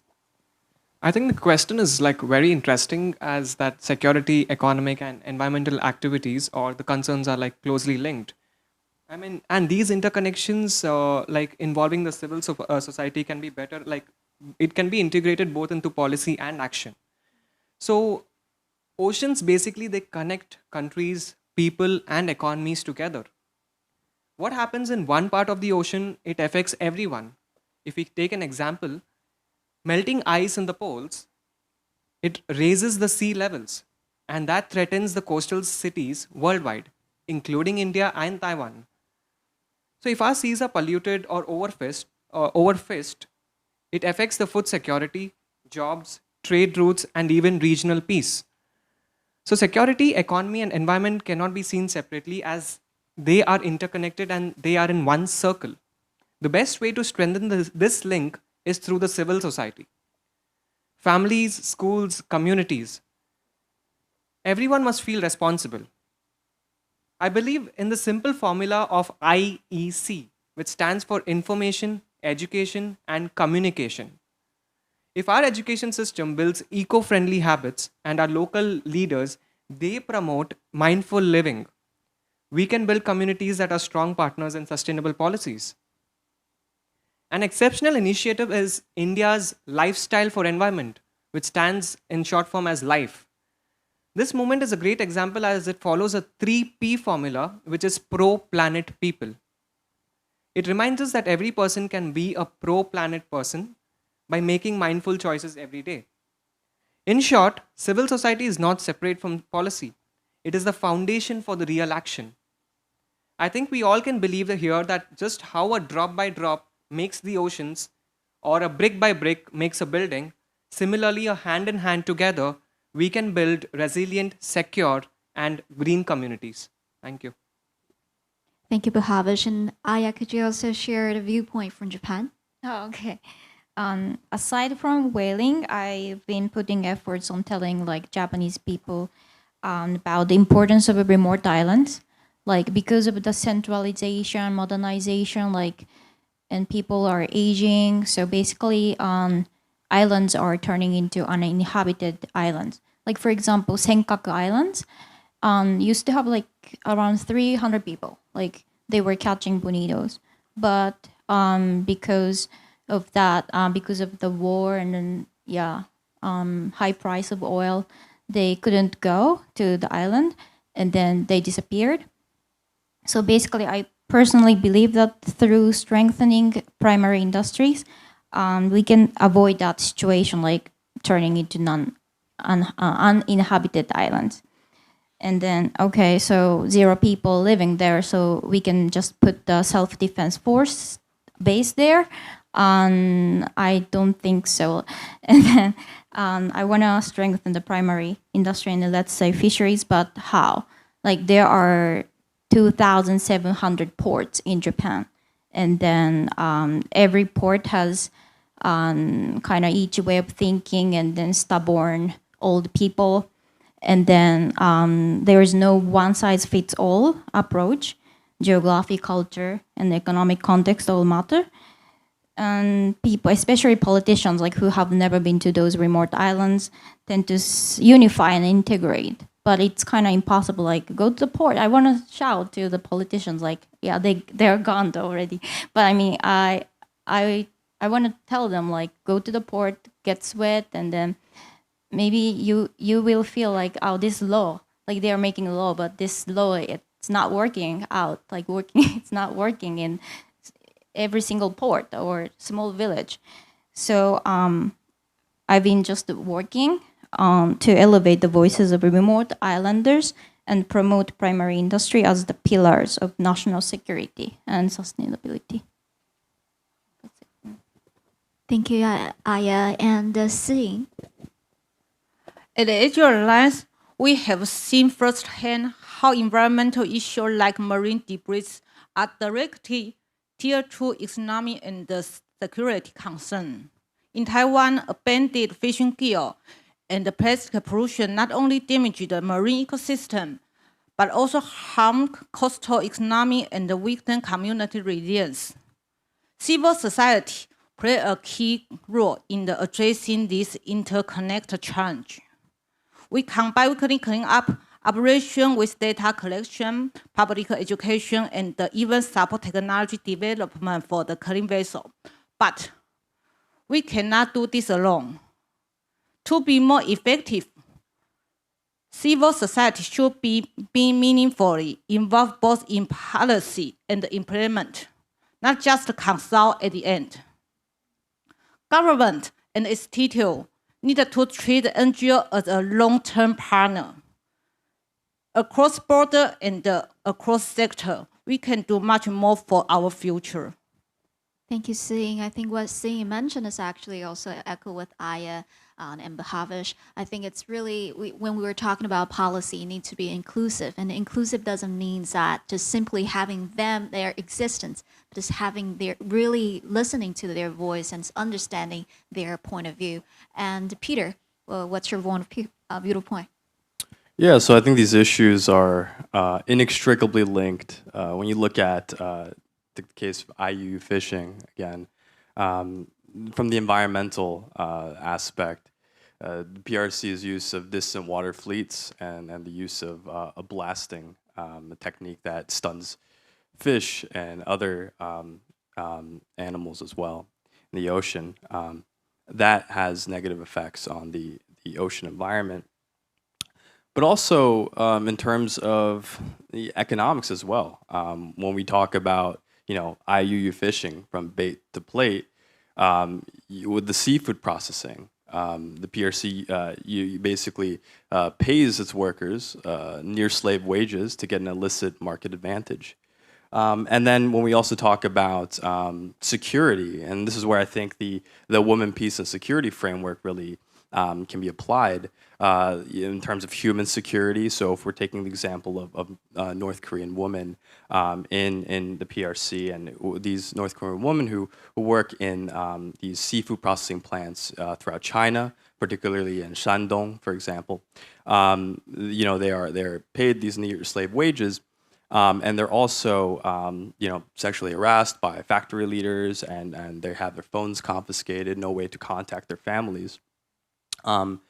The money that they do get, most of that is siphoned off by the Kim regime, and this goes into the more of the sort of traditional national security aspect, which is the money that is used, it basically siphoned off to fund the Kim regime's nuclear program. And so there is this direct impact on the issue of nuclear proliferation. So that's another concern as well. Thank you. Thank you, Peter. And so Peter mentioned about the threats that PRC is causing to or is creating. So Udi also mentioned that in the previous round of the questions. So how can civil society, what's the role of civil society in addressing this issue? I'll first talk about how the civil military fusion at sea and its impact on Taiwan's offshore wind industry as an example to illustrate how security, economic, and environmental issues are intertwined. So Taiwan is contributing to the blue economy by developing the offshore wind industry. So it has built more than 2 gigawatts offshore wind farms by 2023, making it the highest among the free road in this region. So the industry's economic potential has contributed significantly to Taiwanese economy and environmental protection. However, Beijing's civil military fusion at sea has complicated Taiwan's development of its offshore wind industry. So in recent years, Taiwan has taken note of Chinese civilian vessels that previously participated in military exercises entering its ports. For example, in December 2024, a China-built Hong Kong flag container ship that once carried special operation troops in an exercise was founded in the Taichung port.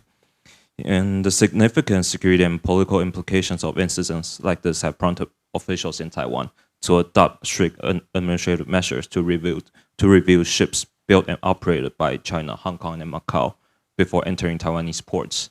However, due to Chinese communist lead in the commercial shipping building industry, especially with large construction ships, some Taiwanese offshore wind firms are facing defaults and difficulties in completing projects on schedule. And this situation not only requires the support from the civil society, but also the Taiwanese government and the private sector. And I believe there is a viable solution to the challenge. So Taiwanese government can design a risk-based management system, putting Chinese ships constructed in shipyards with close ties to military shipbuilding under stronger scrutiny.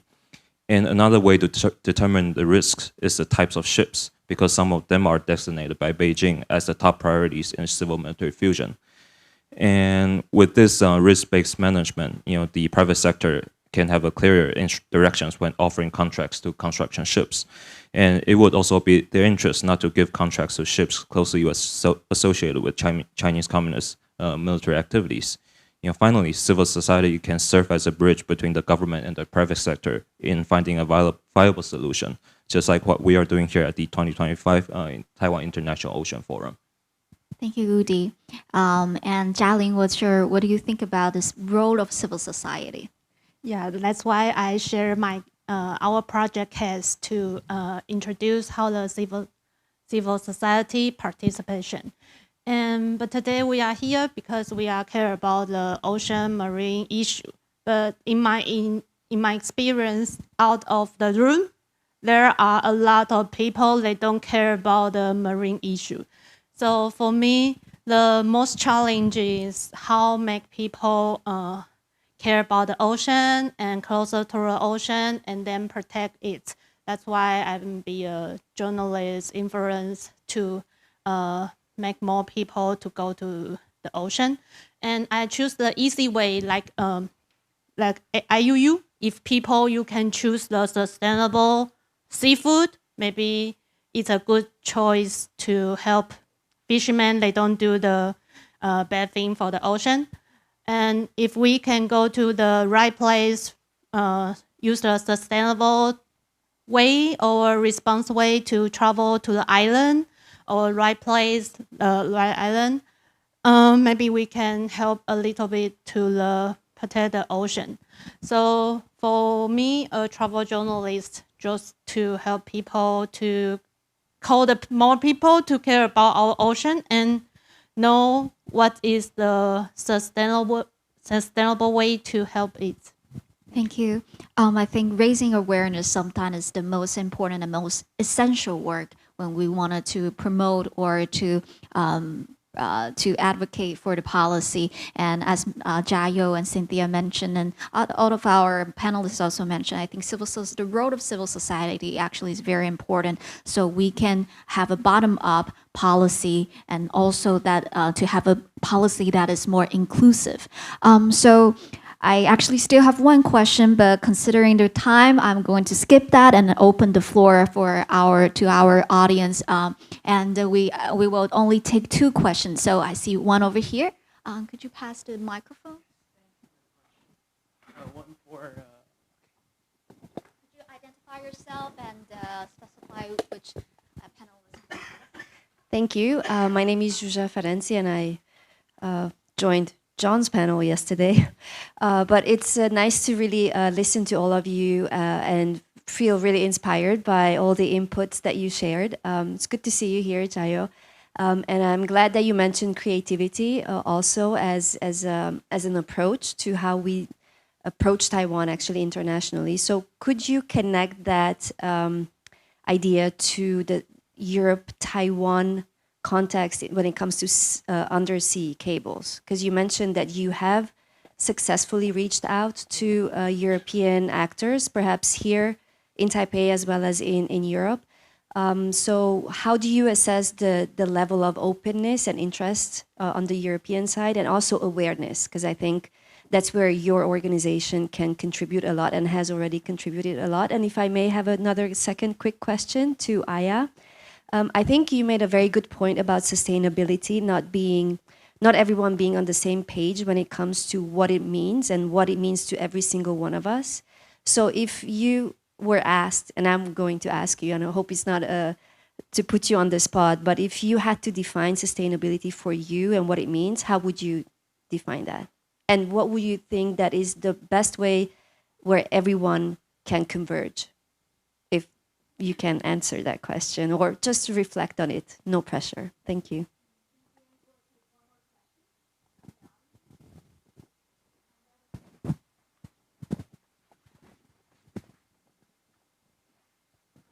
Thank you so much. Very interesting exposés. And I have a question about the informational aspect, the cognitive aspect of attack against the critical infrastructure, meaning the submarine cables. Because you mentioned that you're going to talk about it, but I'm not really fully happy with what you already said. If you could elaborate a little bit more. Thank you.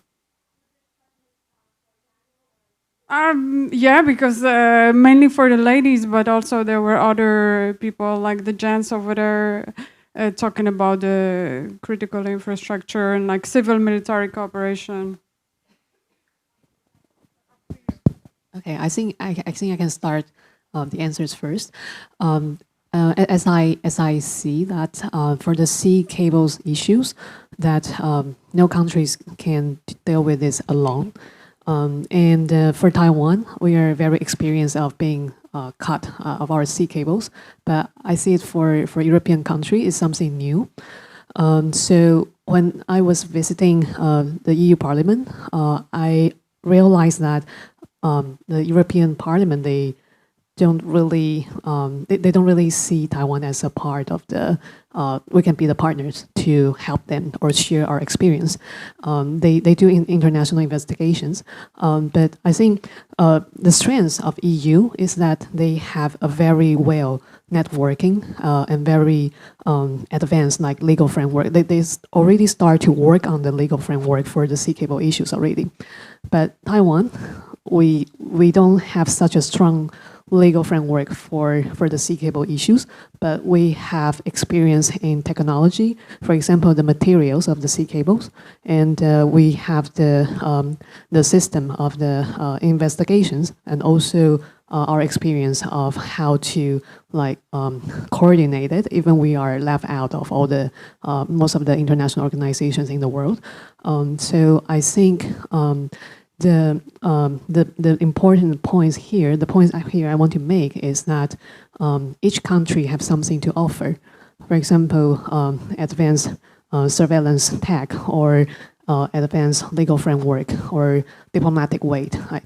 Every country, speak different weight in the international world. So I think that the sea cable incident is a point that how Taiwan can participate or contribute to the international discussion of the national security or the maritime issues. So I see this is the time for the international world to open more conversations with us.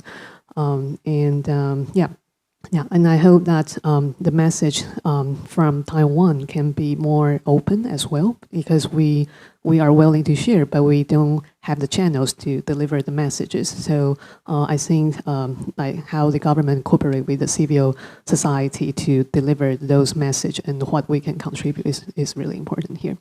Thank you, Jayo. And Aya, the definition of sustainability. Like, one thing I'm sure about is like I'm against the idea about aquaculture. Like I see like sea animals are not something human beings catch. Like, let's think this way. Like, we have been farming using the vast ocean in the same way like livestock inland, and then like sea animal husbandry would be the best way to co-live together. And I don't agree with the just trend of farming, cultivating fisheries in the limited land of space and with massive electricity and then like cold water and so on. Like, it's not natural. Yeah, so like it's just, that's what I'm kind of sure about that. But yeah, it depends on the field of technology, or like I'm just engaged in fisheries only, so I don't know about sustainability to embrace every single field. So yeah, I will keep thinking about my own definition. Thank you so much. Thank you. And regarding the question of the info war, Cynthia or yeah. So yeah, I'm also not satisfied with the discussion today due to the limit of time. Then thank you for giving me more chance to talk about it. And yeah, as we know, like discussions surrounding the sea cable have been main, like I think it's a main character in terms of the gray zone tactic, and especially conducted by China. And we've seen a lot of discussion, like there are several aspects of this issue we can look at. So Jayo has mentioned the legal aspect, and I think a lot of efforts have been made to protect the infrastructure itself, like the technical infrastructure. So for example, the sea cable itself, we put armor on it, or the way we can run the surveillance to protect the sea cable from sabotage, or the way we can cooperate with other countries to prevent this kind of sabotage in the very first place. And well, my discussion today is surrounding the post operation. So after the sea cable has been sabotaged, how the information has been spread, or how this information is like in Taiwan surrounding the sea cable. What we see is that there are many like cognitive warfare has been done to undermine the competence of the government. And just because this case, as I said, it's kind of a symmetric operation. So it's so easy to carry out, and it's so hard to repair. So it will just keep happening no matter how many things we've done. Like we can build more redundancy. We can use like satellite to replace it, but sea cables is just all over the place in the sea. So it's very easy for them to conduct this kind of issue. So what I was trying to say is that we also need to be careful when we are stressing the importance of sea cables. We also need to be careful how the perceived damage it can be after they cut the sea cable. And I believe that actually the reason why the sabotage of the sea cable in Taiwan's island, Mazu, Jinmen, the reason why it can cause anxiety because for example, Mazu only has 2 sea cables. So the like several months ago, when the 2 sea cables have been sabotaged, the island just go without any online service.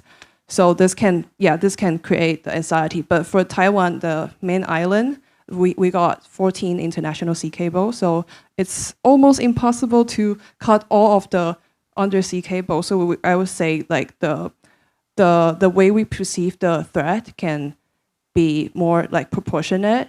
And yes, because if the PRC is going to sabotage all of the sea cable to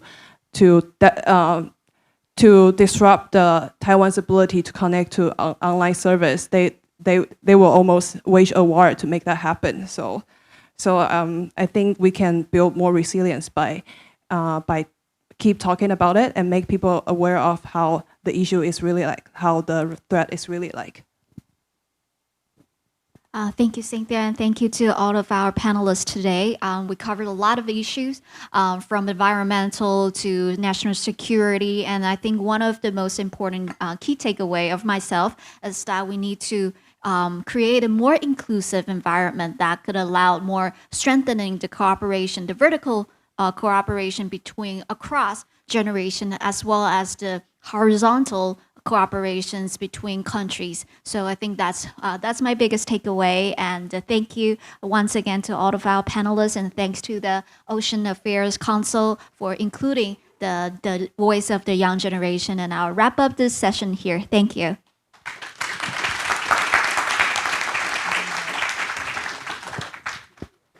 Maybe a group photo for our youth presenters of today. Thank you.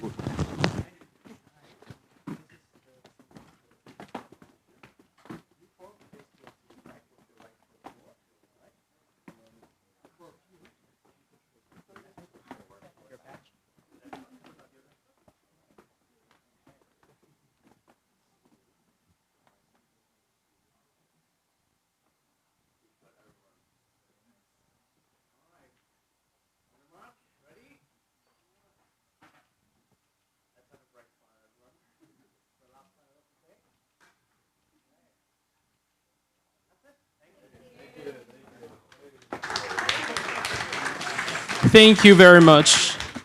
Thank you again for Ms. Lee for moderating this panel. Thank you to all panelists for your participation. This is the end of the last panel.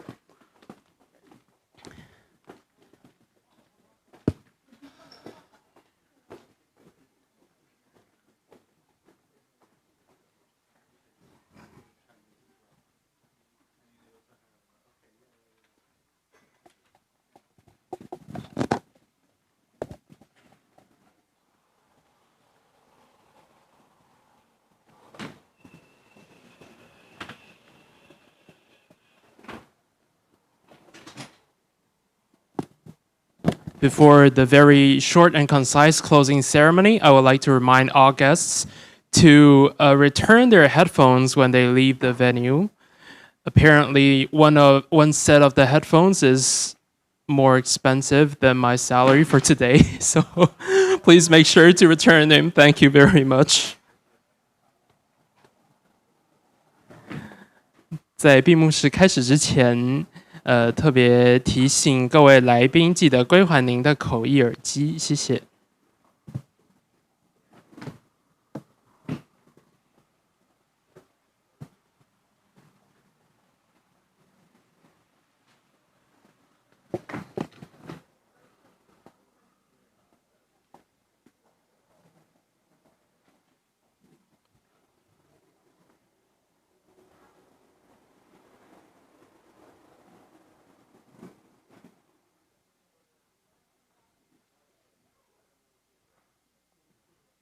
All right, then. Distinguished guests, ladies and gentlemen, over these 2 days, we have navigated vital issues from maritime security, regional cooperation, and ocean governance, to blue economy, ESG innovation, and of course, youth leadership.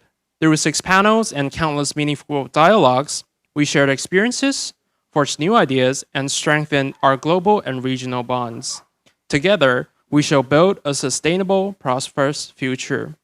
At the end of the forum, let us welcome Deputy Minister Dr. Xiang Wenhuang of the Ocean Affairs Council to deliver the closing remarks. 在论坛的最后，我们非常荣幸邀请海洋委员会黄向文副主委为我们进行闭幕之词，让我们掌声欢迎。Yeah, I think I only have 3 minutes left. I will be short.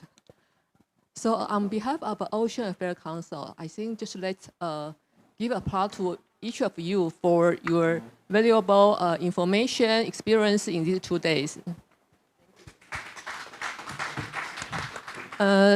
我想代表海洋委员会，海委会在2020年出了第1次的海洋政策白皮书。那最近我们正在讨论第2册2025的海洋政策白皮书。我们的主轴就是看到的 security, sustainability, and shared prosperity。So that's the reason why we arranged the agenda for these 2 days. And we are honored to have more than 10 countries participant here to share your experience.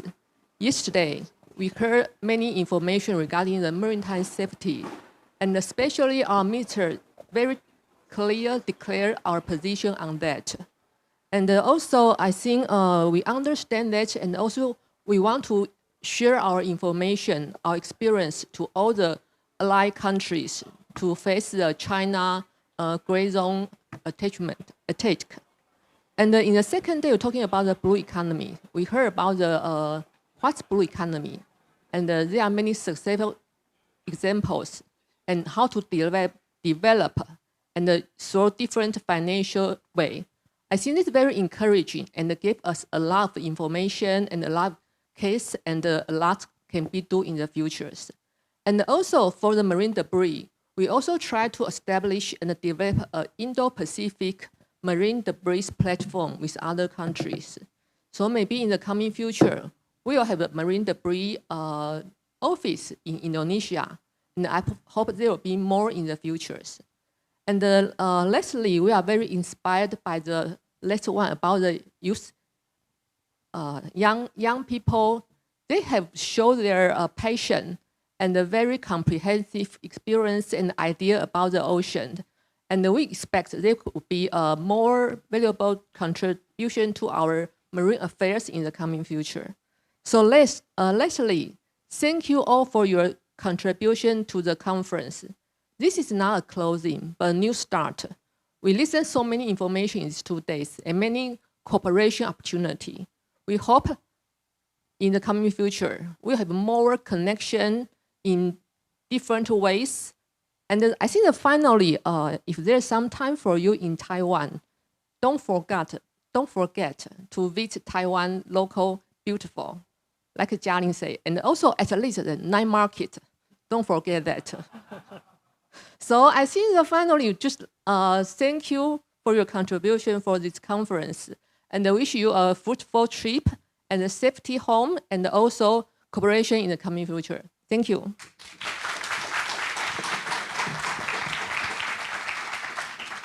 Thank you, Deputy Minister Huang, for your remarks. Security, sustainability, and shared prosperity.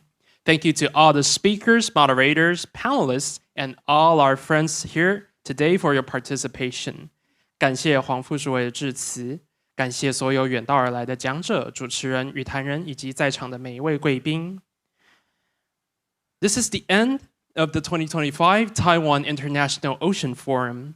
We're looking forward to seeing you next year. Thank you for participation. 2025台湾海洋国际论坛在此圆满落幕。感谢您的参与，期待明年再会。谢谢大家。